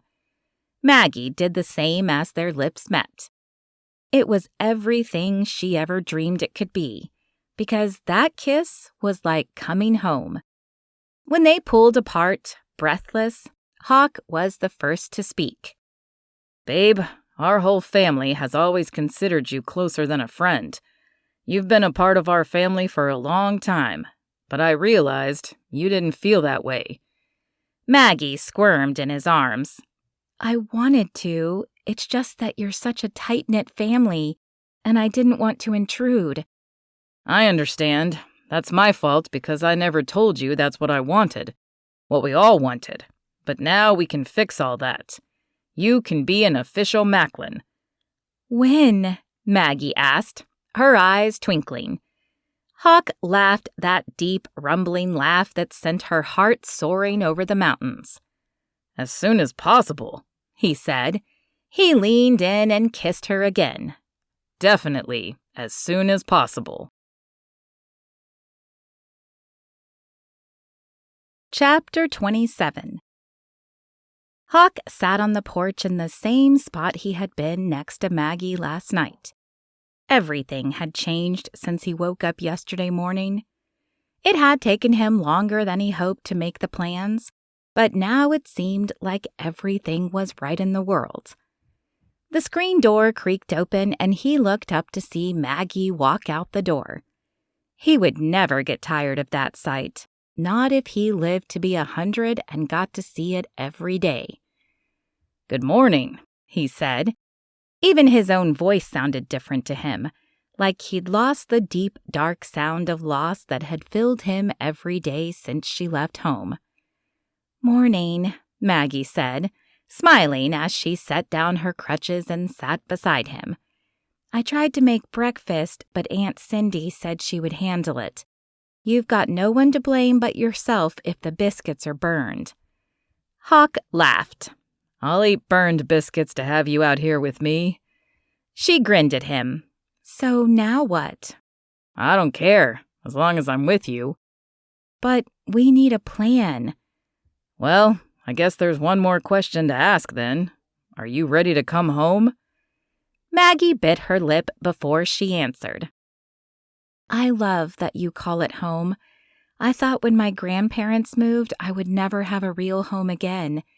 Even though it wasn't the warm and fuzzy place I thought I would grow up, it was still the familiar place that I knew. Now you have another home and a new family, but I have to warn you, my mom and all the sisters-in-law are going to keep you busy with wedding plans and bridal showers and trying to turn my bachelor pad into a real house." Maggie laughed. "I'll take it if it means I get to be with you. Besides, I've never had sisters. It sounds kind of fun." "Oh, it's fun, all right. At least they seem to think it is. I don't understand half of what they say, but maybe now you can translate for me." "I'll do my best." Maggie furrowed her eyebrows. "Do you think your mom will let me keep helping in the kitchen?" Hawk gave her a funny look with a crooked grin. "She has never said no to help before, except for when you literally couldn't walk because you had a broken leg." Maggie playfully swatted at him. "I know, but I've really enjoyed cooking here for the family. I've even used some of your mom's recipes. I never knew I could love being in the kitchen so much." "You worked at a diner for 6 years. That might have affected the way you feel about a kitchen." "That's true. I always thought of it as work, just to make money and get by. Now I see it as a service of love to feed the people I care about." "Well then, there's no way Mom will stop you from that, and I'll be happy to let you cook for me and our own little family forever." Maggie turned and looked out over the land in front of them. She was quiet for several moments before she whispered, "Do you want to have children?" Hawk reached for her hand and took it. He gently ran his thumb over hers as he spoke. "Yes, I would like to. You said that once you would never be a mom. Why was that?" For a moment, his insides turned, wondering if there was more to her painful past she still had to tell him. What if she couldn't have children now? She sniffed and brushed at her eyes. "I never thought I would. It was too painful to even think about. Even if I got married, I was sure I would choose not to. It's been hard to imagine going through a pregnancy again, because the first one was so full of guilt and fear." "But it wouldn't be the same as that, and you'll never do it alone." She gave him a weak smile as she looked at him and squeezed his hand. "I know." She took a deep breath and blew it out as if she was gathering all her courage. "I guess I felt like I didn't deserve another chance at being a mom." "Oh, Maggie." Hawk took her in his arms and tucked her head against his chest. "That's not true." "I know that now," she said, her voice muffled. "Me and God have done a lot of talking since I've been out here." She sat up and met Hawk's gaze. "He's done a lot of work on me. I know he has forgiven me. I guess I just hadn't said that out loud." "Now that you have, you can give it to him and let it go." Maggie nodded. "It's always been hard to see other women pregnant and happy because I didn't feel happy. Then it's terrible to see women who want to be pregnant, like Sierra, and who are having difficulties. I feel terribly guilty that I got pregnant when I didn't mean to, and these women are so heartbroken that they can't have a baby." "Oh!" Hawk almost shouted. "I guess you don't know since I was too busy with my own news to tell you. Sierra is pregnant." "What?" Maggie shouted. She made a fist and hit his arm. "How could you not tell me that?" "I just did." "Before now. You've been here for 12 hours and you just now remembered?" He shrugged. "I had other things to talk about. Anyway, Sierra is pregnant and everyone is thrilled." "I'm thrilled. I've been praying for her every day." "I think everyone at home has been praying for you every day." Maggie's face flushed pink. "I'm so grateful. I've needed it." "So what do you say we get ready to pack up and head home?" She nodded. "I would like that, but I've also been helping out around here, so I need to talk to my aunt about when she will be okay with me going." Hawk's expression softened. "Maggie, I'm sure you've been so helpful. and I know that gives you a feeling of purpose. I can also see by your aunt's face that she knows you're leaving, and she's happy for you. We can visit Colorado anytime you want." "You're right. Colorado is a nice place to visit, but my home is in Texas, on the ranch, with you." Epilogue. Garrett Macklin was never getting married, but he was beyond happy to be a groomsman for Hawk. If anybody deserved happiness, it was Hawk and Maggie. Besides, the fact that this wedding should have happened years ago, it was perfect for them. "Come on, Hawk, it's time. The rest of you bozos need to line up," Garrett called out to his brothers. They were goofing off in the children's room of the church where they got dressed for the ceremony. How many more weddings would they get ready for in this room? Titus and Lawson were still single, but after today, half of his brothers would be married. Not him, though. He was married to the horses and the ranch. God made him to tend to the animals and the land, and he was perfectly happy with that. No need for a wife to nag him because he spent too much time working. Not that his mom did that. She understood what it meant to be the wife of a cowboy. And he guessed his brothers had gotten lucky, but there wasn't a girl he knew who would fall for him and move out to live with the cows. He turned his focus to Hawk as the brothers made their way down the hallway. "You ready for this, man?" He patted his brother on the back. "Absolutely. I've been ready for this my whole life." Garrett chuckled. "I guess so. Then let's go get you hitched." Choosing a best man was a running joke every time one of the brothers got engaged. Garrett had won the honor this time and got a front row seat to the whole show. Maybe it was because he was the one who finally told Hawk to just go ask Maggie to marry him. The other brothers made their way to the back of the church to escort parents, grandparents, and bridesmaids, while Garrett and Hawk followed the pastor to the front of the church. Once they were in their spots, the music began. Garrett watched as each of his brothers filed in. Sawyer, Jensen, and Colton walked down the aisle with their wives on their arms. Sawyer carried their youngest baby girl, who was 6 months old.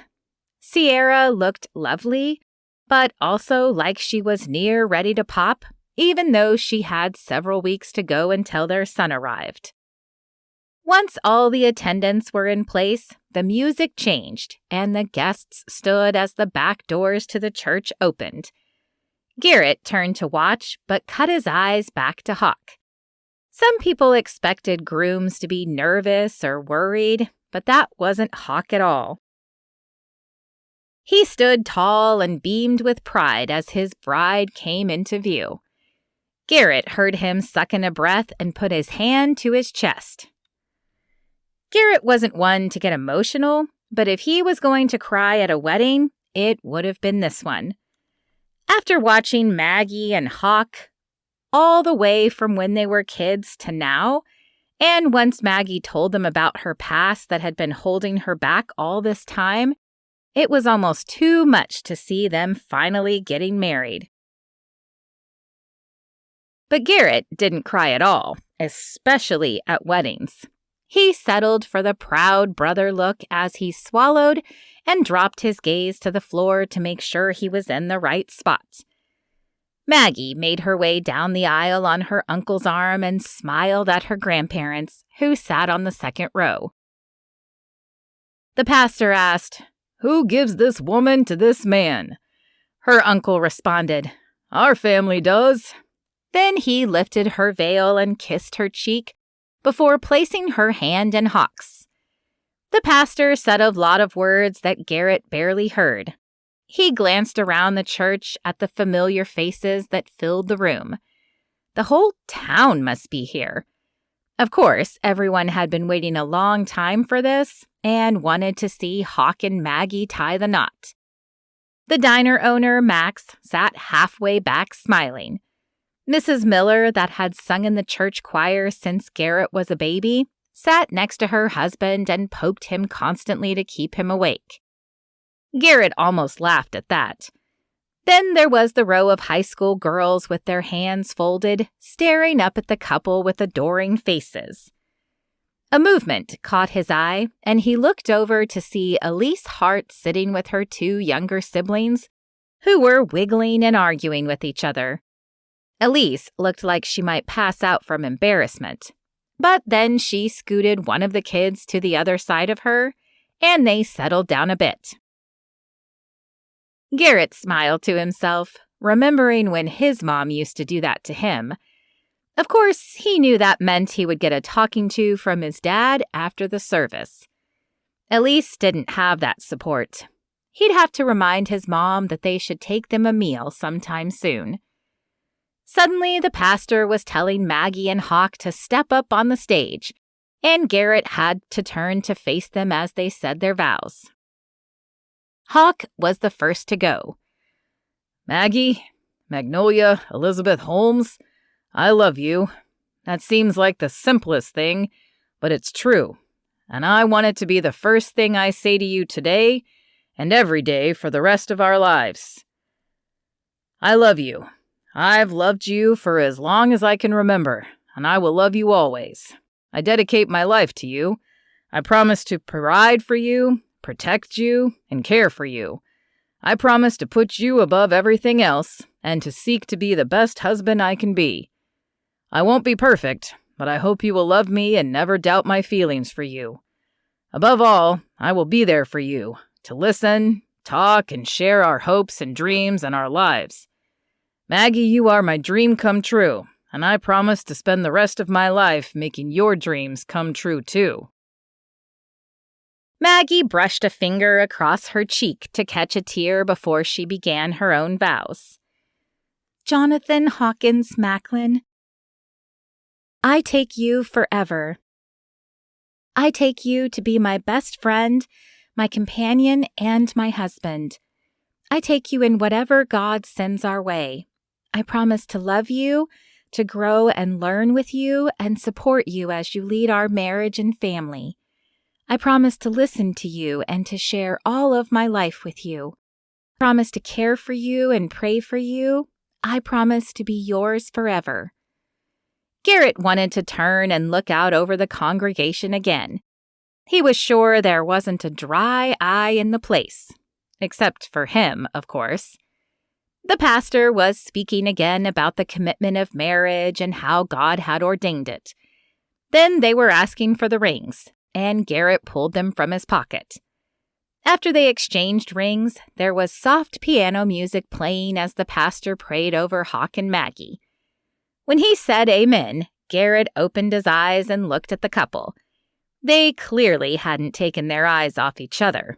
The pastor said, "You may kiss your bride." Hawk looked tenderly at Maggie as he reached for her and put both hands on either side of her face. He pressed his lips to hers, sealing the promises they had made to each other. "Now it's my pleasure to introduce to you Mr. and Mrs. Hawkins Macklin." Cheers rang out around the room, and Garrett joined in by putting 2 fingers to his lips and whistling loudly. Hawk and Maggie beamed with smiles bigger than anyone in the room. As they walked back down the aisle, they would head off to a celebration of their new life together and to the dream that only God could have made come true. Ready for more Cowboys from Whispering Oaks Ranch? Don't miss Garrett and Elise's story in Love for the Cowboy, now available for pre-order. Epilogue. Garrett Macklin was never getting married, but he was beyond happy to be a groomsman for Hawk. If anybody deserved happiness, it was Hawk and Maggie. Besides, the fact that this wedding should have happened years ago, it was perfect for them. "Come on, Hawk, it's time. The rest of you bozos need to line up," Garrett called out to his brothers. They were goofing off in the children's room of the church where they got dressed for the ceremony. How many more weddings would they get ready for in this room? Titus and Lawson were still single, but after today, half of his brothers would be married. Not him, though. He was married to the horses and the ranch. God made him to tend to the animals and the land, and he was perfectly happy with that. No need for a wife to nag him because he spent too much time working. Not that his mom did that. She understood what it meant to be the wife of a cowboy. And he guessed his brothers had gotten lucky, but there wasn't a girl he knew who would fall for him and move out to live with the cows. He turned his focus to Hawk as the brothers made their way down the hallway. "You ready for this, man?" He patted his brother on the back. "Absolutely. I've been ready for this my whole life." Garrett chuckled. "I guess so. Then let's go get you hitched." Choosing a best man was a running joke every time one of the brothers got engaged. Garrett had won the honor this time and got a front row seat to the whole show. Maybe it was because he was the one who finally told Hawk to just go ask Maggie to marry him. The other brothers made their way to the back of the church to escort parents, grandparents, and bridesmaids, while Garrett and Hawk followed the pastor to the front of the church. Once they were in their spots, the music began. Garrett watched as each of his brothers filed in. Sawyer, Jensen, and Colton walked down the aisle with their wives on their arms. Sawyer carried their youngest baby girl, who was 6 months old.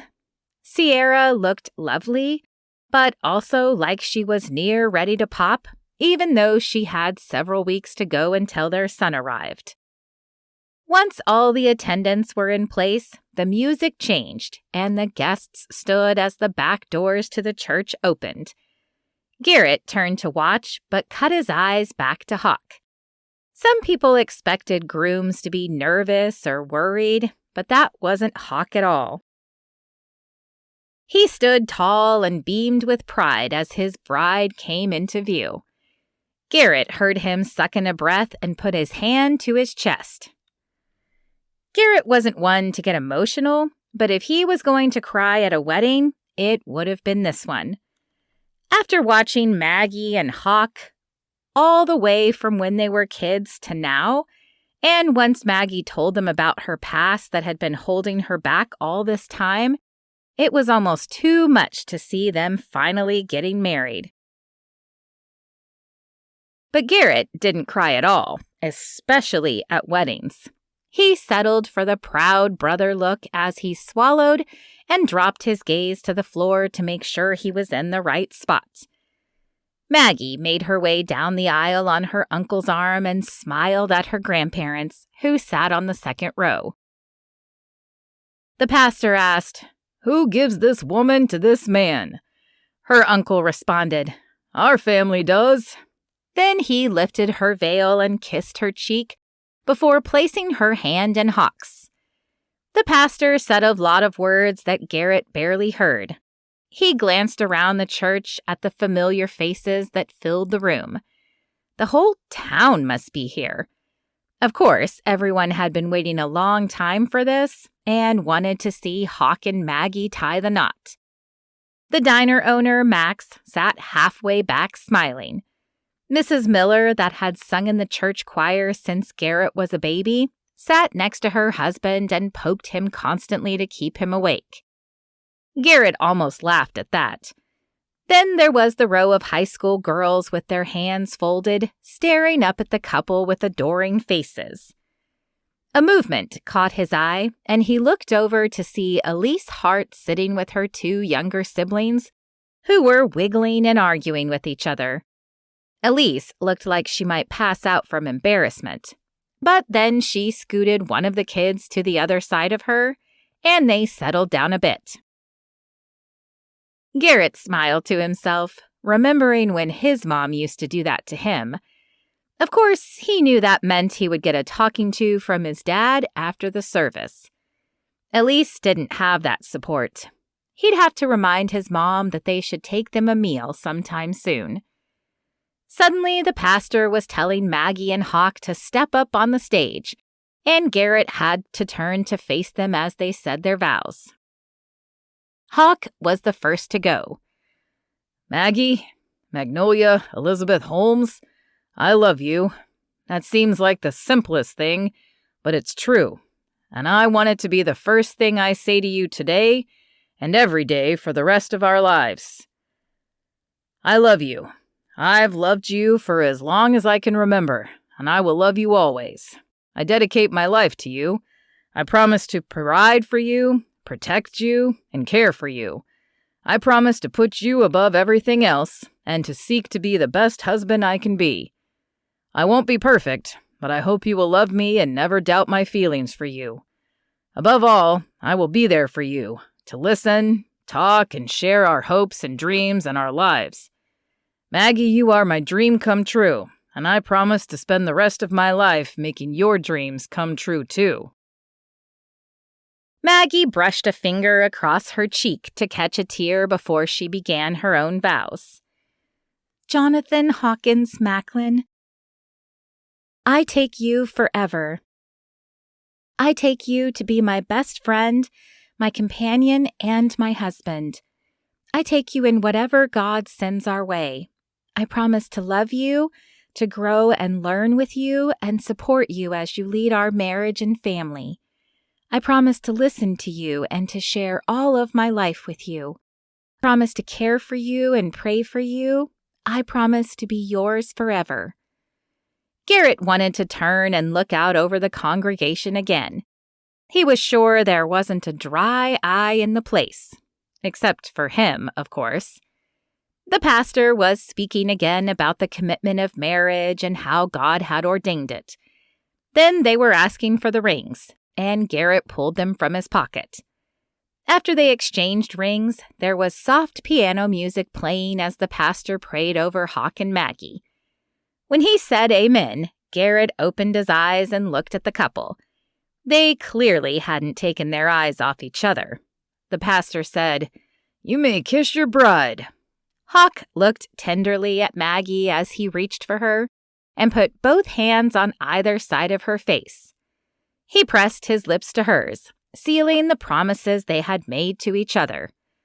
"Now it's my pleasure to introduce to you Mr. and Mrs. Hawkins Macklin." Cheers rang out around the room, and Garrett joined in by putting 2 fingers to his lips and whistling loudly. Hawk and Maggie beamed with smiles bigger than anyone in the room. As they walked back down the aisle, they would head off to a celebration of their new life together and to the dream that only God could have made come true. Ready for more Cowboys from Whispering Oaks Ranch? Don't miss Garrett and Elise's story in Love for the Cowboy, now available for pre-order. Thank you for listening. To get Lydia Macklin's recipe for chicken pot pie with homemade biscuits, visit hannahjoabbott.com/recipes. This has been Dream for the Cowboy, a Christian marriage-packed romance novel, Whispering Oaks Ranch Book 4, written by Hannah Jo Abbott, copyright 2022. Narrated by Lorena Hoops, audio copyright 2024.